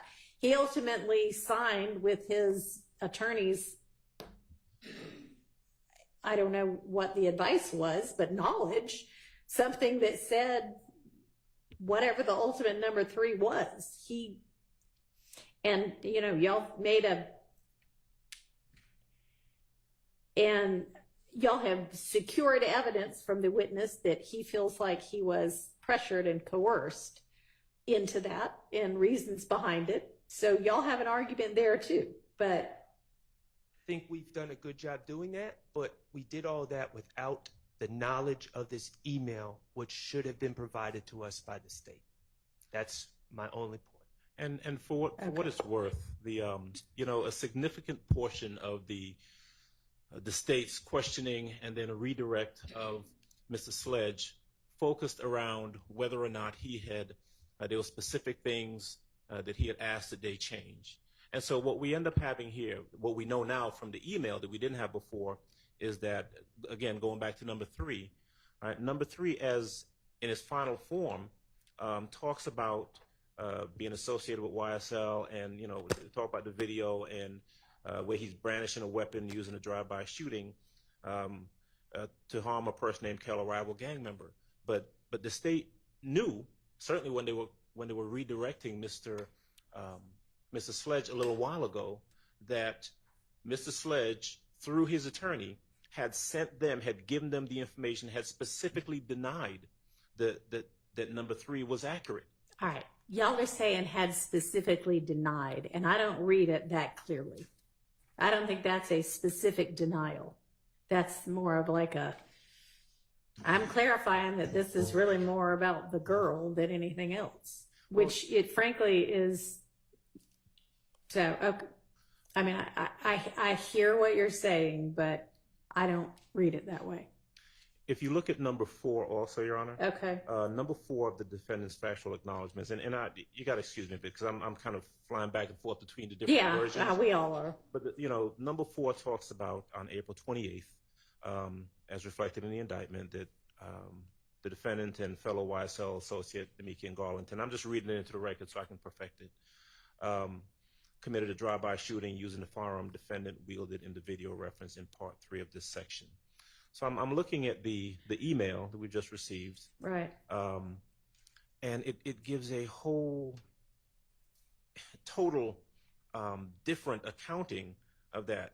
where, and of course this is coming from Mr. Sledge because Mr. Wright says in his email, he said he didn't know because he was cool with Peanut, who was seeing his cousin, would even be at family reunions together. He thinks shooting Peanut was not planned, but more impromptu, or at least very short, or a little planning. He said he didn't know until after it was done when it came on the news. He had been watching the Patriots versus Steelers games with it, then the news reported it. You know, so this again, and what you've got is the state directing and then redirecting and challenging Mr. Sledge on these very specific factual allegations and whether or not he had told his attorney that, or whether or not he had suggested that that be changed in the agreement. And what we have here, what we know now, is that Mr. Sledge was in fact sending those, you know, correcting these very specific factual allegations, sending them to the state, and the state, well, because it doesn't appear in the factual acknowledgments, the state ignored it, or they refused to make any Okay, changes. so I'm not sure what y'all are looking at, because the version of number 4, factual acknowledgement number 4, that Mr. Wright is speaking to in this email that he sent on December 27, 2022 at 8:43 p.m. is, we agreed, at least Mr. Shart and I agreed, was Sledge agreement, the one that is 452Y, from the one that's called Sledge Agreement. Well, there are 2 that are called Sledge Agreement Updated, but this is a correspondence between 452Y and 453Y, but ultimately the end product. After the one labeled Sledge Agreement Updated that came from 12/27 at 5:06 p.m. And that one reads, on January 10th, 2015, before the murder of Donovan Thomas Jr., defendant had personal knowledge that YSL associates were planning to murder Donovan Thomas Jr. Mr. Wright's response to that is essentially, Mr. Sledge does not think the shooting of Peanut was planned, but more impromptu, or at least very short or little planning. So that clearly got changed, because our final version doesn't say they were planning to. Yes. May I incorporate? So I cross-examined Mr. Sledge, and the state's theory is that there was a, quote, gang war starting in approximately the fall of 2014. Right. That escalated with the fight on January 6, 2015 of Mr. Copeland at the Club Crucial. And then it culminated and then went on steroids thereafter, after January 10th. I would have used number 4 that you just read, Your Honor, to show that there was no animosity between Mr. Sledge, who's a supposed YSL member, and Mr. Donovan Thomas, who's a supposed leader of a, quote, rival gang. The reason I say this is because I knew about, so listen, I want to make it clear, I knew about it because I spoke with Mr. Sledge through his lawyer. So I actually asked these questions. Right. I didn't know about this email.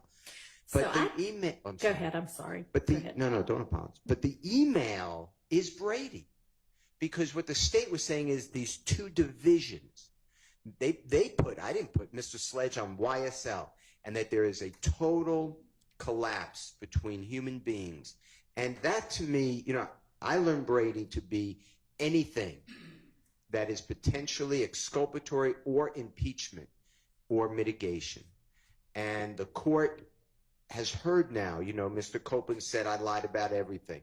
That to me is Brady. The statement on this number 4 is to me Brady, because it shows that there is not animosity. All right. So your belief about the Brady is not the part that I was talking about, but more the part that says he, and he here is Mr. Sledge, at least at the beginning. He said he did not know because he was cool with Peanut, who was seeing his cousin and would even be at family reunions together. Does the he change there, and as the he becomes somebody else was cool? Who is the he that was cool with Peanut? Do we even know? We don't. I believe that is Mr. Sledge. Okay. And so you think it's Brady material that Mr. Sledge was cool with Peanut? Right, because Mr. Sledge is he's been identified before you came on the case, the bench, on this case, as from multiple, 2, definitely, maybe 3, supposed gang experts saying Mr. Sledge is part of this gang. Yeah. So to me, and it just fits into the whole, I thank you for allowing us to get these emails, but these emails there's a special duty here. And this is not the special duty, I don't believe. Okay, so I'd like to see all the emails from Mr. I think she's looking and sending all that she has. Is that correct, Ms. Love? 2 things. Yes, and when the court permits me an opportunity to respond to all of this, I would appreciate that opportunity. Okay, what was the second thing? Or 1 was yes, and 2, you want an opportunity to respond. Okay, all right. So Mr. Sledge has been available to the defense to speak to as well. We just heard that from Mr. Wright, in fact. And so I'm sure that Mr. Sledge, if asked, would have told anybody that asked, especially the defense, what his relationship and thoughts about Peanut were. So he did, and I even asked him about it, and he answered similar to this. All right.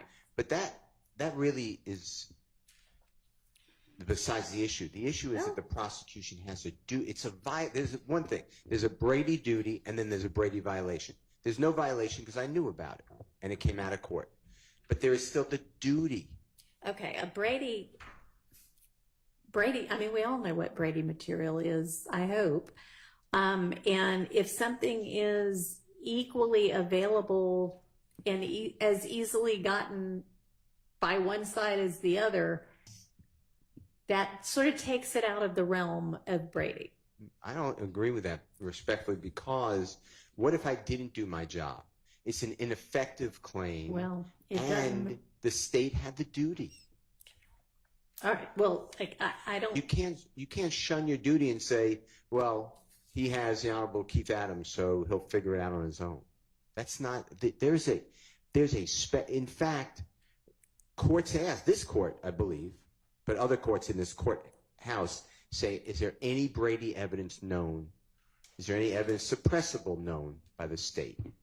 And they give it to you, or they're supposed to. So I don't agree that, hey, go find it for yourself. Well, I don't read that part of number 4 to be Brady. Yes. May I respond to number 3, though? I mean, the state provided us with a plea agreement with factual acknowledgments that appear on its face to be Mr. Sledge acknowledging certain things were done on behalf of YSL to further YSL.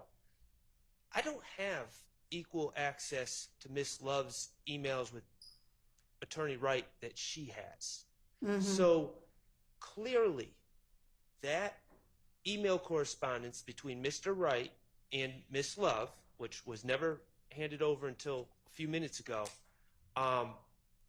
it contradicts and it impeaches those factual acknowledgments that Antonio Sledge signed.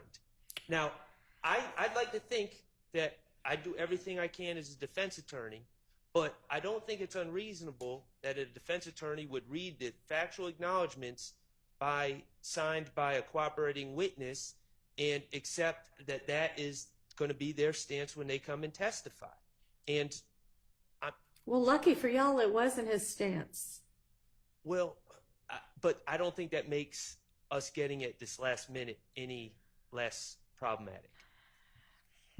Well, I'll just say that if the state has an open file, then none of these arguments ever even come up. Now, I know that that is your you know, something that y'all in your office can make a decision about, but open file would,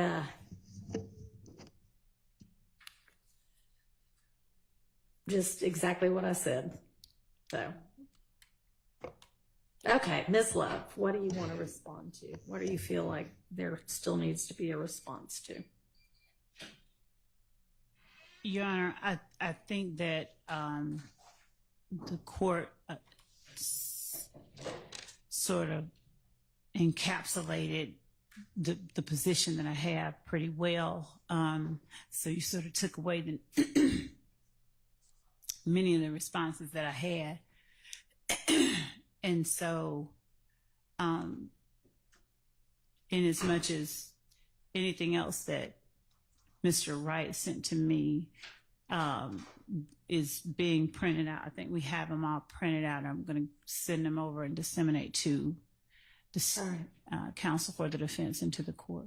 Okay, thank you. Do I understand that to mean that there are more coming? It sounds like it. Should I just send the jury home for the day? Okay. Can you release them for the day? Tell them they're under the same instructions they always are. Thank you.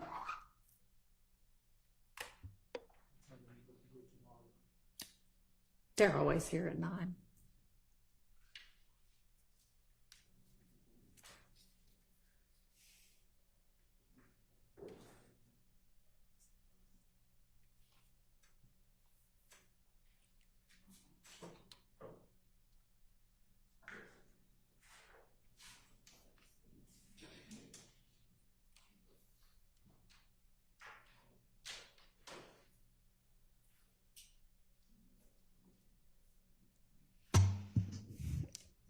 And I'm just going to put on the record that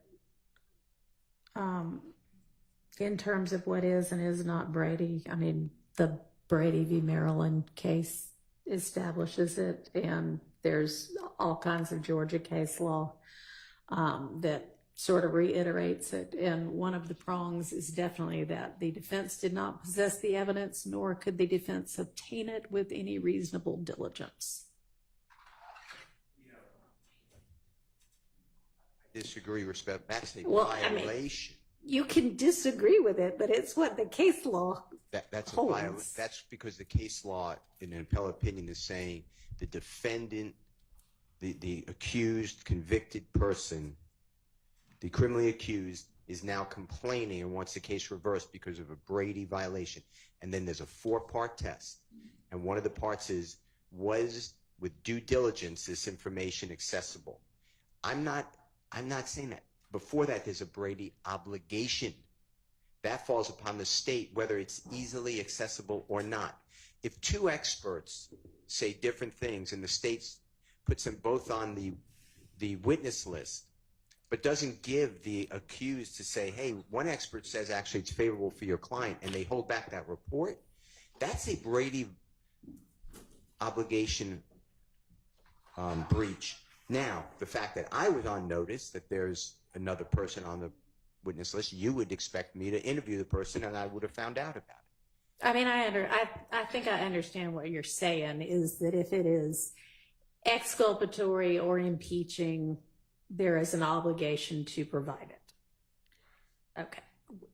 I guess I am looking at it from the position of, if you are claiming at this point, here's another Brady violation, I have to look at what are these factors, and I don't find those factors to exist here. And that's why I thought I always said I knew about it, so I'm not saying it's a violation, but it is an obligation of the state. We shouldn't be getting it. I should have really had this before I cross-examined Mr. Sledge. Should have had it before trial. And Brady, the way I understand it, is an ongoing obligation that triggers immediately. Well, okay. Again, I don't read it in the same way that y'all apparently do. And I can't imagine that you would have wanted to use this particular exhibit, because if you used part of it, the rest of it could have come in, at least with regard to what's in each particular number, and the entirety of what's in number 4. I do not think would be beneficial to the defense side of the case. Sure. This exhibit, are you referring to the email or Not the exhibit. I'm sorry. Bad word if I use that. This email from Mr. Wright of December 27th at 8:43 p.m. I would like the opportunity to decide what I'm going to use and not. How about that? I understood. I guess we can tell Mr. Wright he can come back tomorrow too. At 9. Thank you. So have you, did you say you were going to print or you were going to forward the whatever other emails there were? I have printouts. Okay. Do you want to dole those out to everybody? Yes. Okay.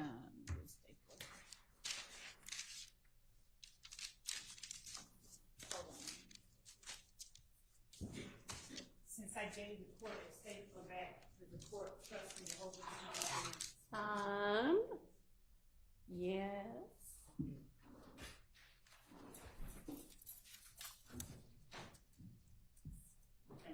And maybe we need to get an extra stapler down here.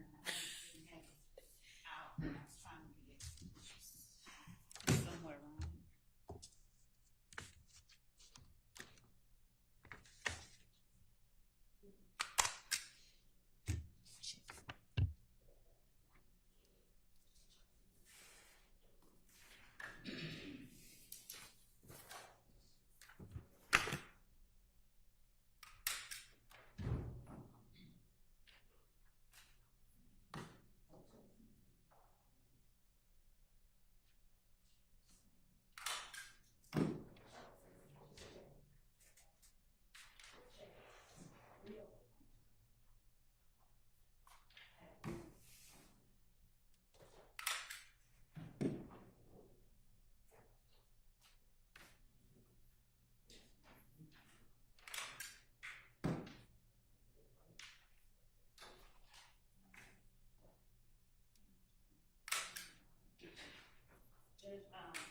You're out of state.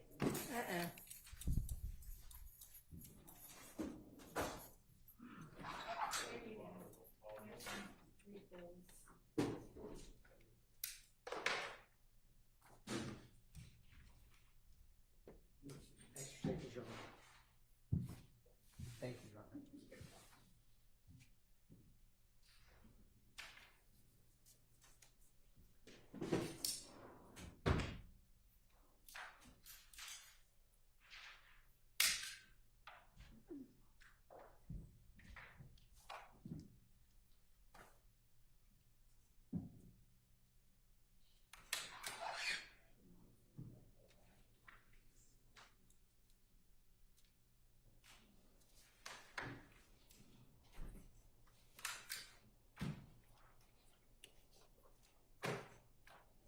Judge, I asked the courts, I asked for an in-camera inspection of one portion of this before I send it out. Okay.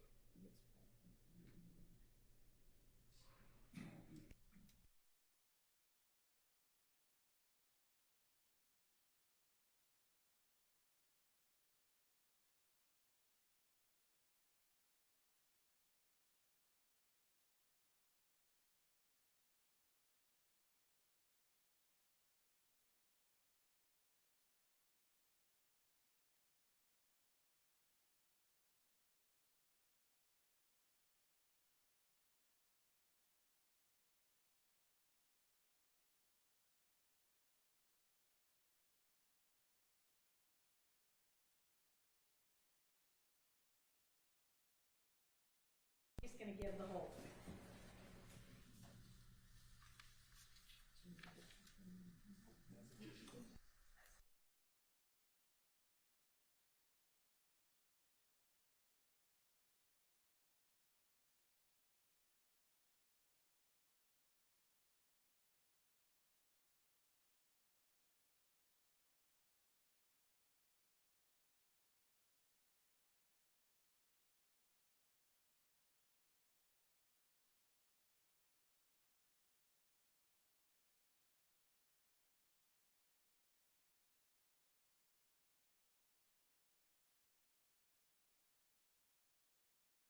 In the record? Yep. For you?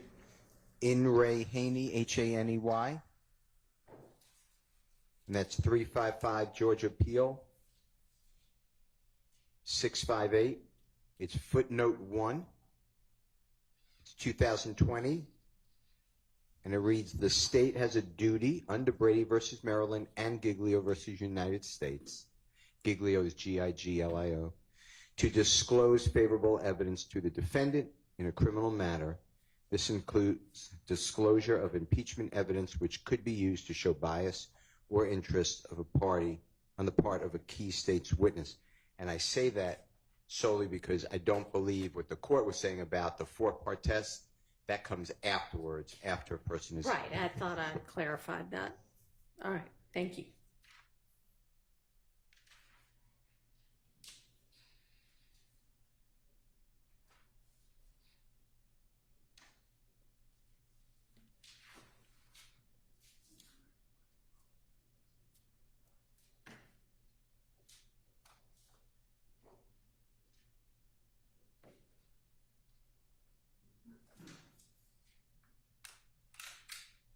How many, is this just one more email or is this a few?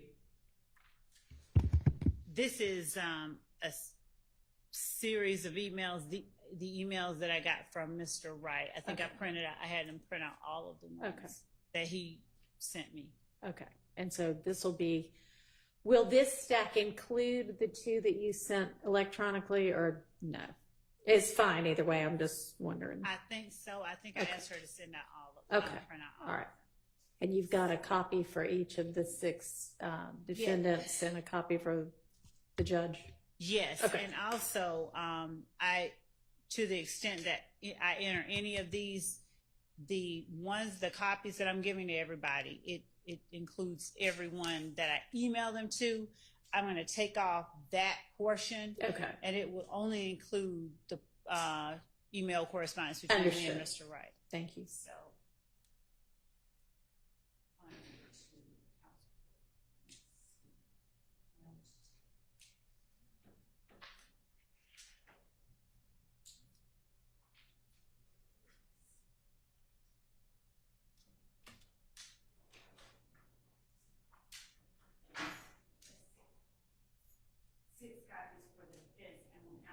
Thank you.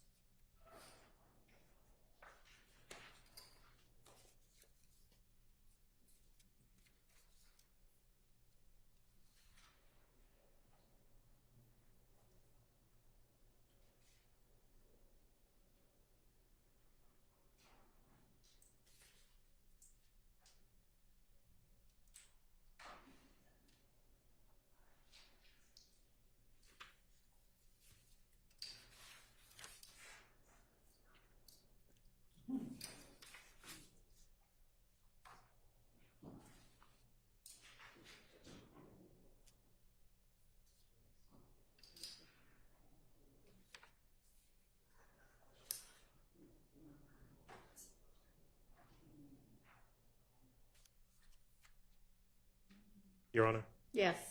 Let me inquire of the court, because I want to be really careful about this. Okay. Mr. Wright, of course, is on the stand. He's a witness. He's been sworn. He's testifying. And my general thinking would be, well, we're not really allowed to talk to him at this point. I would think that's accurate. Right. My thinking, though, is as we're sitting here talking about it in regards to the email exchanges, and I'm not casting aspersions on anyone. We've received what the state said that they have in their possession, although they initially said that most of the correspondence were by phone. And I don't know whether or not there are additional email correspondences that may be in Mr. Wright's possession, and maybe not in the States. And All right. I'm wondering if the court. Let me suggest that if you want to send an email to Mr. Wright, copying the state and saying, if you want to identify him, we've got, the email of whatever date, whatever time. If there are any others, can you please forward them to, everybody copied, which would be all of the attorneys. You can certainly do that. And then I'll copy the court on that email as well. Okay. Your Honor, may I request that the email simply request of Mr. Wright to forward everybody all the correspondence Could do that related as to. well. Sure, I guess that would be cleaner. Yes, thank you. That's fine. If you want to be the one that sends out the email, that's fine too. Thank you. Okay. That would you know what? One moment.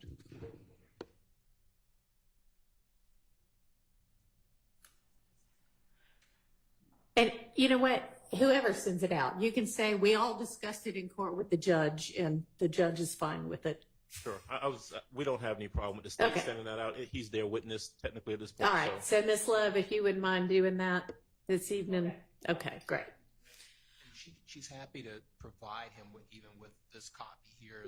Yeah, if you want to do that, if that would make it easier, or if you just want to say, hey, can you send everything you've got? However you want to handle it. I will do both. Okay.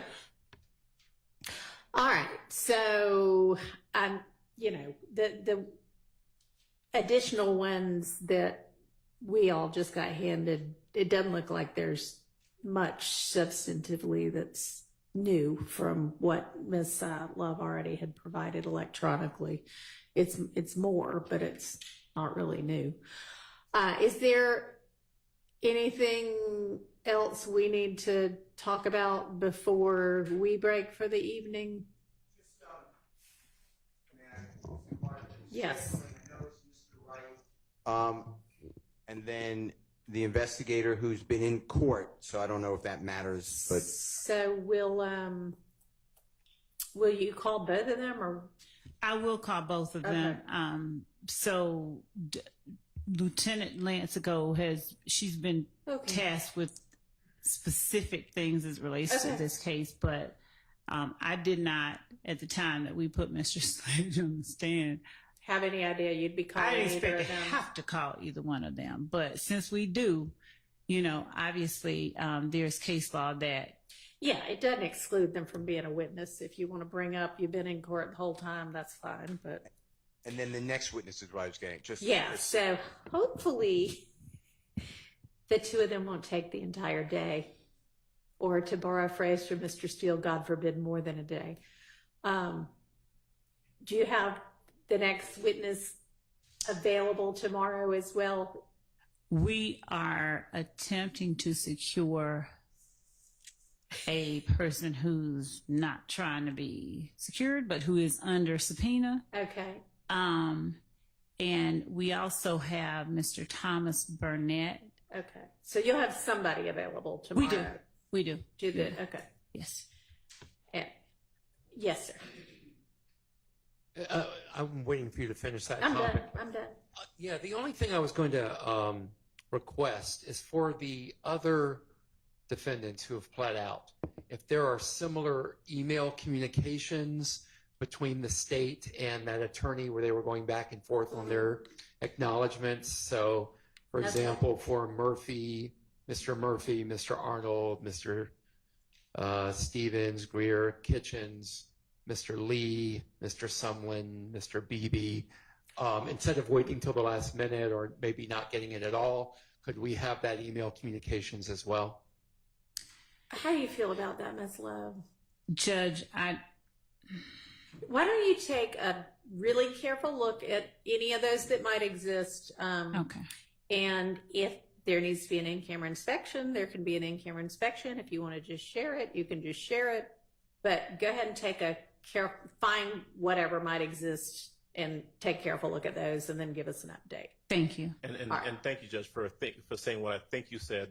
Take a look at whatever exists, because I was going to add to Mr. Weinstein and say not just email correspondences, Just so we don't end up again with me saying, oh, you know what, I forgot to ask about these other correspondences. So any correspondence whatsoever in regards to those. If y'all did snail mail, if you did text. There you go. Anything like that. Okay. Thank you, Mr. Adams, for that broad document request. I appreciate that. Appreciate that. Okay. Anything else? All right. I'll see y'all at. I mean, honestly, y'all, even when we are starting at 8:30, it's 9:30 before we pull the jury in. So I'm thinking since we've got some stuff we might need to be discussing tomorrow, 8:30. 8 o'clock? In the morning for all of us. It could be at 8. Okay. Hmm? We could do 8. 8? No, I don't want to do 8. Okay. I don't want to do 8:30, but okay. No, we're not doing 8. I need my sleep. All right. See y'all tomorrow.